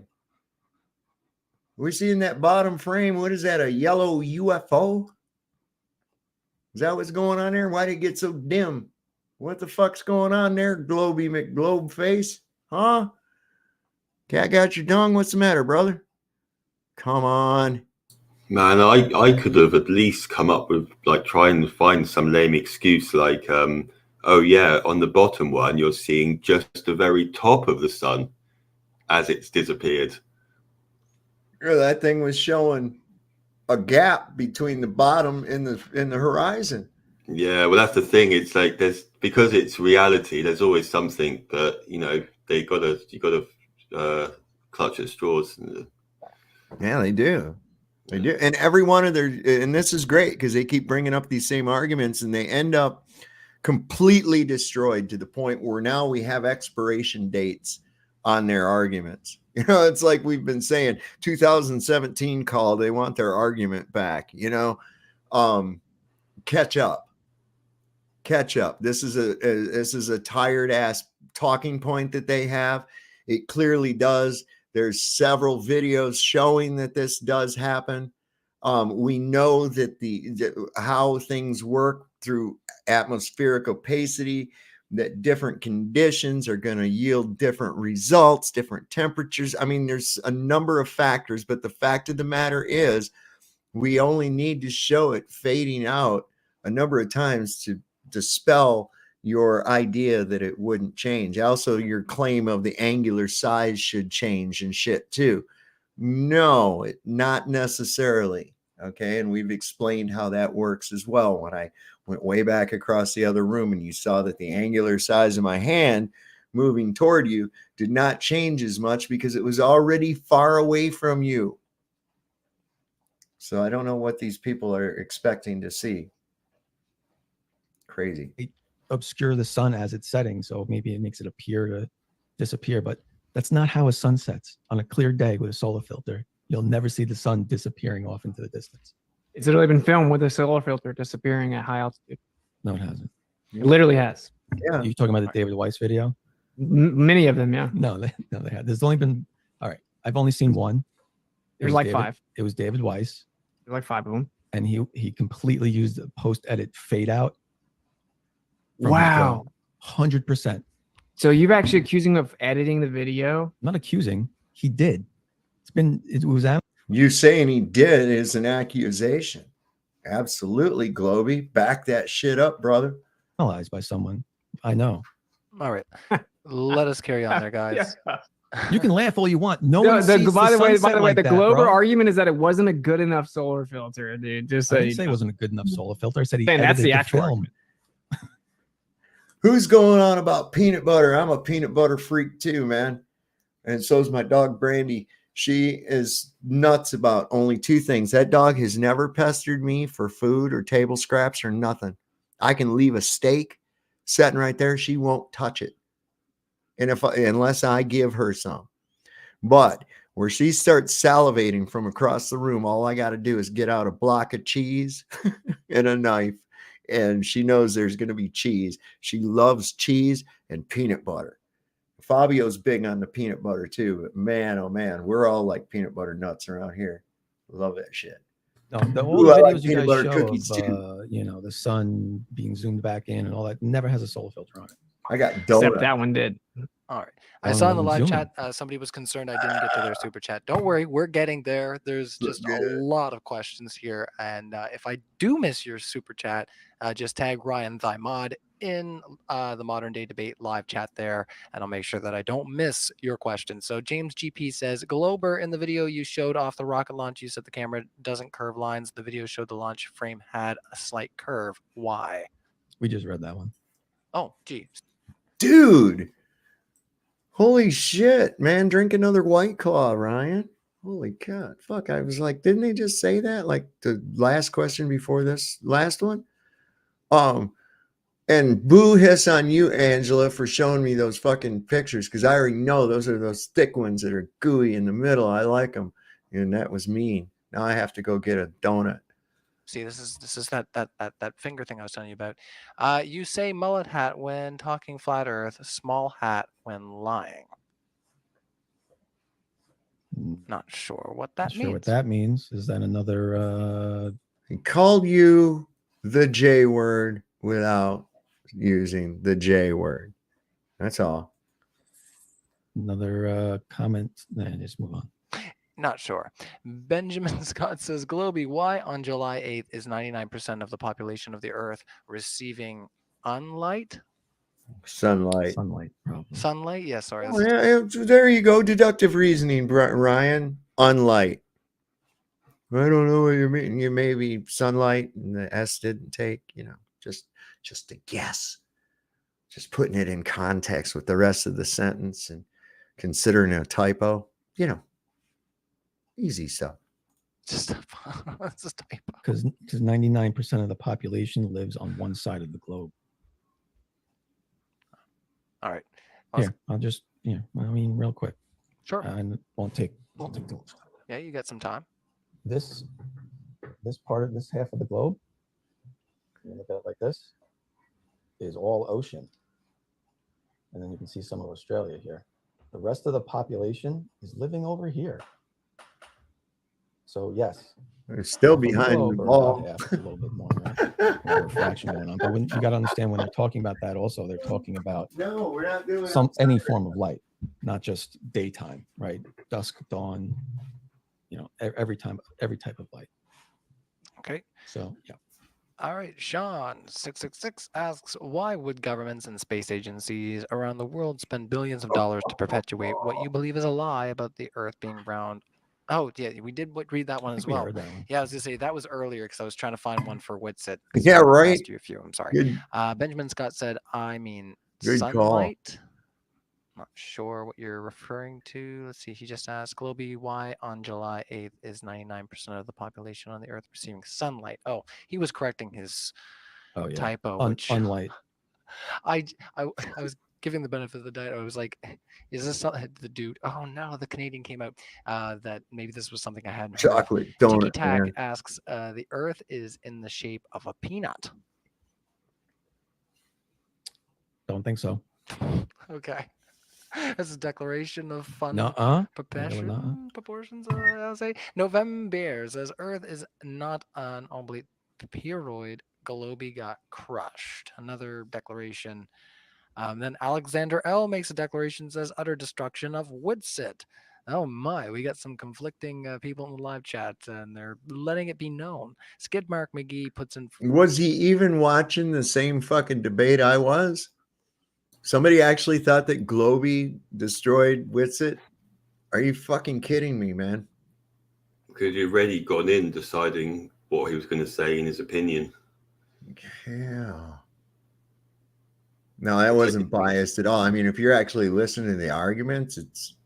Yeah, and the style of the debate as well. There's no way he could have destroyed Witsit because if his style of debate was so completely, like, laid back.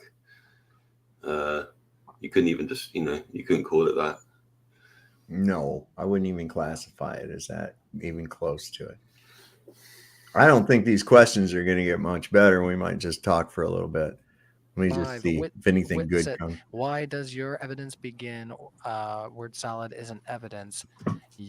Where does your evidence begin? Word salad isn't evidence. Your claims and lies are not evidence. So when does your actual evidence begin? That's all they have. It's like pretty sad. I feel bad for them, honestly, but they can never even give one specific example of word salad. And when they say they do, I just absolutely embarrass them and show that it's just that they don't understand words. And really pretty lame tactic, right? So I provided all kinds of evidence. Much of it was just completely misrepresented. Half the time it was you're lying, whatever. I dropped all kinds of evidence, speculative reflection. I know they're constantly with the fucking, you're lying, you're lying. I'm like, what? Well, listen, this is the bottom line to it. If you got to lie to make a point, and this goes out to, what was our Glober friend's name again? What was he? Tom or Bob or whatever the fuck his name was? Tim, I think. Tim. That's right, Tim. So if yeah, what? Yeah, I was trying to remember what his fucking name is. Anyway, I forgot what I was going to say. Don't matter. If you got to lie to make a point. Huh?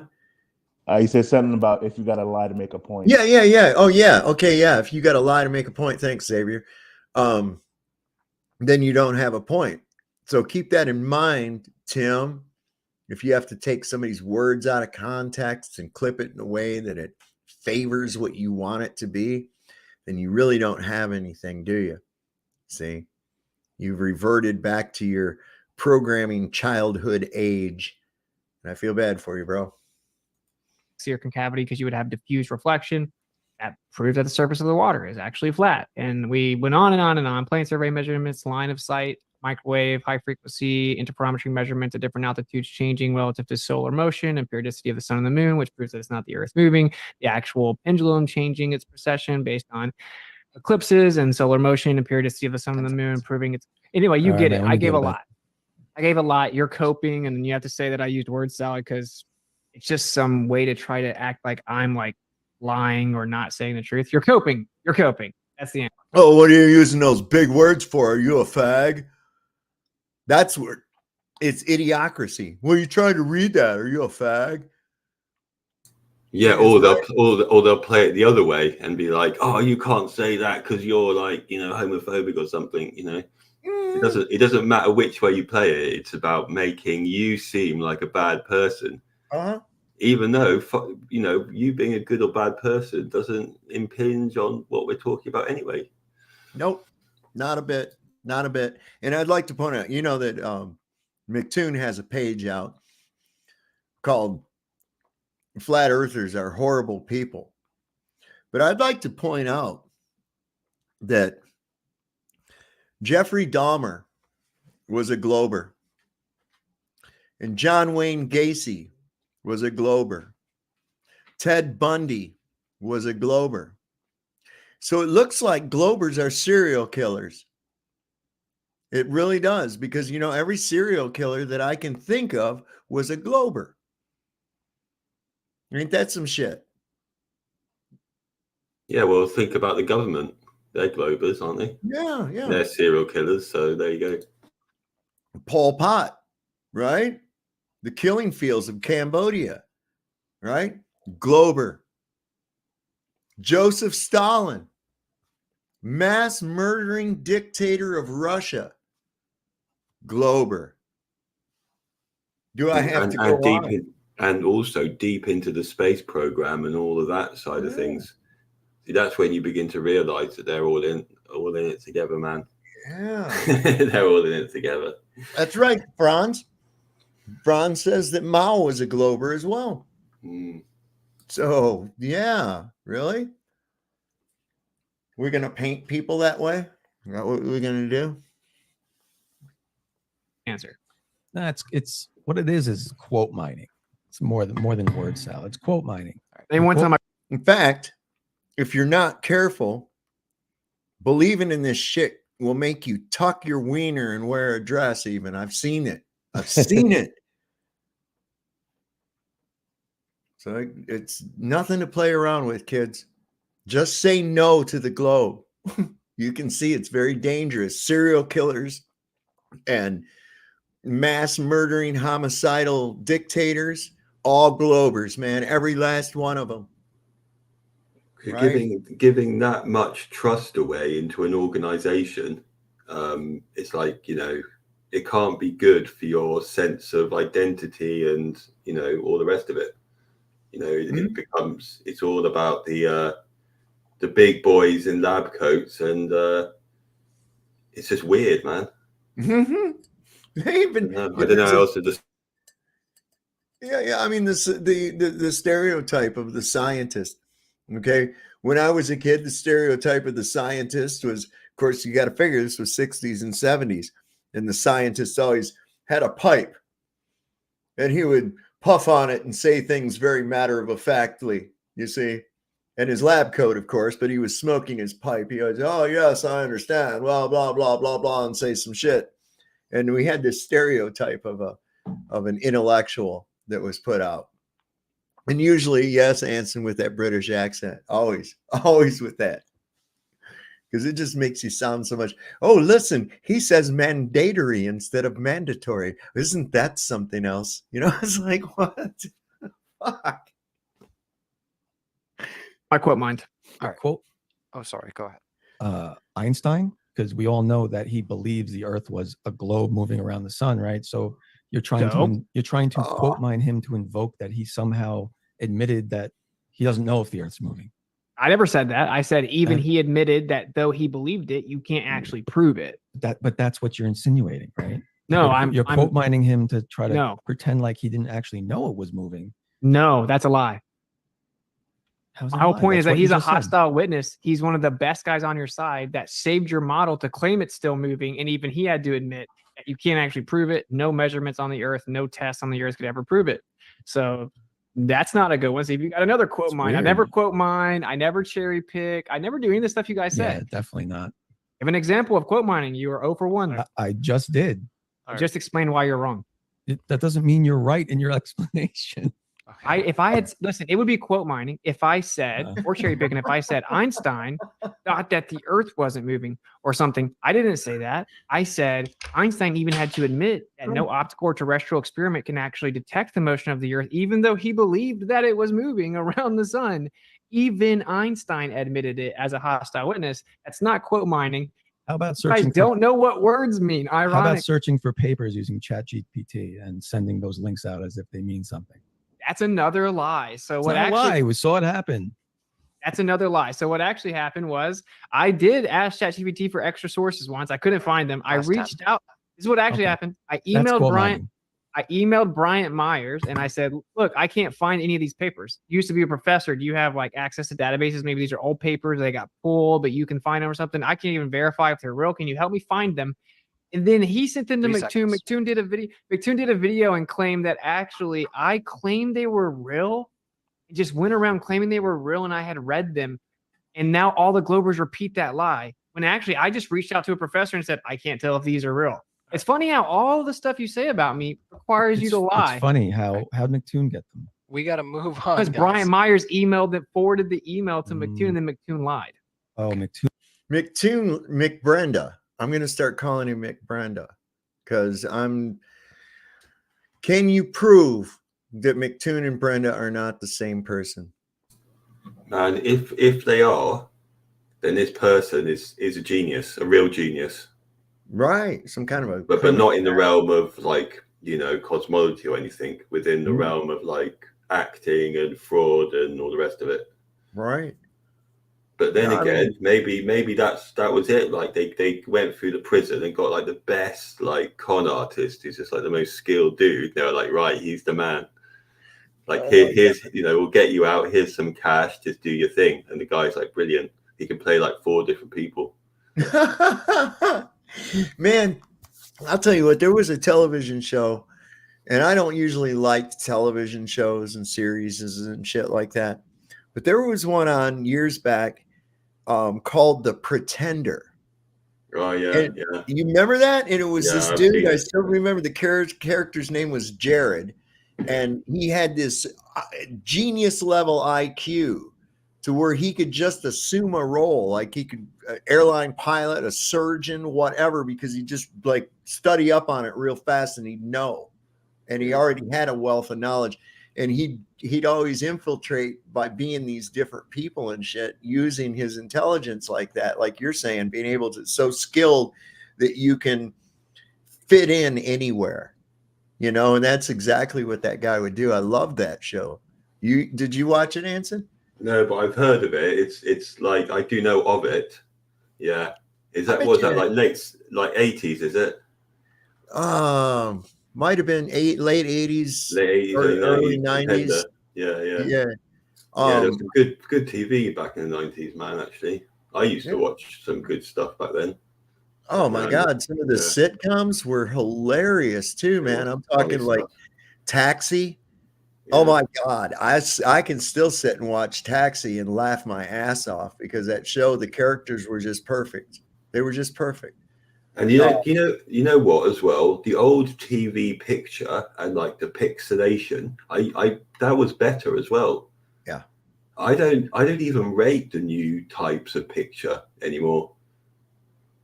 Like when they said that they upgraded everything, like whatever 2005, and we now have better pictures. I preferred that slight graininess of the old films and TV programs. Well, here's what scared me about it in the first place, right? Was because you mean to tell me here we are, massive debt, budget problems, all this other shit, right? Problems geopolitically. And out of all of that, they made a huge effort because they care about our television viewing quality. Just like they care about our teeth, right? And not only that, when they bring a new product out, you have to go over to that product and start using it because they won't even be stocking the old stuff, the Walkmans, the old style TVs, the video players. All as soon as they switched over to DVD, within like half a year or something, they just removed all the video sections and it was just straight into DVD. Right. Well, and this is where you got with it, right? So they said, oh, we care so much. And people are like, well, what's that mean? How am I going to be able to watch my TV?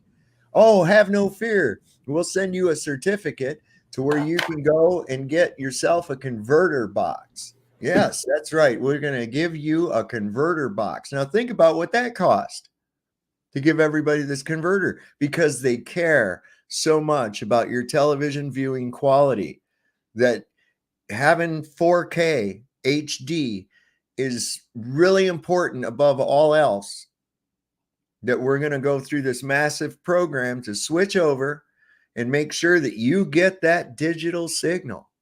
We're going to make sure that you get that digital signal. And don't worry, in about a year or so, the fucking flat screen digital TVs are going to be so goddamn cheap that Billy Bob in his single wide trailer with the porch falling off of it, has a brand new 75-inch 4K TV that he got himself down at Walmart. So they made it sure that everybody got one of these. Same thing with the fucking smartphones. Oh, can't afford a phone? Here, the government will give you one. The Obama phone, because we care about you. No, it isn't. It's because you want everybody chipped and tracked, man. That's it.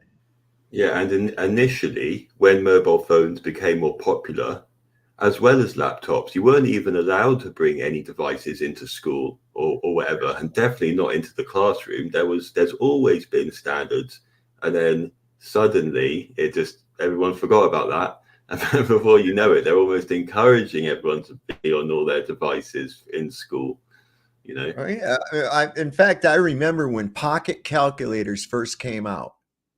Pocket calculators. And I was just a kid, and I remember seeing them in a Kmart store in the jewelry case. And the pocket calculator was about just a little bit smaller than the average paperback book. And it was pretty basic. It was pretty basic, but it was cool because it had square root. You could use that button and everything. So it was pretty cool. I remember looking at my dad and I said, watch, they'll get that down to a point where you'll be able to have it on your watch. Right. And of course they did. Well, my dad, always loving gadgets. He's like me. I'm a gadget freak too. He bought one. And so I begged and pleaded with him to let me take it to school for show and tell. And he knew I'd be very careful with it. But I had to leave it with the teacher until show and tell time because they just said, no, we were afraid you might use that to do your math. Now these kids, that's how they're doing it. They don't have any idea how they've gotten to the conclusions that they worked out. They didn't work it out. A computer did it for them. So if you're out of batteries, you're fucked. There you go. Yeah. You weren't allowed to. Now that's all it is. And they care so much about you. They want to make sure you have a cell phone. And they care so much about you that they want to make sure your teeth don't decay. But they don't give a shit if you're living in a Maytag refrigerator box in an alley someplace freezing your dick off trying to survive. No, that doesn't matter. No, as long as you got healthy teeth and TV, you're good to go. That's all you need, man. And some gummet cheese. That's what I was saying. That was what I was saying with there's no need to worry about fake nukes. You have an EMP and the power goes out in these cities, you give it about a week or so before these people with no survival skills start eating each other. You know, I'm gonna do like I do about nukes as far as EMPs are concerned. I'm calling bullshit. I'm calling bullshit, and I'll tell you why. Cool, let me know, bro. Why ain't nobody used one? Same reason with nukes. Okay, when I was coming up, I remember in the 80s, early 80s, might have been even the late 70s. This kid, for his science fair project, he was a high school kid, built a fully functional nuclear bomb. The only thing missing was the plutonium because it's a highly regulated material. And everybody flipped shit. They lost their minds. My God, if a high school student can create a nuclear bomb, well, any of our enemies could do that on a small scale. We'll zoom up about 15, 20 years. We got Colin Powell scaring the shit out of everybody with an empty vial, talking about yellow cake uranium that's for sale on the black market in Iraq, right? And all these countries that hate us for our freedom and everything. And you mean to tell me not one of these motherfuckers built a small bomb and placed it somewhere to go off? Nowhere, not in the United States, not in any other countries, nowhere. Nowhere have they done this. Why? Because they're not real. So they've been scaring the shit out of us about EMPs going to knock out the grid, and an EMP will knock out all this shit for about 30 years now. Nobody's used one, but they still worried about it. And I'm calling bullshit on it because if it was real, somebody would have used it by now. Hey, that's some fair points, brother. And hey, if they shut off the power manually, and they'll just say it's an EMP. That's another mind screw that they'll guess the public. Yep. Just 9/11, the electric grid. Oh, it was an EMP. Well, yeah, sure it was. Where'd it come from? Oh, well, look, our satellite image shows, and they'll show you some CGI bullshit. You know, I mean, if people haven't figured out now that everything they're told is a goddamn lie, then I don't know how to help them. I really don't. I mean, you have to go from that right there. The only thing you actually know is real is what you can verify for yourself. I mean, I'm even looking at history, and I'm a fond student of history. But I have to go with Voltaire when he said, of course, now Voltaire was a little bit of a nihilist, but he said history would be a wonderful thing if only it were true. And just even in the word, it's his story. Doesn't mean that it's our story. He who wins the war, the victor writes the outcome, right? Dune lied. I just specifically stated what happened. All right, let's move on, guys. I think we've called slander, by the way. And when you call me a grifter in a comment, it's also slander. Yeah, I think we've gotten as much out of that one, Skidmark McGee. So let's try to carry on. There again, that's all they fucking got. Alexander L. Let's see. I mean, I'm serious. That's all they got is insults, mockery. Like, how many times did that guy come on? You guys are just stupid.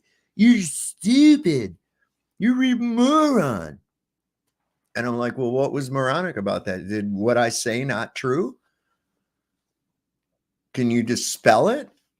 No, I'm just going to sit here and say you're stupid. Okay, well, that's a fair point, I guess. That's kind of just an ad hom, so we're going to move on from there. Sorry, Alexander, but thank you so much for your support. It's not very productive. Mr. Lollipad says, Witsit, can you explain celestial navigation? Thanks for your first super chat. Yes, again. So on the globe Earth, right, they say that the stars look like they're dropping in the sky, just like perspective does to, say, streetlights or the hallway, but that it isn't because of perspective. It's because the stars are so far away that perspective doesn't make them change. It's because the Earth is curving. And since there's a celestial sphere around a curved Earth, and there's a linear relationship, a 1-to-1 relationship. So 60 or 1 degree per 60 nautical miles. That the stars will change, right? They'll displace 1 degree every 60 nautical miles you go across the Earth because the Earth is curving at that rate. Okay. But the flat Earth would just be actually perspective does make the stars go down just like we see them. It isn't the one exception in the universe where perspective all of a sudden stops working. And then you would have the same relationship, only it would be logarithmic over a plane surface with a visual limit that's equidistant. All right. Mr. Kaija suggests that we don't use words, that we use Muppets or puppets instead. It's more effective. Yeah, you're just using words, bro. That would be fun though if we animated a debate. You know, we can do it with AI at this point and other auto video filters, but let's just not. All right. So LJ says. Oh, we read that one. We're actually getting near the end. Look at that. Michelangelo says, Globers think Witsit is just a good debater. This is true, though the truth defends itself. So he's let's go. Thanks to you, Witsit. Well, it's just that the truth is easy to defend. Let's see here. Witsit debating a McToon on celestial navigation from Alexander. Maybe my friend wanted to debate him specifically. He's got beef with him, I guess. That's why I asked McToon. We got the beef. McToon's just obsessed with me. He wants clicks. Like that's why I normally don't engage with them. We got the beef, but let's not take the tea. All right. Yes, I have bed bugs. Asks. What a thing to make me say live. Witsit Witsit gets it, my precious. I think they're just being rude. But that's their first super chat, so we'll just. I don't care. I don't know what they were looking for. Rodolfo Garcia. I have to work on my Gollum impression now. Look at that. Do you have midnight sun in the flat Earth model? It looks like you have nights every day in your model. Do you deny midnight sun in the South Hemisphere? Yeah, I don't agree with that claim because I know people that. Even one that worked for NASA was stationed there for 6 months. Said you do not see the sun in the sky for 24 hours. Like right? We've now you claim to have one video or whatever. you said that you could debunk all of them. Well, one of the most famous ones that got millions of views on YouTube, they ended up coming out and admitting it was doctored because it was so blatantly, the end was chopped on, the end was added to the beginning, and they admitted that they did it after we called them out. That's a fact. So I know people that have been there, they say you don't see the sun for 24 hours, you see light. And it includes a former NASA employee that was stationed there for 6 months. So I certainly don't deny it in the North. And I would have to have verifiable evidence. I'm trying to go to Antarctica myself next December, and I will see what happens. And then when I don't see it, you guys will all make excuses for it. I mean, we know how it goes. It's hard to listen to the lies like that, man. And if you're not lying, I feel bad, but I'm sorry, Globie. That one was for him, and we'll. So those are all facts. sorry. Those are all facts. No shit, man. Oh, those are lies. We're so used to living in lies that's what we're going to say everybody else is doing. This guy's pitiful. I don't think this is going to go any much further than where it has. Bottom line, Witsit wins, I would have to say.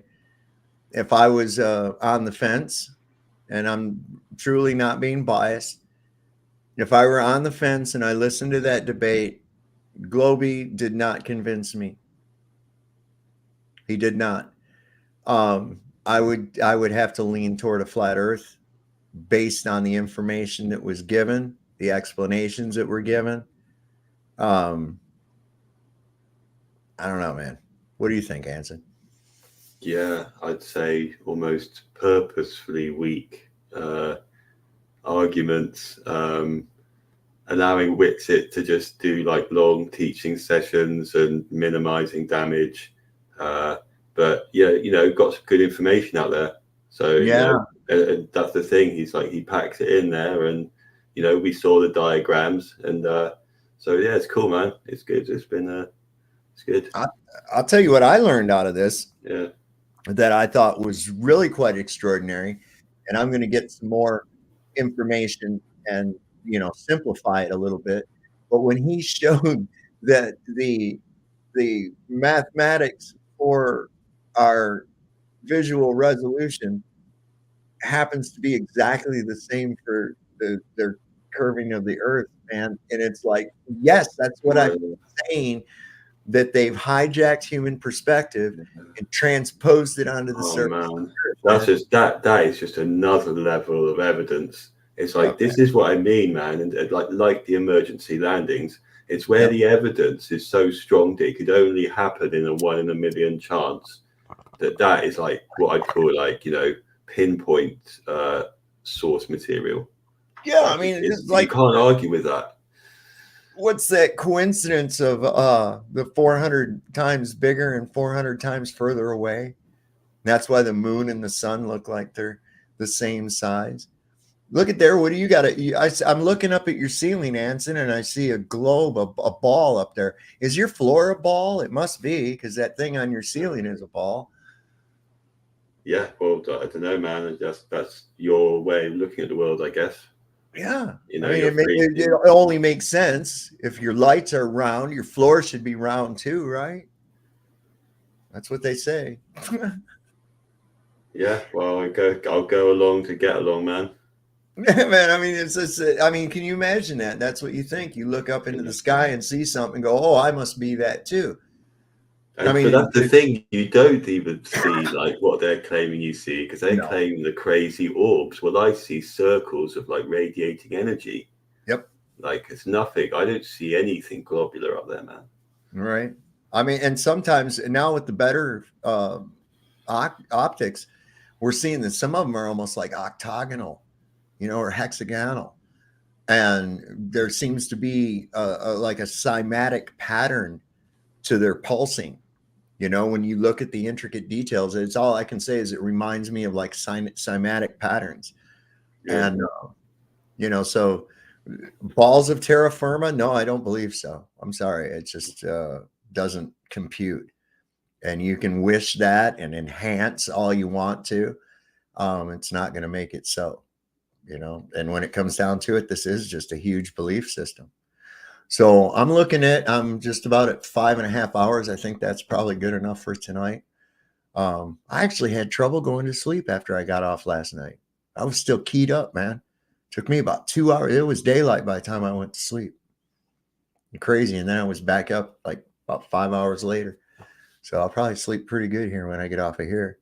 Did you want to add anything before we get off here tonight, Anson? No, nothing. Xavier, how about No, you? thank you. No. No, I think, and one of the things that Witsit excels at, and something that we should take. I know you already know this, but the receipts, right? The hijacking of perspective to implant on a globe model that holds weight when people have receipts and they see the math works out. The kinematic equations that we say can be implemented with acceleration without the gravity that holds weight. And when people see that, that holds more weight than just saying that there's no proof for the globe, because we know there's no proof for the globe, but explaining it with receipts from their own paradigm, with their own science and the lack of science that they have, that's just something that we got to keep in mind when we're approaching these conversations. Yeah, I agree. And another thing too is, like, they're always trying to, and this is the tactic, because we know the claim is that of a globe, but then they always want to prove that my claim is wrong. Well, no, that's not how this works. Okay. I don't have to prove your claim wrong. You have to prove it correct. I observe 11 level stationary plane. Okay. I don't see that I'm on a ball, that I'm rotating. I feel no movement. Okay. Water at rest is level. And you're claiming that it's not. All right. That requires proof. So when I say even that the Earth is a level stationary topographical plane contained within a dynamic fluid pressure system, I can comfortably say contained, because physics dictates that you cannot have a gas pressure without containment.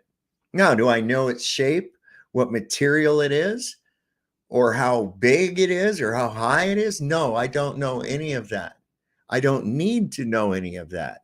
No more than I have to know where the cow was raised from the steak that I'm eating to know that that came from a cow. I don't have to know the field that it grew up in. I don't need to know the farmer who raised it.